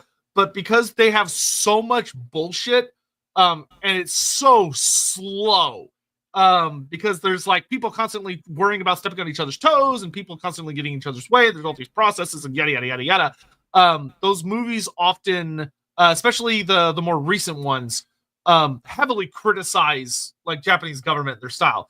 Lizardmen often have a very similar thing, especially when it comes to the Slan, where the Slan, if they don't take action because they're sleeping or they've gone silent, the skinks don't know what to do. Yeah. And this can lead into some, Shin Godzilla focused really much on this. So kind of having, I think that would tie very well into that sense of dread of that so much is going wrong. And if the Lizardmen would just act, they could deal with these problems. But all of their Slan are like their most powerful Slan is silent, and the ones beneath him are sleeping and won't wake up, or they don't want to act on it because they're not sure what the older given the Slan nature of what we have, they're dead. Dead. Lots of dead Slans, some of which are perhaps being worshipped almost like gods in one of the pyramids, and one of which is potentially even half communicating. I mean, I do love the idea of like a 4th or 5th generation Slan who does kind of wake up, but the only thing he says is like when they ask him about an issue is he's like, oh, you need to talk to this Slan, and then he goes back to sleep because he's like, that's not my role. Like, you need to talk to this other Slan, and because he's so focused on other stuff, and it adds to that dread of like, from a human perspective, if he would just wake up and deal with it, he could fix the issue, but he's got other concerns. You know, he's keeping the whole geomantic web together down there. Yeah, like, and you know, that would be the I'm fucking busy. Leave me alone, you little ant. The fun reveal is he's like, no, you don't understand. I cannot be distracted right now. Jonathan Scott, Bonesaw is ready. Yeah, I'm glad y'all went Bonesaw. I think Bonesaw's pretty cool. Man, if it's in the Southlands Mountains, a unique animal they could tame for the skinks could be based on the Galatas, the large baboon-like monkeys that live in the Ethiopian highlands. Could have giant versions of them, which are ridden by skinks and could climb cliffs and walls very quickly, kind of like goblin spiders can, unless you're playing Total War, in which they don't. Yeah, that could be interesting. I'll make a note under the skink unusual beast, so like interesting native to Africa creatures, perhaps like Gelatus. There you go. I think that building a couple of potentially unique troop types is entirely fitting. Yeah, I agree. BFG 40K. What if one of Nagash's generals, one of the Mortarks, is imprisoned somewhere in or around the city? It could not be killed, so it was simply contained. It could be one of the things that's causing the wards to weaken because it might escape. That would tie even better into the Lorebeards verse. That ties to our other stream. I love that idea, BFG 40K. You kick ass. Yep. And that gives us an opportunity to potentially discuss a lost one of the original Mortarks. So at that point, not really Mortarks, because that term hadn't been used yet, but one of the lieutenants in the Gash one of the Dreadlords, who had marched against the city and they defeated. Perhaps that was part of the Great Summoning or something else, maybe a bit before that, whatever, and has been trapped there ever since, and it is rattling in its cage, potentially getting out, and the Lizardmen are scurrying across the city in terror as to what might happen should it get out. Yeah, that ties in really well, especially because a theme that often exists in Warhammer Fantasy, but because of the whole idea of they're always like, oh, well, we've got to make a tabletop mini out of it, so we can't have that storyline, is the idea of things that are imprisoned, things that literally cannot be killed, you know, dealing in, like, making, I think, dialing into how horrifying the first elixir, like, making it, like we talked about in the Mortark stream, making Nagash's original elixir what it should have been, which is that if you drink it, you just don't die. You just don't. And which is what Archon apparently has. Yeah, Archon, and also, like, the two from the Omens, the older video games. Yeah, totally.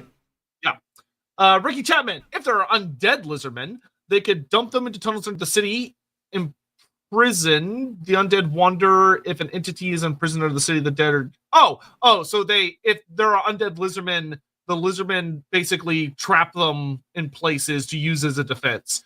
Funny enough, that reminds me a lot of the Silver Pinnacle. Neferata does that. Neferata has like a labyrinth underneath where like the vampires actually hang out in the Silver Pinnacle, and it's said to be a horrifying maze full of just nightmares most of which are undead, to make it very difficult, if not borderline impossible, to actually get to where they are without a guide.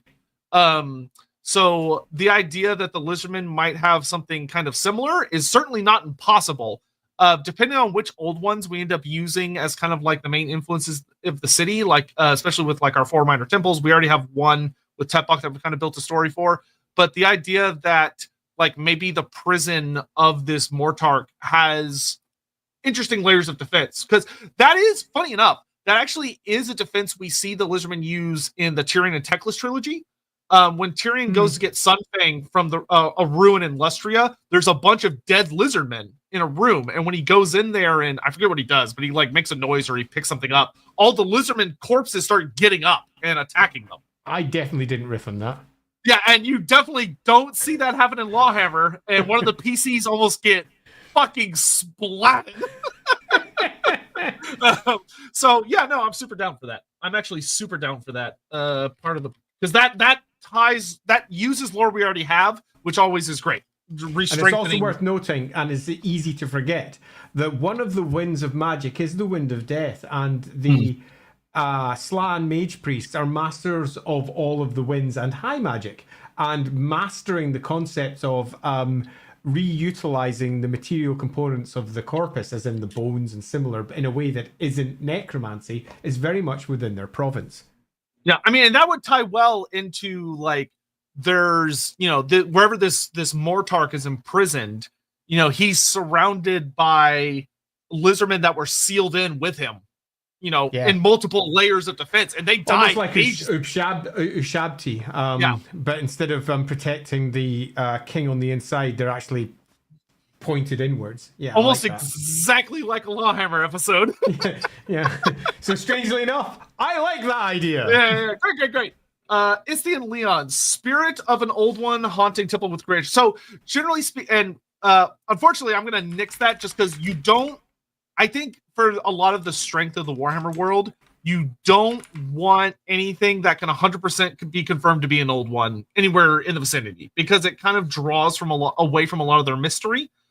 So like having a spirit of an old one, I think would go against that. Now you could have, there is a strange entity that's somewhere nearby or somewhere in one of the temples that results in there being the vibe that you're being haunted, or the vibe that you're being watched, you know, kind of pulls on that feeling of dread, that there's some great eye within the city that is a metaphysical presence that is watching people, and everyone's like, I don't know why, but I feel like something's constantly watching me, and it feels like a cold alien presence, and it's freaking me the fuck out. Could be something that's in the city, and maybe some of the skinks think it's a spirit of the old one, but maybe it's actually like a defense system, or it's you know, something along those lines. So I'm actually going to put that.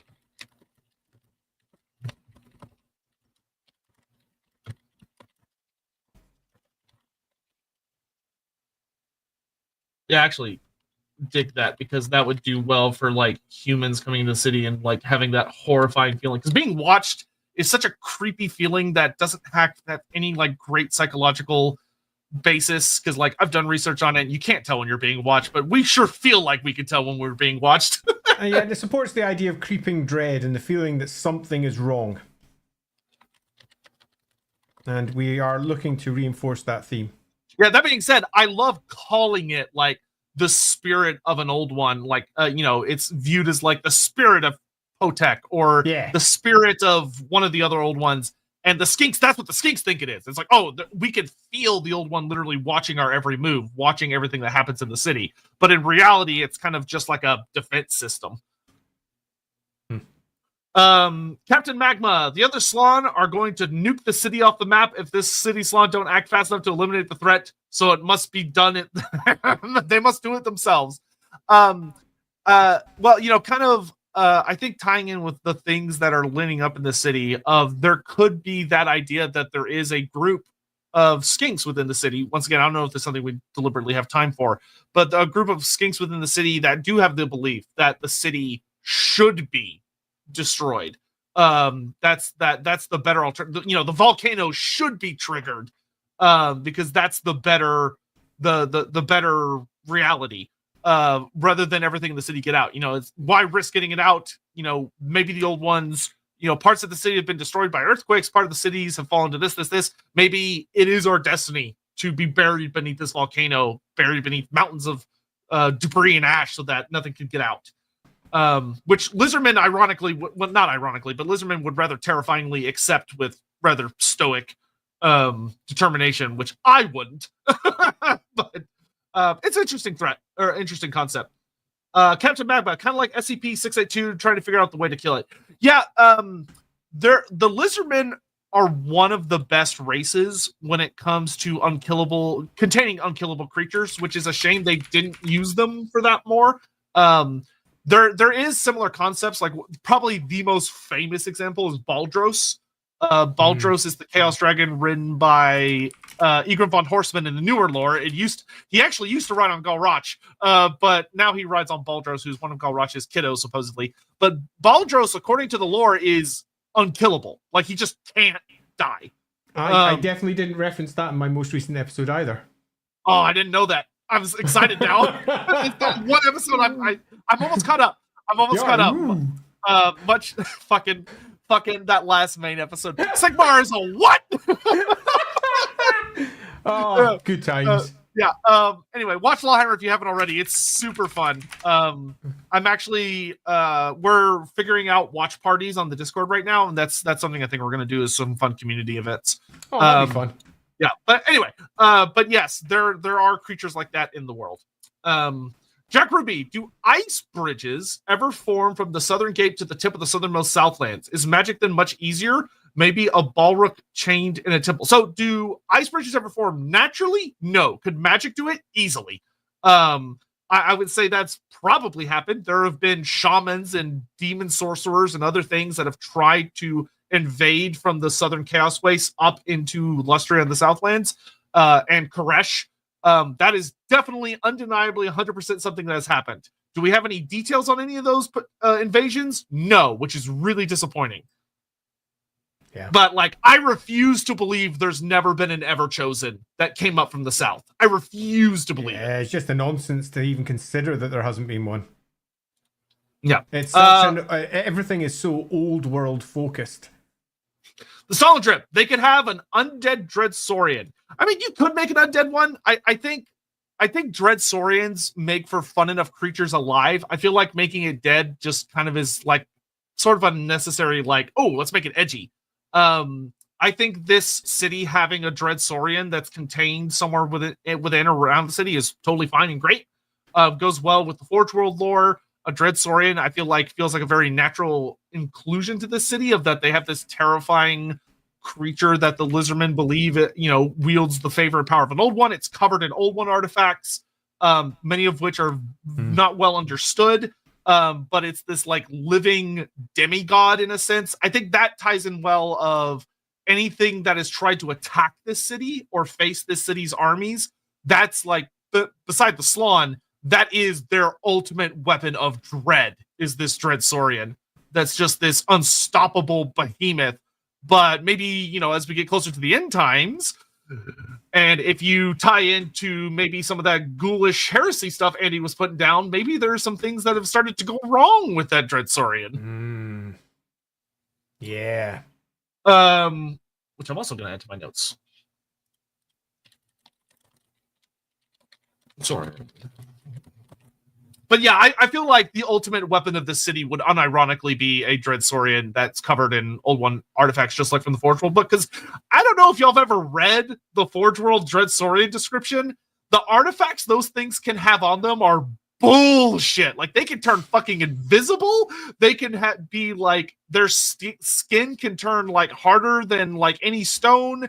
And they can, when they charge, they like burst into like big flaming meteors. Like, they're bonkers. The lore descriptions are insane. I'm sorry, Sadie. I didn't realize you were back there. Sorry. Yeah, there you go. That's why I'm out in my office. I don't get disturbed by the cats. Yeah. She was sleeping behind me. I just ran her over.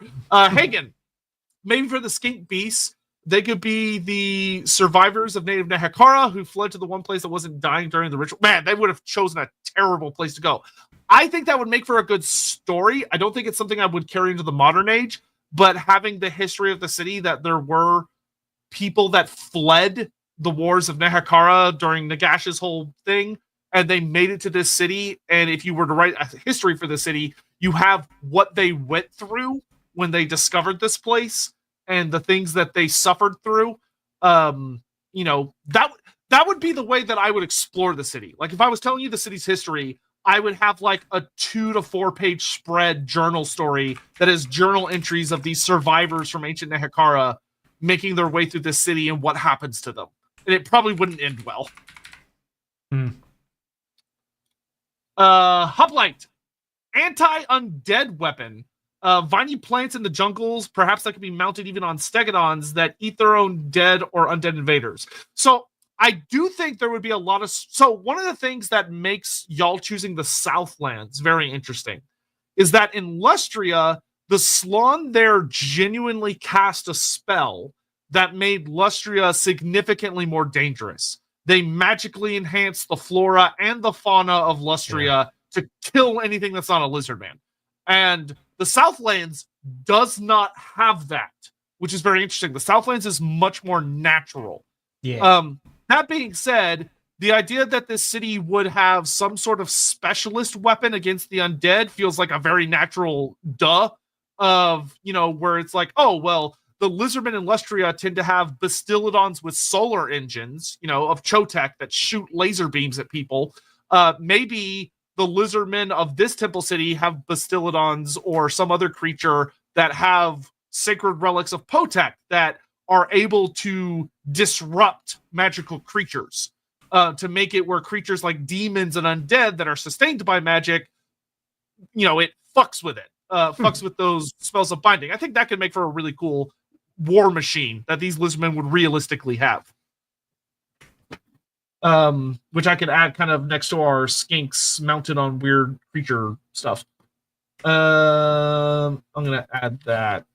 Yeah, great idea, because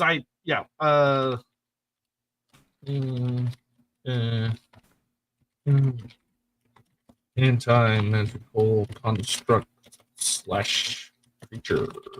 There we go. Then we got elemental exposure. Oh, I'm a bit of a noob. Hello, welcome.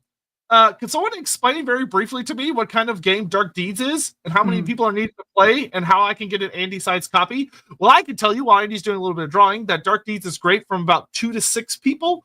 6 being a little on the 2 to 5. 2 to 5. Best, yes. It is a card game that also has a very simple dice element, and basically you have a street of cards and you play them, and they are like different, like really very beautifully drawn. All the cards are completely unique. There's no double cards. Characters that you are trying to steal things from or to take out with your, because you're all minions serving these terrible dark masters, and your dark deeds are you trying to take out relevant targets to make your masters happy because they want you to steal certain kinds of things or take out certain kinds of enemies. And your goal is basically to make your boss happier than they are with everybody else. And presumably you will be exalted and the rest of them will be killed horribly after the game is over.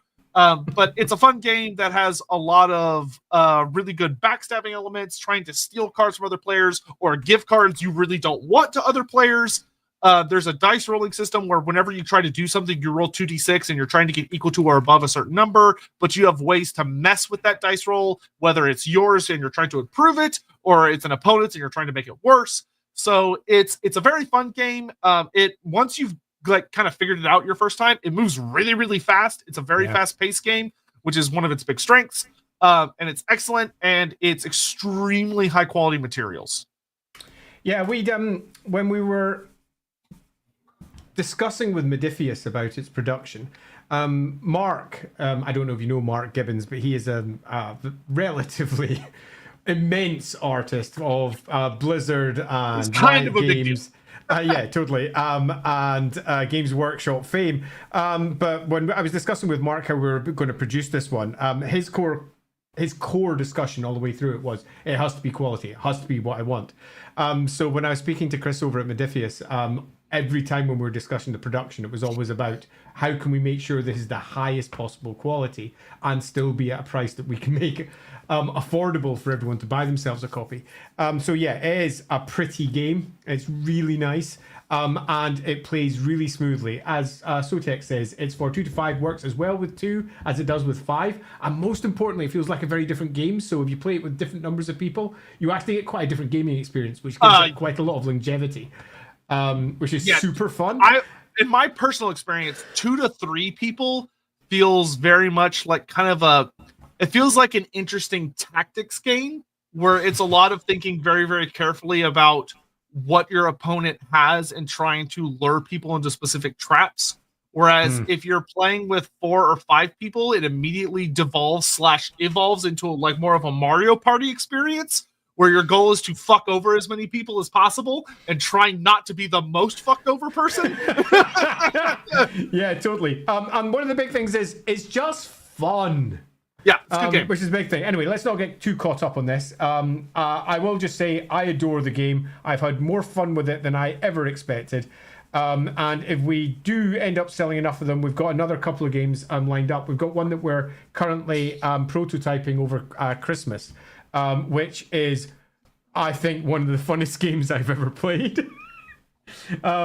It's just so much fun. And I really hope that we get to produce it. So with that in mind, do buy yourself a nice Christmas copy of Dark Deeds. It would make an enormous difference to us. By the way, this is a very random aside. This is me personally. If there is anybody out there that is particularly skilled at making mods on Tabletop Simulator or know somebody that is, please have them reach out to me because I would like to talk to someone about potentially getting a Dark Deeds mod. It's worth noting that you can play digitally online right now in Tabletopia. What? Oh, I didn't know that. Yeah, there's a version online, Tabletopia. If you go to Tabletopia and type in Dark Deeds, it's free. You can just go play it online.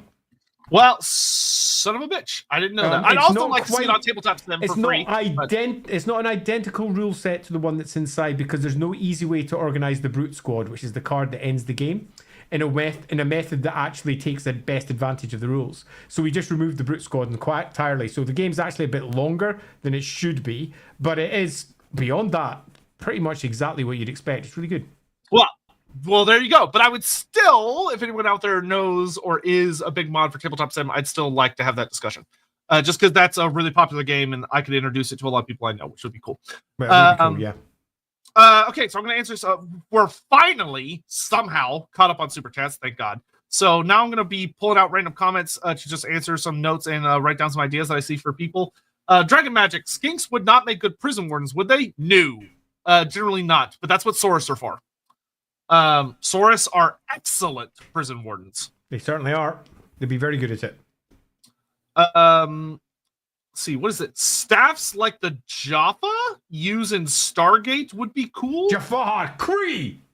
They shoot light energy that's great against demons and undead. Oh, like a weapon. Yeah, there's actually a weapon like that already in the game. It's I think it's called the Sun Staff or it's hold on, I'm gonna look it up because it's gonna bother me if I don't. There's a magic weapon, I think it's like the Sun Staff of Sotek, and it literally is that. It like shoots laser beams. And it's a really cool magic item you could take. So like, that would be just kind of like your standard affair. This weapon is available. If you are so inclined, let's see, where is it? It is wasn't it in this edition, or am I having a stroke? I hope was not. Was it not? Yeah, me too. Oh no. Where is it? I know. Oh, okay. But anyway, as I am desperately attempting to look that up, curious to see how deep. So I would say this city of all the Lizardmen cities, this would probably be one of the deepest underground cities because it has a mountain. So there would be all those natural caverns the Lizardmen would be able to exploit. Of that, you'd have, especially because when you're dealing with the Lizardmen, they specifically build the spawning pools of the Saurus deep underground because they need to be kept relatively at a cooler temperature compared to the spawning pools of the skinks, which tend to be above ground. And weirdly, there are arguments in the lore about whether Croxagors are supposed to come from the underground ones or the above ground ones, because in the older lore, or in some of the lore, they come from the underground ones because there's a lot of There's some like troglodytes. Yeah, there's stories about it, and yeah, Crocscores are very heavily inspired by the troglodytes. Yeah. And but in a lot of the newer lore, they always go with that the skinks and the Crocscores come from the same spawning pools, which is why they have spawnkin rules, which means they would come from the overground ones, which I don't think the writers necessarily realized when they connected those two together. All right, so our basic shape, I'm going to interrupt for a moment. Okay, so I've gone for, we've got the, let's just bring this up so you can see a bit more clearly. This is the incredibly rubbish shape. Okay, so that was the original bone saw shape that I've gone with. It's also worth noting that I took a quick frog skull and I've gone that sort of shape as well, and I've combined the two. So first I took the there we go. There's the let's just put that up to 100.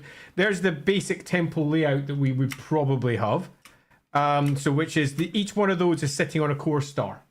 So we've got ourselves the 5 there. We look at that, we put the bone saw over it, you will see that's the bone saw.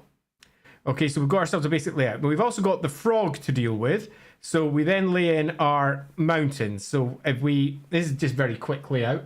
This is the highland and the lowland. You work so fast. Okay, so that gives us our frog skull. If I bring the frog skull in, you'll see that it's sitting there behind it.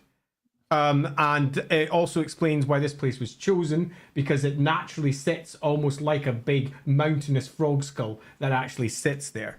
And then we quickly add a couple of lines over the top of that to give the idea of the first places where the first plazas are going to be sitting over there.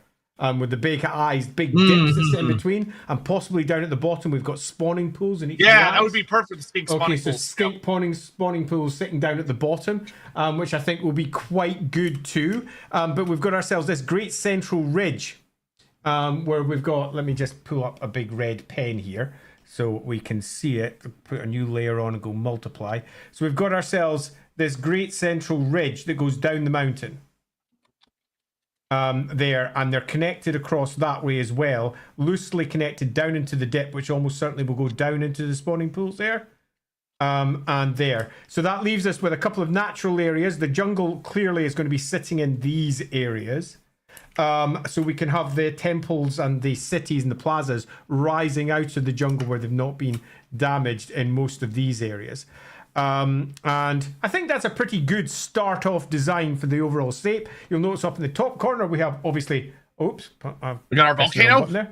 Yeah, indeed, we've got our big giant volcano there, which is going to be threatening. I think it might be worth having a channel going down to a primary spawning pool here, so that we've got the worry that should lava do the trickly thing and go wee, that's them all screwed.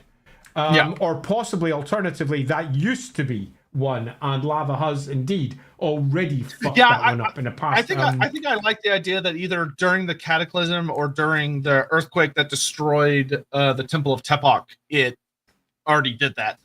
Yeah, something like that would be, I think, a pretty good idea. We've got a peak that's sitting up over there, so we've got the potential of putting something on or around the peak up there as well that looks, pardon me, down over it. There's another peak over there, and then a peak off the spine of it. I don't want to put a core temple in any of those, because if we keep the core temples on the star locations, I think what the peaks would be good for, because we're dealing with a mountain city. I think the peaks would be really good for when the aviaries, where they keep the pterodon messengers. That good idea. Go from the city to city. That would probably be the natural place the Lizardmen would have put those. Yeah, that would work quite well. So, yeah, there's all manner of different ways that could be pinged up, but I think we've got a pretty good shape there that's based on most of what everybody's discussed. We've got I think so. The core of the bone saw, which is sitting there. We've got ourselves a frog skull lying at the very heart of it, suggesting why it was so important to Tepoch in the first place. Potek, pardon me, in the first place. Get my various names, but that's Potek in the first place. We've got our volcano that's taller than most of the rest of it, which means it's also a looming threat, and it's almost of a height with the highest point over here. So they're sort of looking at each other rather than it's sort of lower down. It's sort of raising up, and you've got the big dip in between. Which is quite fun, and we've got quite a lot of interesting areas where we can put stuff, but I think as it stands, the current core skink spawning pools are probably in the eyes, because that's quite fun. And there used to be more spawning pools around, and they are now all ruined, destroyed for a variety of different reasons, and perhaps that's important. We've got ourselves the core one there, the 4 that sit around it, 2 others, and I think I agree with the idea that one of those is holding potentially the remains of one of Nagash's Dread Lords of Awfulness. Yeah, I really, really dig that. So I think the next question is which one makes for the better story? And if we're looking at this as a standard, I think there's one other thing that'd be worth doing, and that's deciding which directions do our people who are invading this place come from. Because that helps us tell the story that we want to tell. And who wants to be our end of level boss and exactly where it goes and similar. We want this, our core ward, to be somewhere that they go to eventually, but we might want to be able to see them all on the peaks of the mountains, so it might be better if they come in from that direction, which immediately goes, I think that if that's the case, that's maybe where we put our undead chap up in the top corner. Yeah, I kind of think of the temple that was like kind of ruined and split by the earthquake is probably the left one, because it's nice and close to the volcano. That being Tepok's temple, that Tepok would have been held in like especially high reverence. So the idea that it was kind of along that connecting point between the inner city and the outer city, but it's the one that got split and ruined. Totally. And then so this one here, crack, properly destroyed. A whole host of messed up bits on that one. I quite like that. Yeah, I do like the northern one being the prison. Which I will figure out what old one to put there later. Oh, I like that so much. Holy shit. Hey, Walker. Thank you. That is super generous. No message. Thanks very much, Walker. Thank you. If you want to, I don't know if you forgot to add any text, but I'll keep a lookout. But thank you so much. I really appreciate that. Thank you. That's very generous. Let's see. Dynaman says, I'm imagining skink favelas down the sides of the mountains on either side of the ridges, kind of like the favelas in Rio de Janeiro. Yeah, I think that's a good idea. Yeah, and I'm kind of imagining the same sort of idea sitting in my head. All these little square buildings piled up one on top of each other with all manner of, faces sitting on the side of them in their blocky square ruins.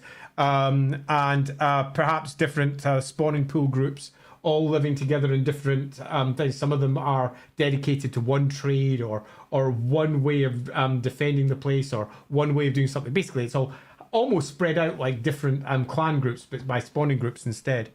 Yeah, also a really funny, just unrelated to anything, but I find it a really stupid mental note that always makes me giggle, is that when I was younger reading the Lizardmen stuff and I was reading about the skink favelas, I misread it and my brain just decided it was falafas and refused to change it for the long time. So every time I'd say it, I'd be like, oh, skink falafas. And be like, wait, no, that's not right. That's not even close to being right. Donovan, if you want another idea of what a jungle mountain city could look like, I suggest Ciudad Perdida in Colombia. Especially look at the artist reconstructions. So in addition to earlier comment, a mix of that in Rio Mountain favelas. Interesting. Okay, so Ciudad recreation.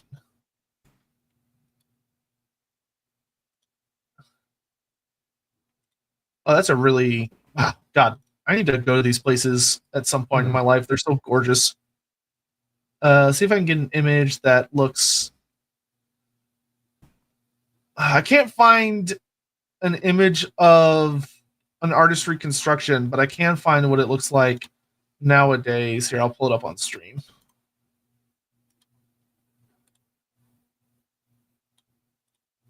This is definitely what I think some parts of it would look like, without a shadow of a doubt. And again, I'm being very sketchy with this, just so everyone knows. I'm not intending on doing this particularly well. The goal is to get a shape. Yeah, absolutely. And an understanding and a clear idea of what. Yeah, where it's kind of like, built. Wow, those are much larger spaces than they look initially from the image, because you can see how small the people look in those little platforms. Yeah. Andy can draw well and fast. Dude, Andy is such a skilled man of many hats. It's insane. Like, you go look at the LAWhammer thumbnails and go, wow, those are really cool art pieces. Yeah, Andy made them. He also can draw maps, and he can write good. Yeah. Maps were a primary thing for me for a long time. Let's see.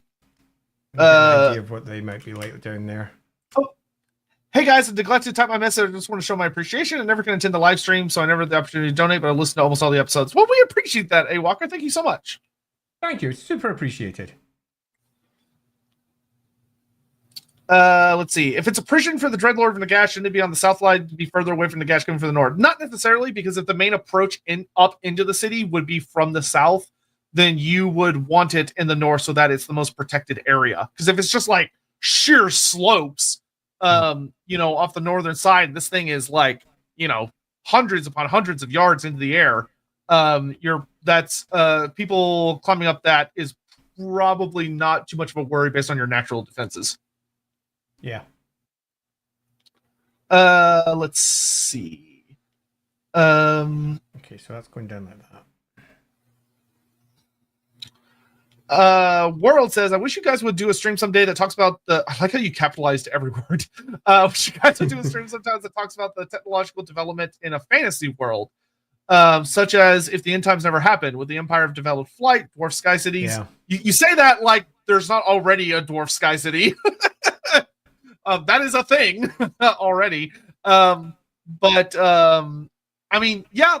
Technological development, it's a big can of worms. Because a lot of that would then dial into the whole thing of like why the technology in the world stagnated for as long as it did.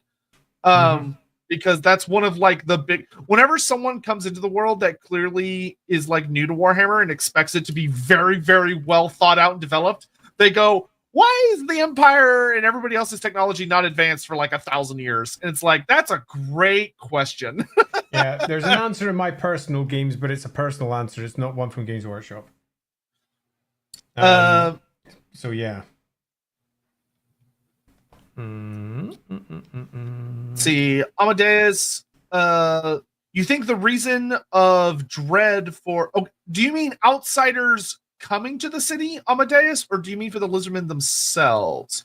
Elementary exposure. I'm sorry to ask again, but where does one buy Dark Days in the US? No need to apologize. If you go down into if you're watching this on YouTube, if you go down into the description, it should be one of the top links. Let me pull up the stream from my end here. I want to say it's the very top link.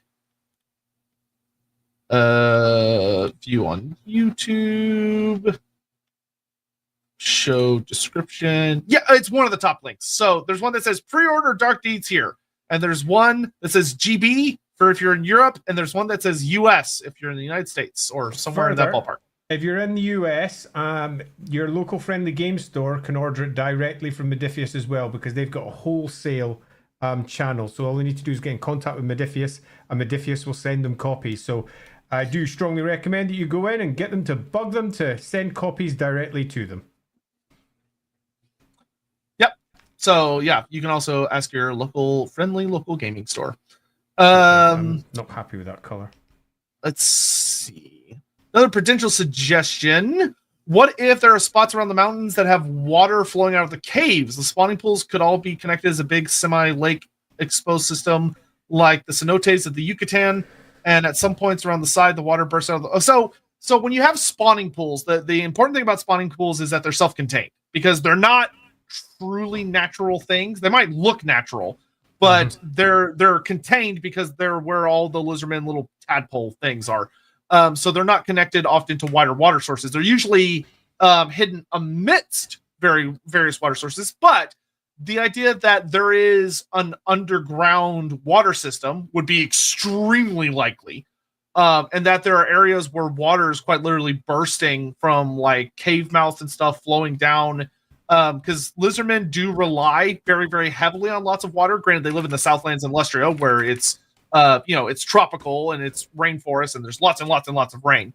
But there would almost certainly be A, underground lakes, and B, underground river systems flowing through the mountains that would burst out various places. That probably wouldn't be something that would be depicted on this map per se, but that would definitely be something that you would note about the underground section of the Temple City. Because once again, Lizardmen, all Lizardmen Temple Cities go so far underground, it's just bonkers. There's actually a fun short story that I am struggling to remember the name of that. Oh, no, it's not a short story. In the Lizardmen 5th edition book, there's a story about a skink who's exploring the depths under, I think it's the Temple City of Itza, or Itcha, and he comes across, he finds a Skaven tunnel that's been burrowed into, and it's about him chasing this Skaven around that's trying to poison the spawning pools, and he eventually kills him. Kills the Skaven, but it shows how deep down they go, because you have to go like a ways down because the cooler environment is needed for the Saurus spawning, and there's also as revealed by the end times, but genuinely suggested by some of the older lore, there's a lot of Old One relics kept down there, because a lot of the temple cities, although we see most of them above ground, they have vaults and, as it's revealed later, engines that are far deeper beneath the Earth's crust. Lord Mazda Mundi, good to see you. I remember this city. Lord Croak and I shared grubs here once upon one of our first meetings. Thanks for the beautiful map and hard work, fellas. You both inspired me in my own writing. Well, thanks. Thanks, second greatest of the second generation Slon. We appreciate. We're glad that you have fond memories of this great. I should come up with a name for the city while Andy's doing that, because I have my Saurian lexicon. I wonder if I can slap together a name, because all the city names are amusingly straightforward. Yeah, they are. They are not complex. Let's see, Dynaman, thank you for the cheer.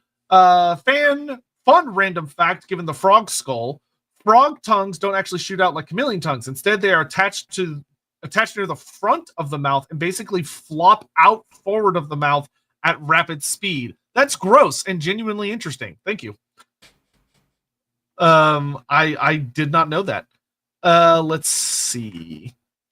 One of Potek's domain is anti-undead, yet Nagash rose. If Nagash is not part of the Great Plan, then why did Potek's failsafes not stop his ascension? If Nagash is part of the Great Plan, then Potek seems to stand opposed to the Great Plan in that case, which is fascinating. That would be a fascinating discussion.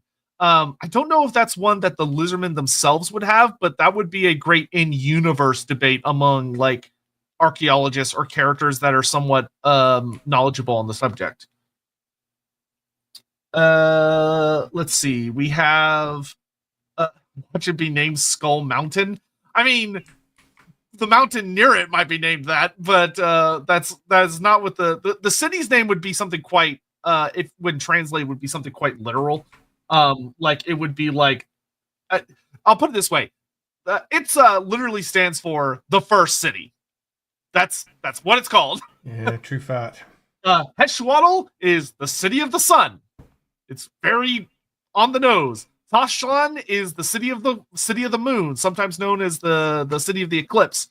Very straightforward. Hwaddle is known as the awakening because it's a city that's being rebuilt. Like the Lizardmen are not super inventive when they name things. Which, to be fair to them, I you don't need to be when I guess you're the first person naming things. And we know the city of Zlatlan is not too far away. That's kind of the big one, or Zlatlan being the big city here in the Southlands. Though it would actually probably be a good ways from ours because Zlatlan is much closer to the coast. Let's see. Captain Magma says, Andy, how did you get that forest effect brush? Made it. He made it. No, I didn't really make it. I took an ancient brush from a bajillion years ago in Photoshop because I first messed around with it when I was about, I don't know, younger. And I discussed it in some of the Rookery tutorials for how to do maps. In fact, if anyone's really interested, I'm actually doing a tutorial about how to do city maps, just like the Ubersreich map GM map for the Warhammer Fantasy Roleplay starter set. I'm doing that next week for the Rookery. That'll be fun. That'll be a good Yeah, stream. so if anyone wants to know how to do a map just like the one that I did for Games Workshop, you can find out in that stream. And I'm just using a very simple brush here just to map out where I think most of the trees will be. But yeah, I discussed this brush in particular, how to use it, how to do it in one of the Rookery streams. So go check out there. If you want to know, it's Critical Cartography 3.5. It was also the one where I discussed where we did the very first Callaghan map off of it. So I discussed it in some of the Callaghan streams that you'll find over on the LAWhammer channel as well. I need to go far bigger than this just to fill up the area. Yeah, so if you are somewhere out there, if you're out there and you go, damn, this Andy stuff looks really cool, I want to see more of this map stuff, then make sure you go to that stream lobby and tell it to remind you when the stream goes live. No, that stream's a Patreon one. So it's a Patreon one. They'll go on the Rookery Patreon. You can support them. It's not expensive. I'm on there. You can support them without breaking your bank, though. If you want to support them even more, please do. But if you want to check out that stream, it's a really easy thing to sign up for. You can also find the link for that down in the description below. I have all the Patreons and stuff all down there for Rookery, LAWhammer, and Sotek. So please check out the Rookery one, because goddamn, you get a bang for your buck with the Rookery. You get big bang for your buck.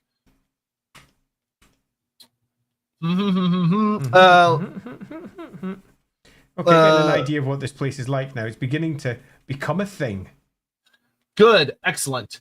And I am just kind of shifting through comments. So if you have, someone's suggesting a name. Even better, a chat suggested name makes me happy. So Dino Man, thank you for the 100 bits, says maybe Zequexley, which would be intruder, defend, fire. Zequexley. Zequexley. I'd like some aspect of death or something in there. Yeah, so you need to get crow in there. So it might be instead of I wonder if it would be better to go Zequexley Crow, because that would be defense against. That would essentially be that would either translate as defense against dead intruders, or it would be sacrifice against death. Would be vaguely how that would translate, which could work, though it's a bit of a mouthful. It's got a lot of hard consonants, which isn't a bad thing. Lizardmen sometimes, a lot of their stuff sometimes have hard consonants all over the place. Zequexley Crow. Because the big ones you want Crow, which is KRO, because that represents themes of death, sacrifice, and transcendence. Definitely, that needs to be in there. Yeah. Q or Q for defend, I think is reasonable, considering that this is a city of Potek. So those, you definitely need to have those two. Shili, I think you can kind of do without, because while the city does have a volcano near it, it's not super core to the theme. Zek, I do like the idea of intruder or foe, because once again, Potek is a defense. Some other good ones, you have Lock, which Lock represents concepts of death and danger, but it means death in a more... Actually, Lock might be better than Crow, because Lock is death in a more threatening sense, where Crow is more death in a sacrificial sense. Yeah. So you might want to do something like Zekulok, which could work well.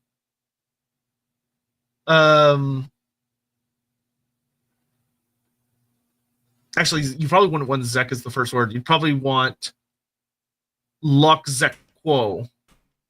Or Zokwo. Zokwo. You're speaking in tongues, dude. I know, I'm working on it.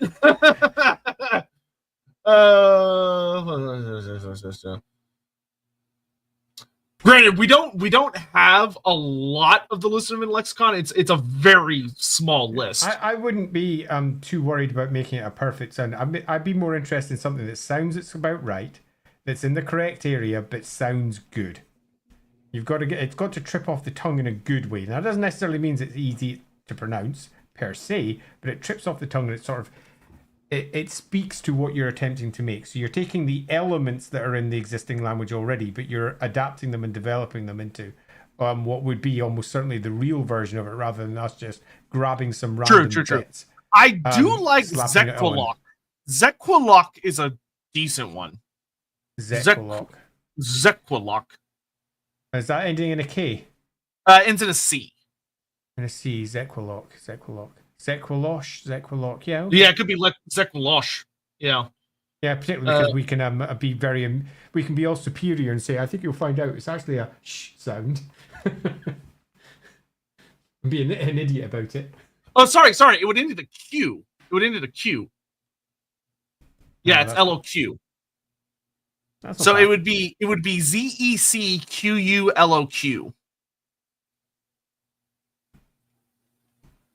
Spell it out. I mean, pop it out in a post somewhere just so we can see. Here. So it would either. Oh, here. So it would be Zek. The alternative version someone suggested, which would be rearranging it a little bit. Which actually, because you would have these letters combined, you could actually shave one off. So these are the current suggested ones. Of Zequalok looks ugly. Loquezek. They look a bit ugly. Look a bit ugly? In that they're a little bit difficult to parse. You're looking for something that is relatively easy to like pop on a map, and you look at it and you say, "Oh, it's that place," and it's reasonably easy to say. Can you bring that one back? What about this one? Croquezek. So no. Maybe replace the Z with a X. No, because that doesn't. It needs a vowel. Croquezek. I mean, we could. Quizek.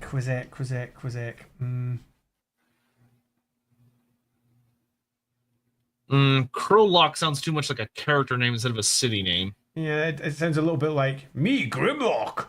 Yeah. And don't be afraid to kind of add some letters. Yeah, do come in and letters as well. Yeah, do drop in some ideas of what you think sounds like a really good name. Ricky Chapman says, by the way, thank you. You two helped us write better to the point that a short story we wrote was so good our professor made us read it out to the English department of our college. Excellent. We would like to send you all one of the drafts. We would love to see that. Yeah, go for it. That's awesome. That's super nice. Congrats. Huge congrats. Thank you. Doom Glitter just started the stream, so I'm way behind. But I got an answer for the initial question. We've built this city on rock and bok bok. There you go. Yeah, that's on bok. Bok. That's their tagline. I should have thought of that. I feel like an idiot. Yeah, good one. I appreciate that one. Kuseklock.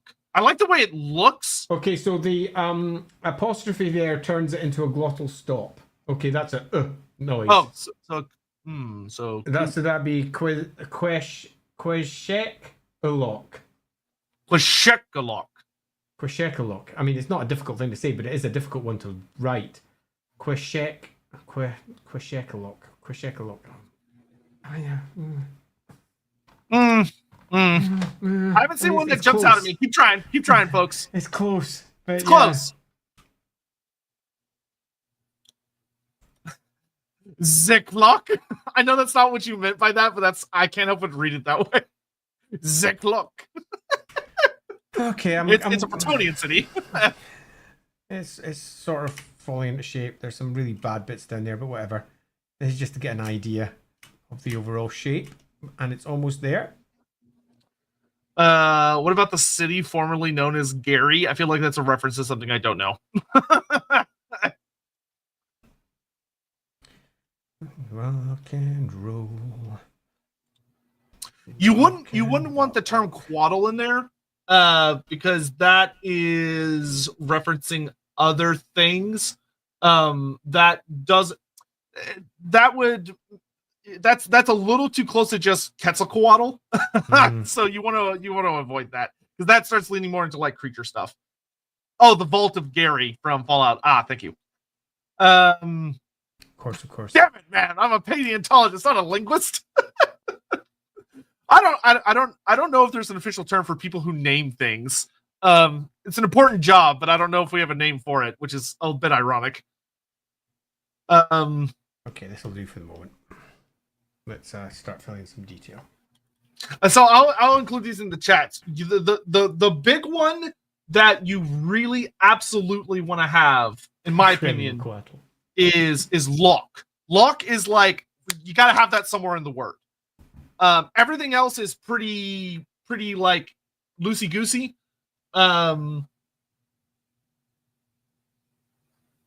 But that's your, like, it's got to be there. If you're trying to sneak Crimlo in there, I'm not falling for it. It's very obvious. Made me laugh. Crimlocodal, that's just a nightmarish creature. Okay, so what do we have here? We've got a spine that goes down there. Shiver block. I feel like there's too many B's. I feel like if you got rid of the second B though, Shiberlock. Shiberlock's not terrible. So it would be. I'd rather get rid of that second B. Yeah, no, that's what I said. So it would just be Shiberlock. Yeah. And that could actually reasonably translate to something along the lines of. That would actually be pretty close to. Oh, that could actually have an interesting translation. Because that would have a mixture of the terms for fire, smoke, defense, or fire, smoke. Yeah, it'd have a mixture of fire, smoke, and death in a sense of danger.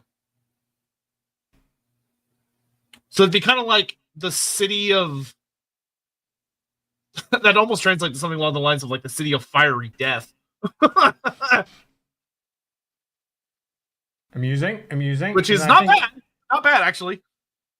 Possibly ties into one of the suggestions that we had right at the beginning, where we were going to. The sky will ignite. Yeah, we could possibly have that old one represented in one of the other temples anyway. Oh, I do like that. Yeah, I mean, we had the idea, and it's not a bad idea, so it was well to use it. Yeah, no, I definitely agree. I missed somebody's super chat. Here it is. Predator Rule says the city is all about containment. Maybe there's a lot more Saurus than skinks. As you said, better guards. Maybe an old Saurus and trust. So I think because we're in the Southlands, we want to stick with the pre-established Southlands lore. Which the pre-established lore of the Southlands is that there are less Saurus than there are in Lestria. Like, they're still there. There's just not as many. And this city could actually suffer from an issue of all of the Saurus they do have are very heavily dedicated to protection, to making sure that the things that are trapped stay trapped. I quite like the original idea where there might be literally a handful of them left, and all the rest of them died in previous issues. I mean, that would work very well with Southlands. And the city is primarily defended by skinks.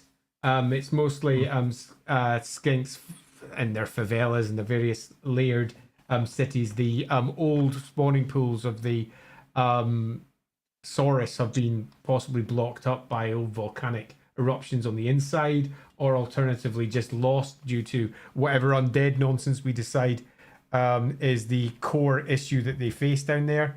But I think it's quite nice to have something that's a bit different. And we can have possibly a very old-blooded Saurus be responsible for leading them, so that their general is a Saurus. And a proper old one who's a bit broken. And I'm kind of fucking with this name. LAWquatl, which that actually translates really smoothly too. LAWquatl. Yeah. LAWquatl's not too bad. Yeah, that would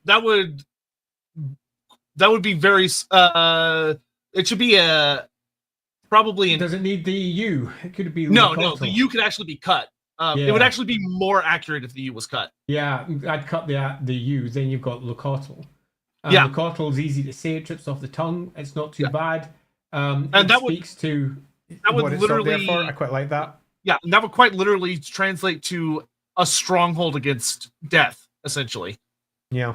Yep. All right, I like that. Pretty well. LAWquatl. Great, excellent, good.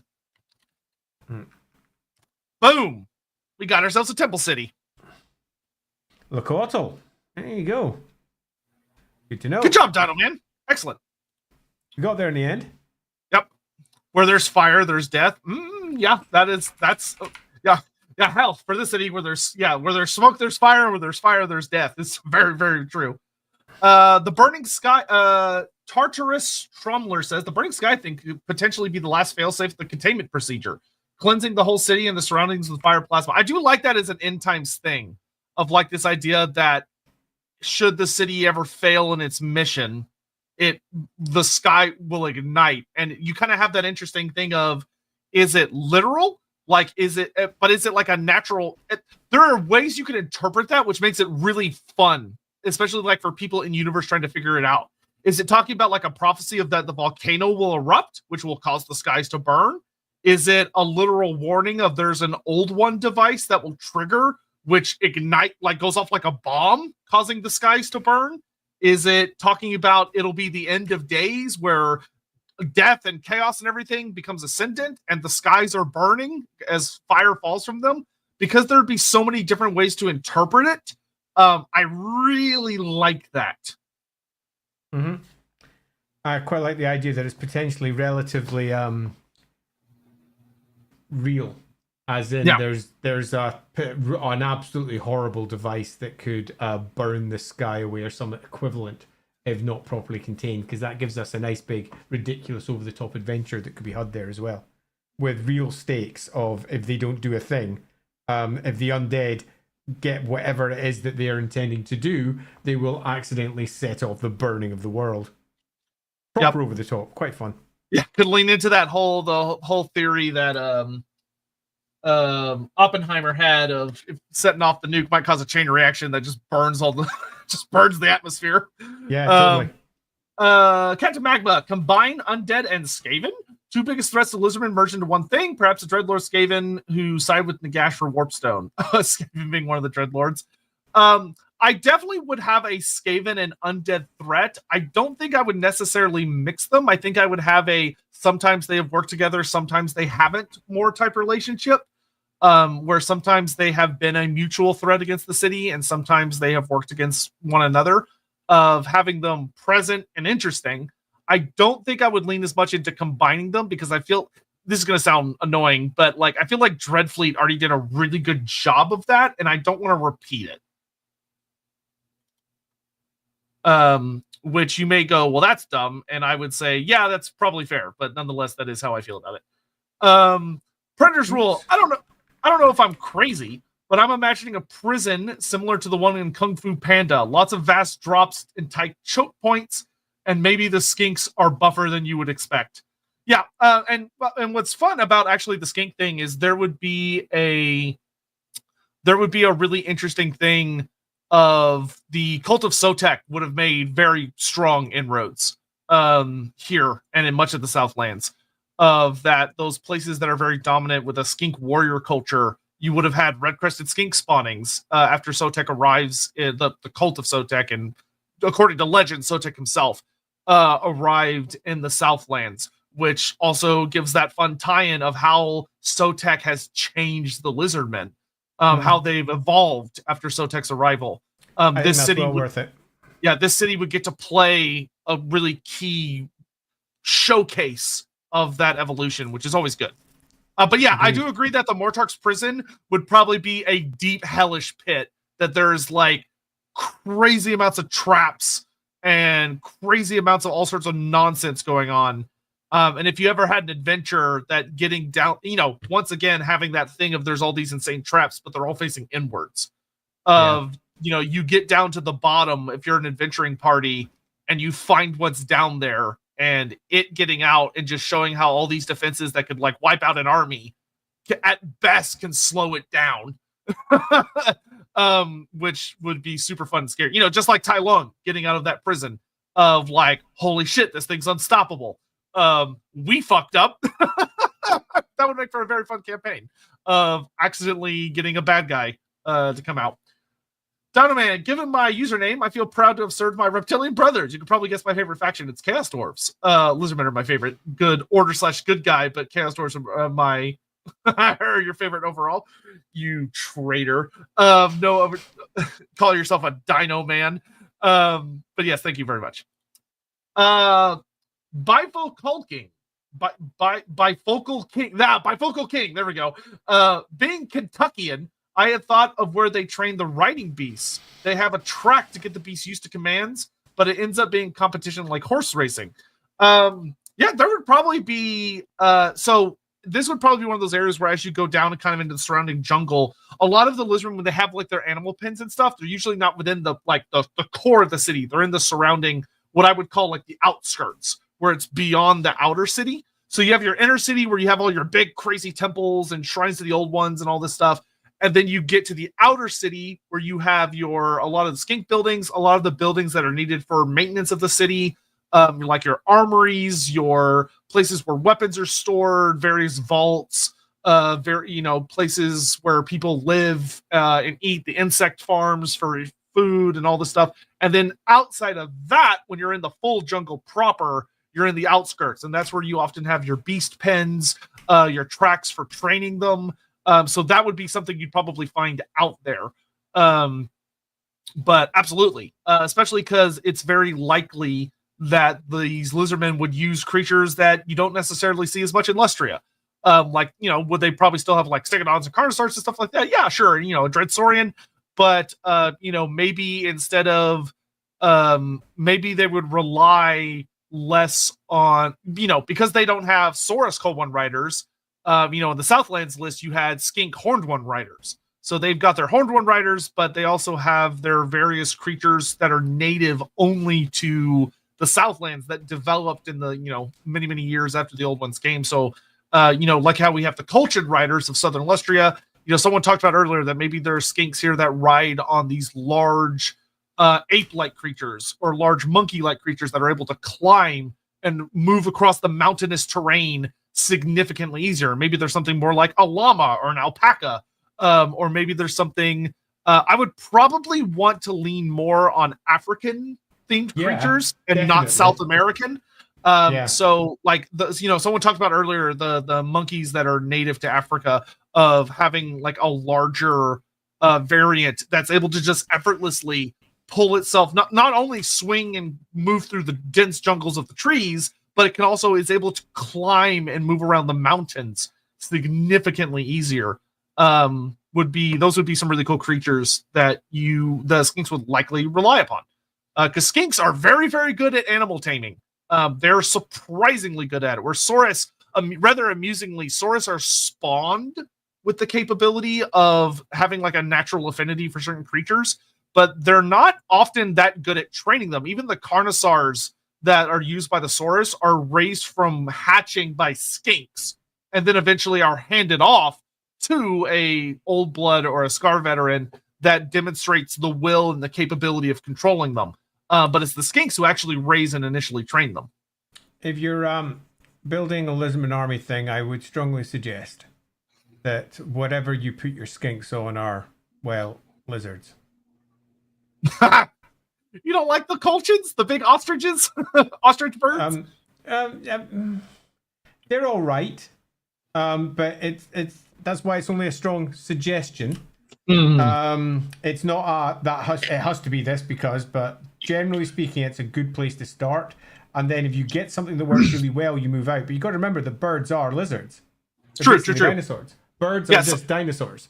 That would be the big thing, is like dinosaur descendant or reptilian creatures that are native to Africa. And maybe especially like extinct ones, because that's where it gets really fun, is looking at the extinct creatures. Yep. Something that actually feels like it's Lizardmen. No chocobos. Unfortunately, the chocobos are restricted to the Great Plains of Southern Lustria, but we do have chocobo skink riders. Quite. And I have been recently playing Final Fantasy Remake, and chocobos everywhere. Good times. Let's see. Okay. I sort of get what this place Beasts of Burden and War should be native Nehekaran monsters who went extinct due to Nagash everywhere else. Maybe like synapsids, like Gorgonopsids,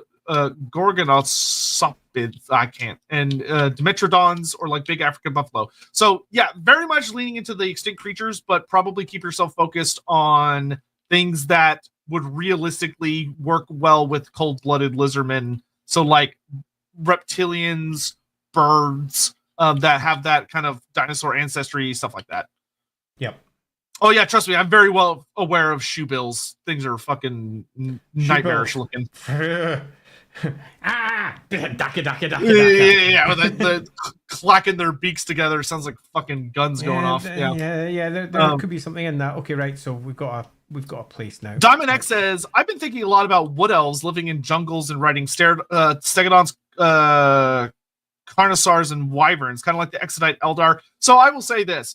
Wood elves that end up living so we don't have any lore about it, but if you ever had, there is a wood elf enclave in Lustria of the Southlands living in the forest there, protecting a notable world root place.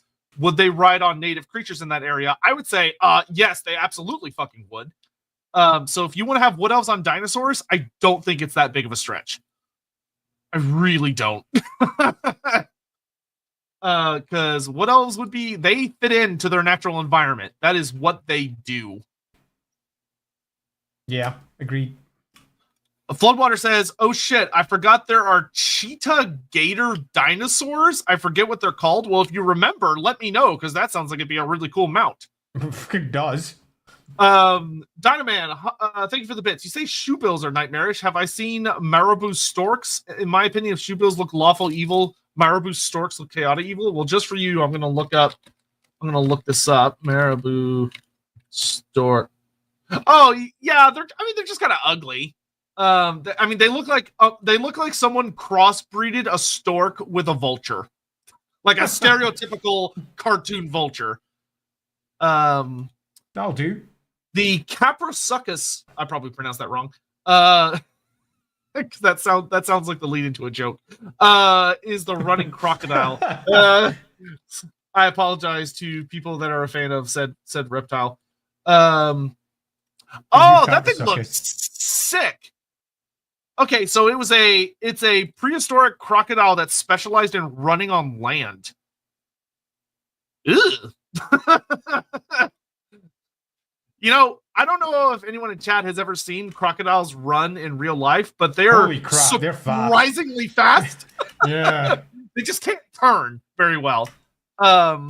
This would make a perfect additional creature to the roster. That would make a really fun creature. 20 feet in length? Fuck that Holy thing. crap. Yeah, like that. Yeah, that's perfect. I was thinking like cavalry. That's more like a monstrous beast. Fuck that thing. That is too big. Thank you very much. Yeah, Capros, definitely a good one. It's too big for something that moves that fast. Hoplite, a good chance to incorporate a Warhammer version of an African Lake Neos. What is a Lake Nios? Lake Neos? Lake Nios. Oh, it's a place. Lake Nios is a crater lake in the northwest region of Cameroon. It's a deep lake high on the flank of an inactive volcano in the Aku volcanic plain. A volcanic dam impounds the lake waters. Oh, that's interesting. Like something around that, like on the volcano. That, and it could be like that happened to that covered up like maybe those spawning pools we talked about earlier. Is that I didn't read the story you added. Maybe you could have a Warhammer version of what happened with Lake Nios, where eruptions caused CO2 to rise out of the water and it asphyxiated a valley. Like that. That is great. Absolute. I will add that to the history section. Like that. Because that's dreadful as fuck. Like, because especially from a lot of Warhammer creatures' perspective, that would just be a valley that if you go into, you just die, and you don't know why. Yep. You'd go in and you just Because there's just there's no oxygen, so you wouldn't even notice you're dying. You just black out and die. Oh, that's terrifying. I love that. That also, I think, makes for a really kick-ass natural defense for like approaching from one of the directions. Like the Lizardmen rarely guard it because if you go in there, you just fucking die. But that would also make it especially vulnerable to the undead because they don't have to breathe. Yeah. So it would, which is a potential issue, and that's good. Yep, that's great. Where eruptions caused extreme excess CO2 to make a valley of death. Great, cool, great. Parostim, I agree 100%. That could be a great twist. PCs in the area think that the death zone is magical in nature, but it's just natural CO2. That's great. Yeah. That's a good way to mess with player expectations. Like the wizard's like, oh, I'll handle this, and tries to detect magic, and he's like, there's no magic here. Yeah. I don't understand. The entire place is just dead. Yep. Yeah. Amadeus there'd be shyish there. Yeah, there'd be shyish. But like, there'd be shyish. There'd also be a wrapping of Ulgu through that as well. Mm-hmm. Obsidian seems awfully important and quite anti-magical. Plus, there's a volcano. Yes. Yeah, Lizardmen harvest obsidian and their super version, obsidianite, a lot. So a volcano being nearby would be great for this city because it would help a lot for producing weapons and forging important artifacts. And if the old ones were using forges on this world in ancient times, a volcano makes for a hell of a forge and ties in very well to a lot of the powerful forges in the Warhammer world, which are almost all volcanoes. The amount. Just as a small aside, as I'm working through this, I'm really quite liking the idea that this city has broken its anything close to its original borders or anything similar. The skinks have almost spawned out of control. They're no longer following the original plan for the city. The idea of the favelas and similar, and it's begun to stack upon itself down the sides. And where originally there would have been a proper plan in place with quite clear delineations of where all the channels of magic would have been moving through the geomantic web, that has been broken by centuries and possibly millennia without mage priests giving direct orders over this, and it's been year after year after year of them building and building and building until eventually we've got the equivalent of, in fact, just nicely popped down there by dragon magic, the equivalent of skink rookeries. We've got the equivalent of large slumlands where the less favoured skinks have gathered, perhaps from less favourable spawnings, perhaps from spawnings that are half caught up with whatever it is that's causing them problems in general. I quite like that. I actually do like that quite a bit, especially with that actually ties into something someone suggested earlier of like there's something odd about the spawning pools here. Of that, there's that idea that maybe the skink spawning, like the Saurus spawning pools have gone utterly silent and there's no more Saurus, but for some reason the skink spawning pools are overproducing. And, you have that idea of there is, some skink priest or lower slon that occasionally wake up that's trying to figure out what the hell is wrong with the spawning pools, and that's kind of one of those background narrative threads. God, that would be actually really interesting because from a slon perspective, it would be very alarming for them to wake up and there's just like so many more skinks than there supposed to be, and them looking around and going like, what the hell is wrong with this? Yeah. Would there? Oh yeah, there would be Crocscores, quite a few. Like Crocscores and skinks would be like by far the main population of the city. Saurus would be pretty. I think so. Pretty rare. So which would be fun because it also means that the skinks would have to adapt between themselves and the Crocscores of filling in the roles the Saurus have to provide. So you would likely see Crocscores like being given more elaborate weapons or more elaborate armor that they normally don't because they have to perform more important battle roles as opposed to just being like ambush shock troops like they normally are. And the skinks as well. Crocscor! Yeah, surprise, which to be fair, terrifying, But Hagen, synapsids are also known as mammals like reptiles, and specifically the gorgonopsid would be a good mount that looks like nothing else. Let me Google this thing because it's got gorgon in the name. Oh wow. Oh yeah, these were the creatures that were like right on that border in nature between yeah, they were like a very obvious bridge between mammals and reptiles. Yeah, it sounds like a pretty good get if they match or some equivalent of Yeah, those. it's a really cool looking creature too. Yeah, this would be sick. Yeah, that would be a yeah, it looks like a saber-toothed crocodile that has fur on some parts of its body. Predatory proto-mammals. Yeah, that's perfect. A proto-mammal would be perfect. That's cool. Especially if you adapt it and make it a bit more lizardman. Perhaps instead of heavy fur, you could go with feathers running down the length of it instead. So it's very similar but slightly different. Bolster it up, slap some lizardman iconography on it, and suddenly it becomes a thing. Ricky Chapman says the Spinosaurus, which is a favorite of childhood me, was native to Africa, so large semi-aquatic hunter mount would be good. Maybe they are used to patrol the rivers surrounding the mountainside. Yeah, that could work perfectly well. And it would. I think the fun thing would be that you'd have different sets of dinosaurs. Like troglodons would probably pop around, but like maybe instead of carnosaurs, you have these Spinosaurus ridden by skinks. And maybe like the only carnosaur they have. Perhaps really messing this up because we want to fill it all with dread. Let's make them scary. The carnosaur and all the big stuff aren't on the lizardman's side. They're wild, and they're patrolling the jungles around about. The lizardmen they've pulled themselves up into the heights to pull themselves away from it. And the fear of what lies down in the valleys in between of the big dinosaurs that are kicking about down there. Kind of go Valley of the Lost Dinosaurs with it. Because that's often dropped down into the deepest, darkest Africa or some equivalent. And you could go with the idea that the skinks themselves are as afraid of any PC that stupidly pops up there as a surprise carnosaur. Jumps out from behind. Where did that come from? All the elves are surprised. Yeah, that's good. Like the city hasn't had, because it doesn't have Saurus, it hasn't had like spawning of Itzelsaurus in like so many centuries, so they don't have like reliable way to tame a lot of the more predatory creatures. Yeah, totally. So we basically have the city itself is besieged by what used to be its core defenders.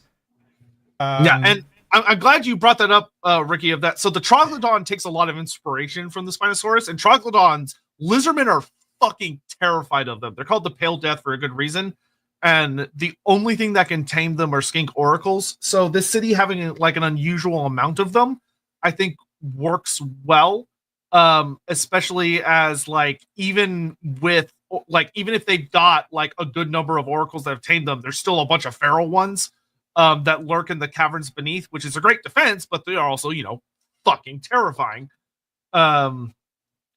Fucking love Troglodons. I'll always be a little salty with CA for not making them their proper coloration, but that's okay. Dinoman, honestly, there's a bunch of crocodile relatives that are more terrestrial, like Baronassicus, Postasuchus. One of them, Simosuchus, was actually herbivorous and actually looked pretty cute. Crocodiles are actually the closest living relative to birds. Both of them are archosaurs.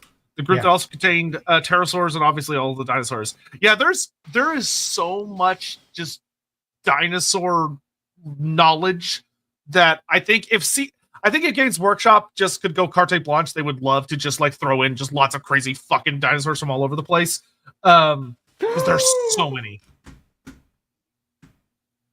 You okay? Oh, nice! The man figured it out. Exposure, I love you. I have not been looking up at the comments very much because clearly I've been just screwing around, messing about with the edges of what this city might be. And then I look up to see that. You rock. If anyone else has also bought it through the course of the stream and has not commented, well, at least a comment I spotted, do drop in a comment because you are also amazing. Thanks very much, Elemental Exposure. Deeply appreciated. XL1. So we have certain death with the valley that has no oxygen, or almost certain death with the monster-filled jungles. Yeah, great. Very dreadful. So that's quite nice. Plus, this isn't just a source of dread for anyone who's stupid enough to approach the place. It's a source of dread for the place itself, and also speaks to how they've withdrawn from the jungle completely, because the jungle is really dangerous, and it's dangerous to them as well. And also gives an idea why we're going to be relying upon some of the flying ones. Because I just realized that. So sorry, this is a little bit of a tangent, but I love it so much I have to say it. That valley where there's no oxygen because all the CO2 is rising out of all of the like water that's down there. That would be the place the skinks would put, because I know a lot of people voted for it, but that would be the place where the skinks would have built statues and shrines to the Quashatan, the old one that's the domain of predators and stillness. Of this valley is so sacred to him, he stills your very breath. Like, it is the ultimate predator. You can't see it. It makes no noise. Yeah, like it just kills you. Yep, like that. That's good. I love. Yep, like that. That works very well. And speaks to. You can see all the shrines going up, and it'd be something that PCs because that's how the skinks view things. Yeah. Like they take. That's what makes skinks in a lot of ways so fun, and honestly, one of their most relatable traits from a human perspective is that they're very superstitious. Skinks are superstitious, big time. Yeah, I'm really quite liking the idea of a Lizardman city that actually breaks its template. Yeah. That doesn't do what Lizardman City normally do. Which, if you have a skink or a city that's mostly skinks, that is frankly what they're going to do. Yeah, I think that works quite neatly for what we're building here, and gives us a strong sense of unique identity, where it doesn't just look like yet another one of those temple cities that are neatly laid out. We're creating something that's got its own unique feel. Donovan says, thought on Andy's thing about typically keeping mouse at a reptilian with the dinosaurs being feral. Maybe that's why the skinks have adjusted to using more mammalian creatures like the Galata baboons, because many of the reptilian predators, etc., are in the Predator Valley and have been lost control of by the Lizardmen. That's an angle that could be taken. It would be. So I'll say why I don't like that, Dino Man, and I will admit that you may disagree, because everyone's got their own preferences. But ultimately, when you're building something that is going to be representative of Lizardmen, you want it to be Lizardmen. And the second you start undermining that, they begin to lose their unique flavors. There are a host of things that we could build in the Southlands that would use all of these other cool creatures, cultures, iconographies, things, which I think doesn't necessarily promote what makes the Lizardman unique. What we really want to do is get stuff that you go look at it and you go, oh yeah, that's Lizardman right to its core, which is why chocobos fit perfectly, because they're basically dinosaurs anyway. The whole feathered serpent is a thing too. Birds and lizards go hand in hand, and I think that something that broadly supports that rather than undermines it would be preferable. But that's not a hard line. It's more of a that would probably be better. Yeah, I would agree of that. I would say that I would much prefer to use those creatures when developing the humans of the Southlands, as their creatures, their war beasts, their mounted creatures that, instead of just like horses, because horses would be fucking useless in such a dense jungle. And so I very much agree that I think I would want to keep those bordered off in a different area. Could you ask? No. You can ask whatever questions you want. A truthsayer. Well, are you saying like a truthsayer in this city? It would be very weird to see a truthsayer in this city, because that is a long way from Albion. Yeah. It is a long fucking way from Albion, my dude. It is. Dino Man, fair enough. Though, random other note, given the mountainous terrain, what if the city has a unique skink variant, gecko skinks? I will say a unique spawning of skinks that are better designed for climbing would be neat. Like you could have a rare spawning of skinks here that have like unique traits that would fit in very, very easily. Totally would, and it wouldn't be inappropriate. Because that's something that often, sadly, does not get added. Is the idea that whoops, I somehow missed this. Elementary Special. I've only read a few things about humanoid truthsayers. Could be a core for them. Could they play a role in this? So the truthsayers, for those that don't know, truthsayers are druids of Albion, who, when the Albion crisis happened, because Albion is an island off the coast of the old world that's kind of, sort of, very heavily based on the Misty Island that's over there, where there's ancient secrets It's and druidic Celtic lore. UK. Yeah, it's Celtic UK. The myths of Albion, which were a defensive system that slowly but surely broke down over time. The Truthsayers were individuals that, quote unquote, stayed true to the druidic traditions, and they basically ran around the world trying to recruit allies to come to Albion to help them fight Be'lakor, because Be'lakor had corrupted some of the Truthsayers into what became known as Dark Emissaries. The Dark Emissaries. Who were running around recruiting bad guys to come to Albion and just throw the island into fucking chaos. And so Truthsayer Albion is a very, very, very long way from where we're putting this temple city. So it probably would not be appropriate for them to be here, and they certainly wouldn't have anything like a quarter. Yeah, this would not. Now, if you were working on an Albion temple city, like if you were building up the city of Conquata, which started being built in relatively recent times, that would be a very realistic and interesting place to go. Truthsayers would probably have a relationship with it, and what would it be? Ricky Chapman, they're in. Gosh, y'all are killing me with these dinosaur names. Therizinosaurus don't have an equivalent in Warhammer, so a mountain version of it could be fun to be able to let them glide. Well, now I gotta Google something that climbs up the mountains and can glide over. That'd be quite fun. Yeah, it'd be quite fitting for this as well. Oh, interesting. It's kind of like a raptor that looks like it could have big wings. Because if we take that and perhaps we take the face and we put like large skulls over the top of it, to reinforce the core background here, so they've got like a big skull sitting over the top of it. This motherfucker, well. 30 the skinks as well, wearing like skull masks. Oh yeah, that'd be cool. Oh yeah, actually, one of the temple. So one of the little. So we have the 4 temples. We talked about one of them should be Tepok and it's ruined. One of the ones that I think is perfect because we went with a constellation focused design, and there's all like this ash and dust and whatever. So we have Axelbern, one of the old ones, whose domain is the firmament. He has deep connection to the stars of the night sky, and his priests paint themselves black and mark themselves out with constellations in reference to the sky, but they need lots of that coal and ash stuff that you get, volcanic coal, to paint themselves the appropriate colors. I definitely think that should be one of the 4 temples. Yep, agreed. That works well. It's a really good one.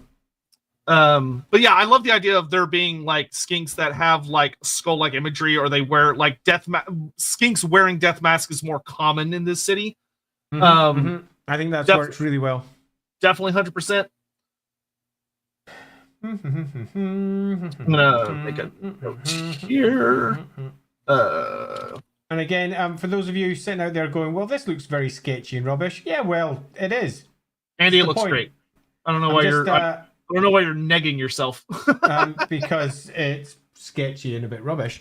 But that's very much the plan for this. We're not doing something that's a professional map that's finished. What we're doing here is just giving our shape, discussing locations, adding bits as we look at the shapes as it falls into place, and we go, oh, wait a minute. If there's all these piles of towns, is there something else that should be in there? Perhaps there's some sort of eyrie where there's skinks that fly in and land in particular areas, or some equivalent. So going through all this is more to inspire and hopefully get some of you saying, wait a minute, we could add something like this here or something like that there. And if anything, as we're making this, does inspire you like that, do make sure you tell us. Yes. Valley of...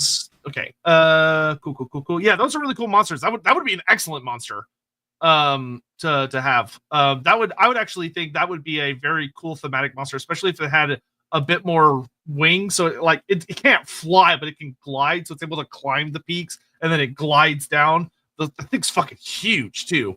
That would make a really, really cool monster instead of the more traditional ones. I think we should definitely possibly have a few traditional flying types for the skinks as well, because definitely. I think that suits this one really quite well. Yeah, you definitely have your pterodon Eries on the surrounding peaks, because that's how they get messengers to Zlotlan and everything. Up there at the moment. Yeah. Top corner. And then you'd have your Ripperdactyls that live out in the jungles, but the skinks know how to get to them. Though Ripperdactyls are spooky even at the best of times. Quintus, the talented yet overly self-critical artist. Love you, Andy. A classic. Yeah, that's definitely never me as a description. Definitely not. Let's see. What's the big flyer? It is the Therizinosaurus. So imagine a raptor, kind of, but it's a bit puffier, so around the middle, so it's a bit bigger, and it's 30 to 33 feet long and stands 13 to 16 feet high. Have you got a picture of that bad boy? Yes. Let me pull up. Feel free to bring it up. You can take me off screen. I'm not really doing anything except for drawing tiny little messy boxes, so I'm pretty sure no one's gonna miss that. Yeah, because I think this guy, especially if you decided to Warhammerify it up a little bit and gave it some not full wings, but the ability to hover or glide, you could get this big fucker. Oh yeah. With look at those claws. Yeah, with skinks on its back. Although that's a Jurassic World version, so it's almost certainly dialed up to 12 already. Oh, true. Hold on. Let me grab one that's a little more. No, I'm quite happy with the Jurassic World one because it's definitely a good start. Yeah, here we go. Here's one from the Encyclopedia Britannica, but it's not quite as spiky, but it's still you could easily Warhammerify it up. Holy crap, look at that thing. I mean, that's a big fucking bird monster with big fucking claws. Yeah, running on one of those. Change its name, obviously, so it's a little bit more pronounceable and sounds like a Lizardmen monster. Yeah, but you can easily put 2 to 6 skinks on the back of that thing, and it's able to climb the peaks, and then it can jump and glide down on top of people. Delicious. Yeah, some sort of skink howdah sitting on the back of it with a bunch of archers and archers spears and javelins and stuff, and it just drops on people and fucks them up. That'd be great. Totally. That would be great. Yep, love that.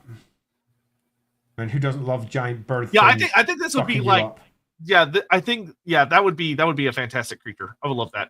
Great. Good suggestion. Excellent suggestion. Whose Ricky one Chapman. was that? Thanks.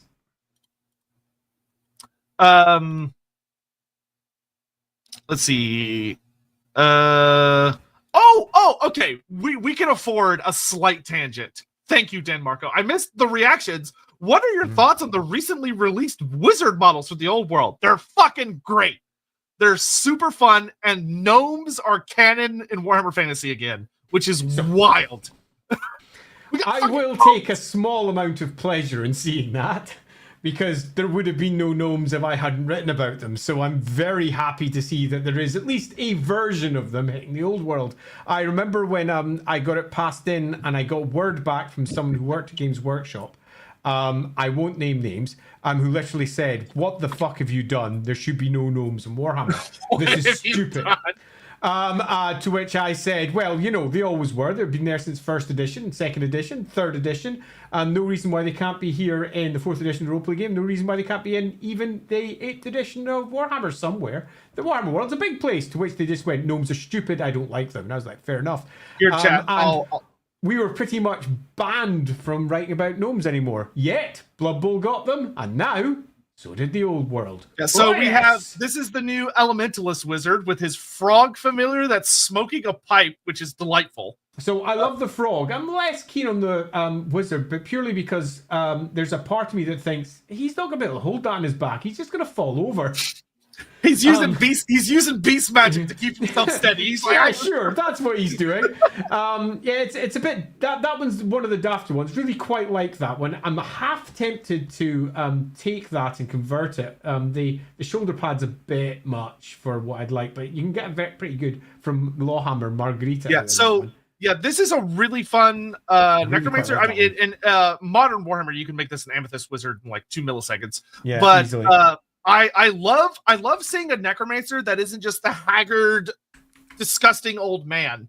But like, it's a necromancer that, because necromancer is a much broader term, but looks fantastic. And then this is the one that had everybody celebrating in the streets: the battle wizard and his gnome friend. The battle wizard's a touch. He's very over the top. He's very over the top. I can imagine sparkles drifting over. You know who he reminds me of from LAWhammer? Yeah. I feel like this is the Felonial Pearls. My name is Felonial Pearls. Yeah, there's definitely a fantastic aspect to that one. Shouting how awesome he is as he throws his staff out. Yeah, quite. But next to him is a gnome carrying a bunch of books. Look at that. He's adorable. It is the cutest gnome. Like, Andy's gnomes are kind of terrifying, but this guy, for the first gnome we've seen from GW official in like, I don't know how many years. It's a long time. It's so exciting to see. And granted, for right now, he's just kind of counts as a familiar, which means, though I suspect, I loved Andy Lee said something funny of like, when you're playing this model, it's fun to pretend it's the reverse, where the wizard is actually the familiar of the gnome disguising the gnome. It's how the gnome blends in. Yeah. It's a super duper fantastic novel. I hope we get more gnomes, because they're really, really fun. But the fact that it wasn't even that people looked at it and went like, oh, that looks like a gnome, and everyone said that. No, in the article, Games Workshop literally calls it a gnome. Gnomish, yeah. Which is fun and great and cool. So thank you for bringing that up. I want Dan Mako. I really wanted to talk about that. Yeah, I'm half convinced that I might buy the Necromancer and convert her for Margarita for my game. That'd be perfect. Because for reasons she's still alive, which astounds me to this day. What about like a big flyer for transport? I mean, that creature we were looking at earlier would work well for a transport creature. It's fucking big enough. Like the idea of that thing as well, like carrying big carriages, dragging big carriages through the streets. Yeah, some equivalent of the omnibus. If you've ever seen the old omnibuses that used to kick around Victorian London, pulled by horses, and basically a 2-carriage bus. Because pulled by horses, but pulled by giant dinosaurs. Yeah. A lot of people don't necessarily realize that, like the Stegodon, for instance, for the Lizardmen roster, it wasn't originally a beast of war. It was a beast of burden. Yeah. That the Lizardmen adapted to warfare once they had to, but the Stegodons were originally brought into the Lizardmen cities to help move like construction equipment and large boulders and stuff. So this creature would probably have a very similar history, where originally the Lizardmen kind of domesticated, quote unquote, it for its usefulness in like building the city and navigating the terrain and moving large things. But then, when shit hits the fan, it also has what looks like to be about 3-foot long claws. Yeah, I quite like the idea that what we've got in the skink side of things is a thriving little metropolis with its own little character that has moved beyond what most other Lizardmen cities are, where they're so very much caught in with the great old one's plans, and they've kind of, over the course of the centuries stacking up, developed their own character, become far more like PCs, playable characters, which also means that they are, in terms of being approachable by outsiders, potentially open to being exactly that, depending upon the circumstances in which they're approached, which makes them more useful as a storytelling tool. Yeah, which I think is very accurate, because it matches more closely with so one of the things that the Lustria book did well for 4th edition roleplay was developing the city of Tlushlan, the city of the moon, where they really delved into adding a lot of character, like how the Lizardmen developed there with the whole thing with Morsalib and the Battle of the Moons and all this other stuff.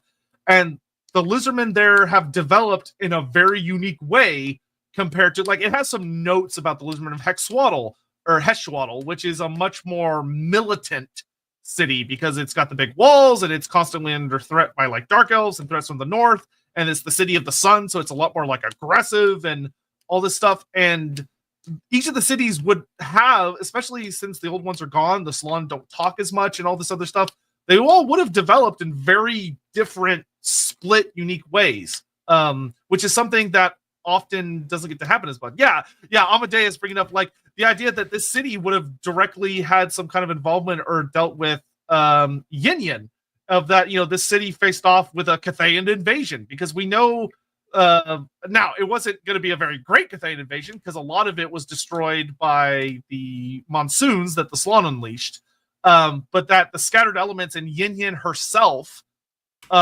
made it to this part of the world and attacked this city, because this city actually would have been way closer to them than Zlotlan would have been.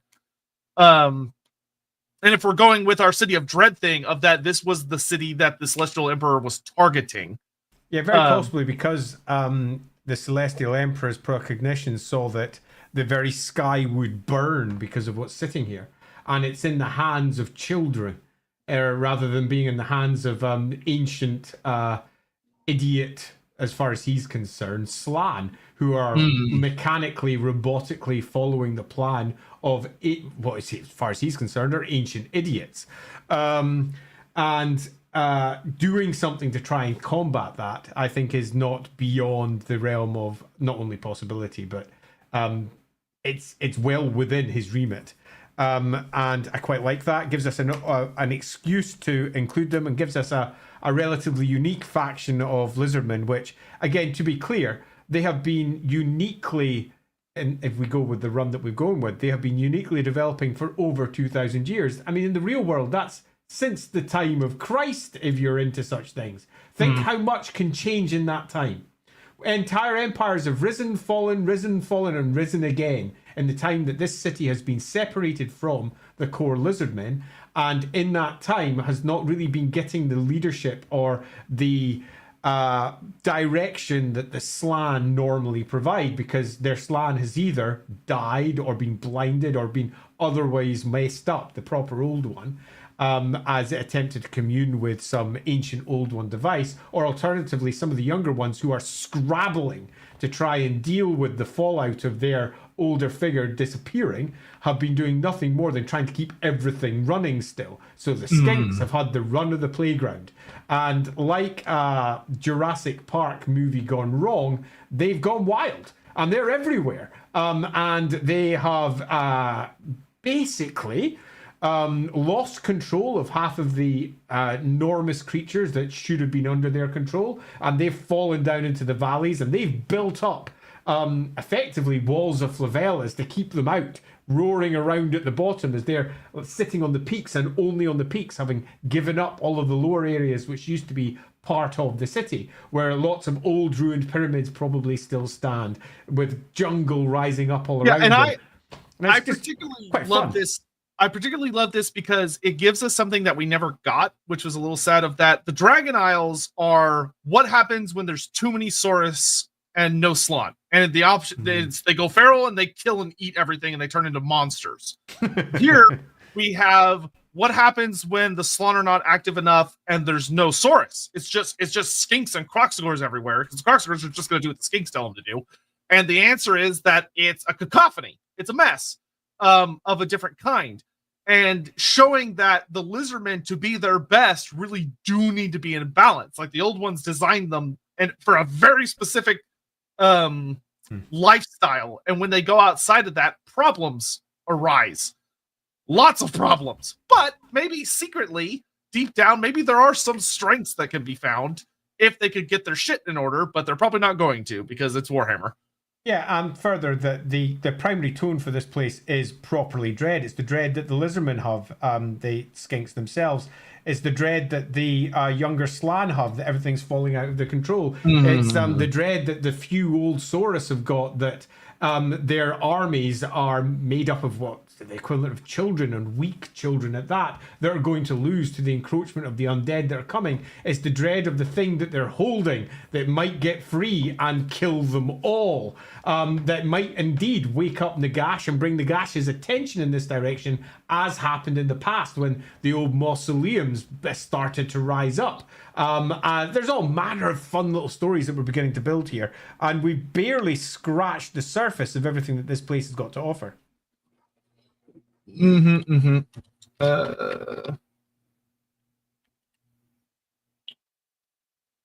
Okay, there we go. Got that written down because I forgot to write that down earlier. Would still need to come back to the purpose of the city. Potek, yes. So that would be kind of one of the big questions, is that Potek did make the city for a purpose, and it was to contain something. It's a defense against an unnatural end, which is what Potek is all about. And but that part I think I would venture to keep deliberately mysterious of what is it he was specifically warding against.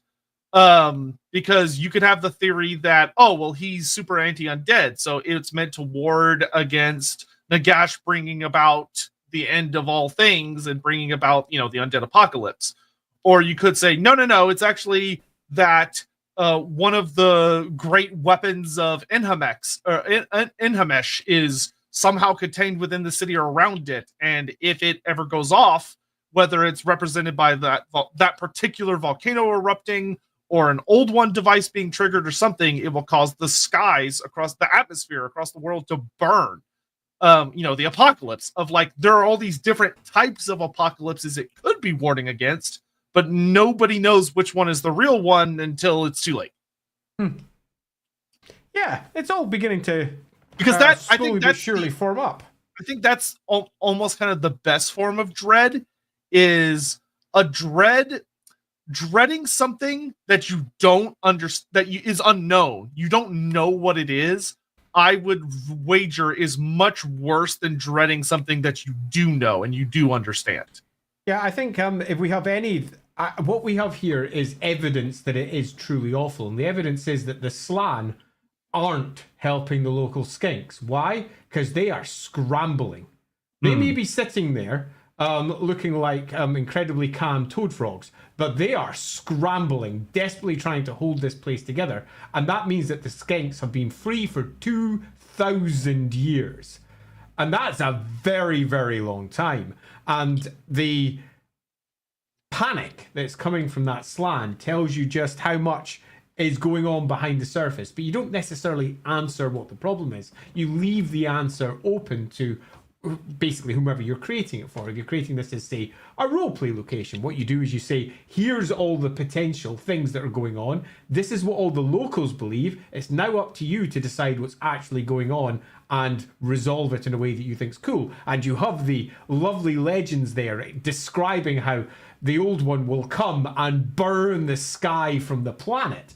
And that's terrifying. And the Slan are terrified that this is going to occur, which is why they're not dealing with the skinks in the slightest, because they're holding the whole thing in place, which then suggests what happens if one of the Slan die. And that is a horrible thought, because they're no longer doing what they need to do. And if that means that the volcano bubbles up or something terrible occurs, an ancient old one device is unleashed, whatever it might be, that's a super fun outcome, particularly if you've got someone who's looking to somehow bring about the end of the world. You can turn this into some sort of Middenheim -1, in that you've got Chaos, who are also very keen to try and bring this place down. It's just finding the fucking place is really hard, but that's what PCs are for. Yep. Hey, PCs. Yeah, your PCs who have been hired by a heavens wizard that's just having the most horrible nightmares, drawing him somewhere south. He knows there's something that they have to go to. He sees it in his ear. Yeah, but not in his nose, just in his ear. Yeah, just sorry. Loremaster of Sotek, if the Warhammer world is 4 times bigger than Earth, I don't know where you got that exact number from. 4 times, but sure. it's bigger, but I don't know if anyone has ever clarified on how much bigger. How big exactly are continents lesser in the old world? The Empire must be huge. I mean, the Empire, it is big. Everything's big because it's Warhammer. It's like Texas. Everything's bigger. But how big exactly? I'm going to be honest. I think you would be deeply, deeply, deeply maligned in your quest to try and find exact numbers on how big really anything is. Yeah, so I can sort of answer this. It's smaller. Now that might make you immediately go, wait a minute, Texas, and it's meant to be wait a minute, Texas.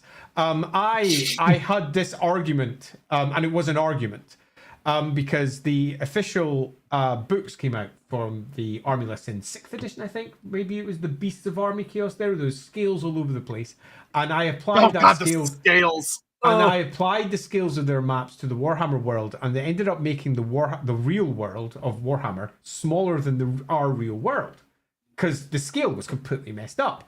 And I gave a quick call to folks involved, and I said, this doesn't make sense. And I got the reply, fuck. And then they decided not to reply anymore and just removed scales from their maps. And that then left me deciding to create my master map, where I then did a map of the entire world, got the Empire part of it, and then scaled it back down and got a scale that would make it approximately the size that the Warhammer world was described to me at that point, which was not 4 times the size of the real world, but about 1.3, 1.4 times the size of the real world, about 130, 140%. So bigger, but not that much bigger. But it does mean that the Empire is freaking huge. It's a really, really big place. And that's why I did my master map. And I then changed all of the scales from my maps to match that. So the maps that I have, barring one in the Ubersreich set, in the starter set, which has got double the scale it's meant to have, no idea what happened there. My maps all have the same scale, which should match to a world that's approximately 1.4 times the size of the real world. Well, in world, you're correct. I have said that it's much larger than the real world, but it's inconsistent. Is the biggest thing I would say. Is that depending on which author you're dealing with, some of them will portray the Warhammer world like it's a fucking monster of a planet, which is fun. But some of them are like, it's roughly Earth-sized, and there are others that like, it's somewhere in the middle. It just depends on who you're talking to, because Games Workshop hates 2 things more than anything else on the face of the earth. And you know this because in Age of Sigmar, they got rid of both of them. And the first one is a map that has actual measurements to show how much space you're working with, and a timeline that has actual dates that you're working with. They hate both of those things. I love them personally, though. Deep fervor. Yeah, because people like us love them and go, well, that doesn't make much sense. And they go, shut up. So that's why in Age of Sigmar, they don't have them. They got rid of them. Like, we have maps, but there's no scales. And the maps are weird. And they also don't show the entire realms. They're always zoomed in. So, like, you never know what you're actually dealing with. And they do that on purpose. Since when is Andy being an e-girl? He always has been. Since the beginning. It's a well-known part of my backstory. My e-girl awesomeness. Yep. And I will say, I think I am going to enforce, if Andy's comfortable with it, that we should be wrapping up in the very near future. Yeah, I think so too. I mean, we've got the beginnings of a city, but we've got quite a lot of stuff that we have yet to pin down. But I think we'll definitely do a part 2 on this. This is fun. Yeah, I agree. What we've got is I'm just busy deciding where approximately all the buildings are. We've got a pretty broad idea of why this place is here, what's going on with it, and what we should expect to find if we were inside it. We don't have a typical Lizardman city. It doesn't follow the standard Lizardman shapes for how they build their cities. It has for 2,000 years sprawled significantly beyond its original borders, the borders of which are almost certainly far broader than what is held within the city itself, but have been encroached upon and covered over by the jungle. The skinks have basically taken control. and not necessarily because they want to, but because they've got no alternative but to do so. And the city has become a sprawling mess because of this, layered upon layer upon layer of what was originally relatively well planned, and over the course of time became very ill planned. Skink barrios, layers upon layers of town and city. And a population that's probably sitting in the region of around about, with its peaks and its troughs over time, maybe a couple of 100,000 skinks, somewhere around about there. So it's a pretty big place with a pretty big population. And it's got some pretty big stories to tell in terms of the core pyramids and what they contain and what's inside them, the original founding of the city and why it is here and why that's slowly but surely over the course of time being lost. Almost certainly a crashed silver ship somewhere that has been in many respects the root of the problems from the Great Catastrophe itself, when the Slan, who was once in charge of the city, the old, I don't know, maybe second or third spawning Slan, attempted to commune with it and then just fell silent and has been silent ever since. And then we've got the stories involving Nagash and one of his lieutenants doing whatever it is that he was doing there, the wars that have been waged over that, the arrival of the Cathayans, almost certainly greenskin issues, the complete devolvement of their standard society as all the monsters, for want of a better word, that they used to control fell out of their control, and how to control them has been lost to time.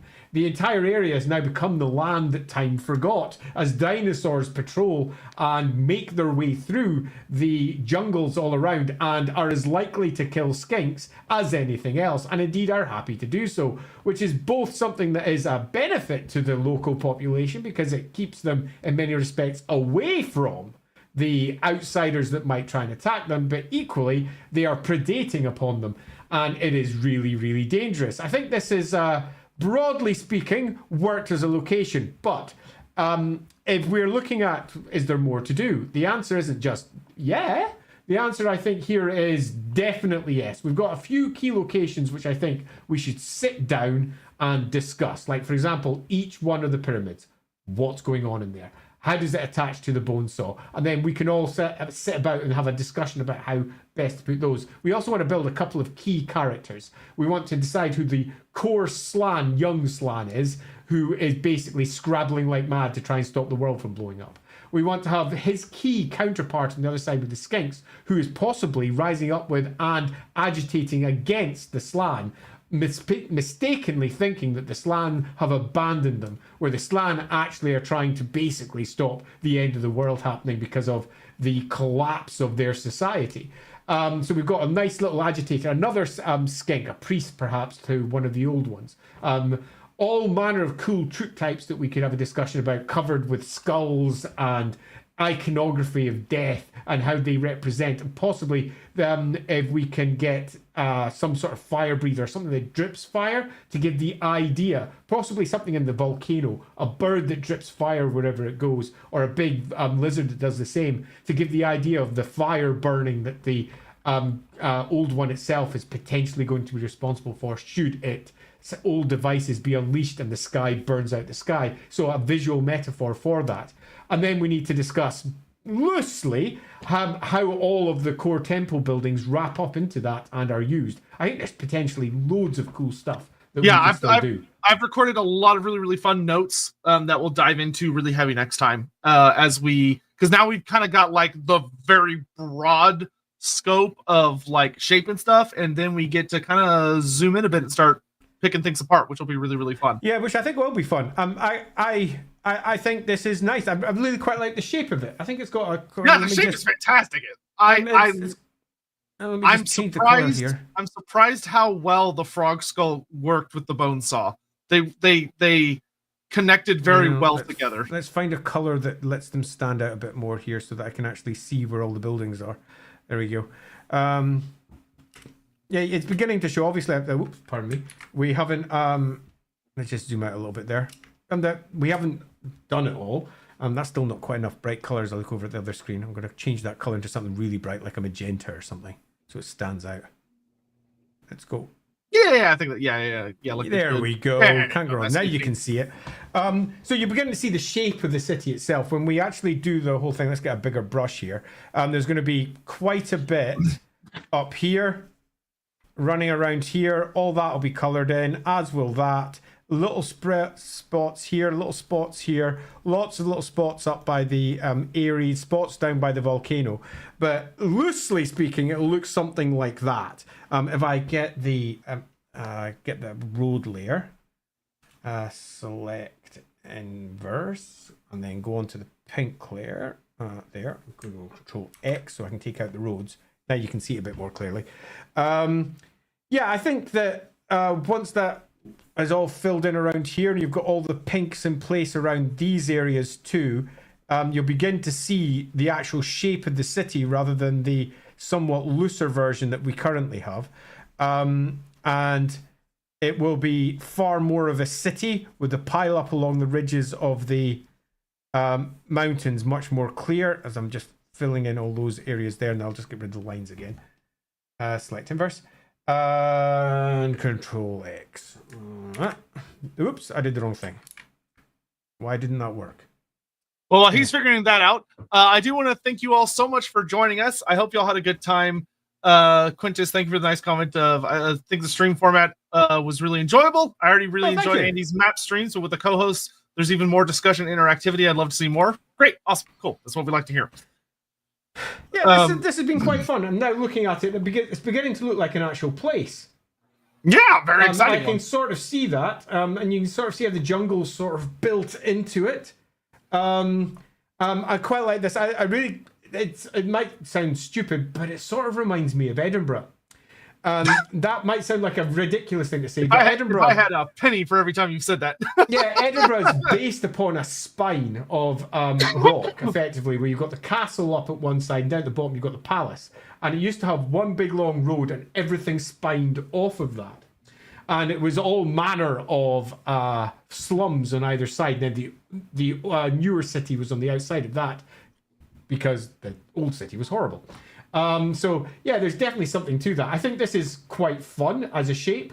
I've obviously scribbled it all into place just so that we can see it, but I'm pretty happy with it. I think you've made a nice place there, everyone. You all rock. Yeah, and we really appreciate just the incredible amount of like ideas and stuff. Y'all came up with some absolutely fucking bonkers ideas that are like, yeah, I like the Valley of Stillness, as we'll call it. Fucking awesome. A lot of obviously the shape was through voting. A lot of really cool shit. So thank you all so much for joining us. We hope you had a really good time. Just a reminder, some relevant things that this Sunday will be on the LAWhammer channel for the Ghoul stream at the usual time, both Twitch and YouTube. We will also be tomorrow is the release date for those that care of Omens of Destruction. True. So if you're excited for that, make sure to enjoy it. I will have an affiliate link up literally everywhere tonight before I go to bed, and tomorrow as a reminder if you want to support the channel while purchasing that, because that'll all go live kind of at the same time. And we will continue this maybe, I don't know. I don't know when. We'll decide. Yeah, we'll figure that out.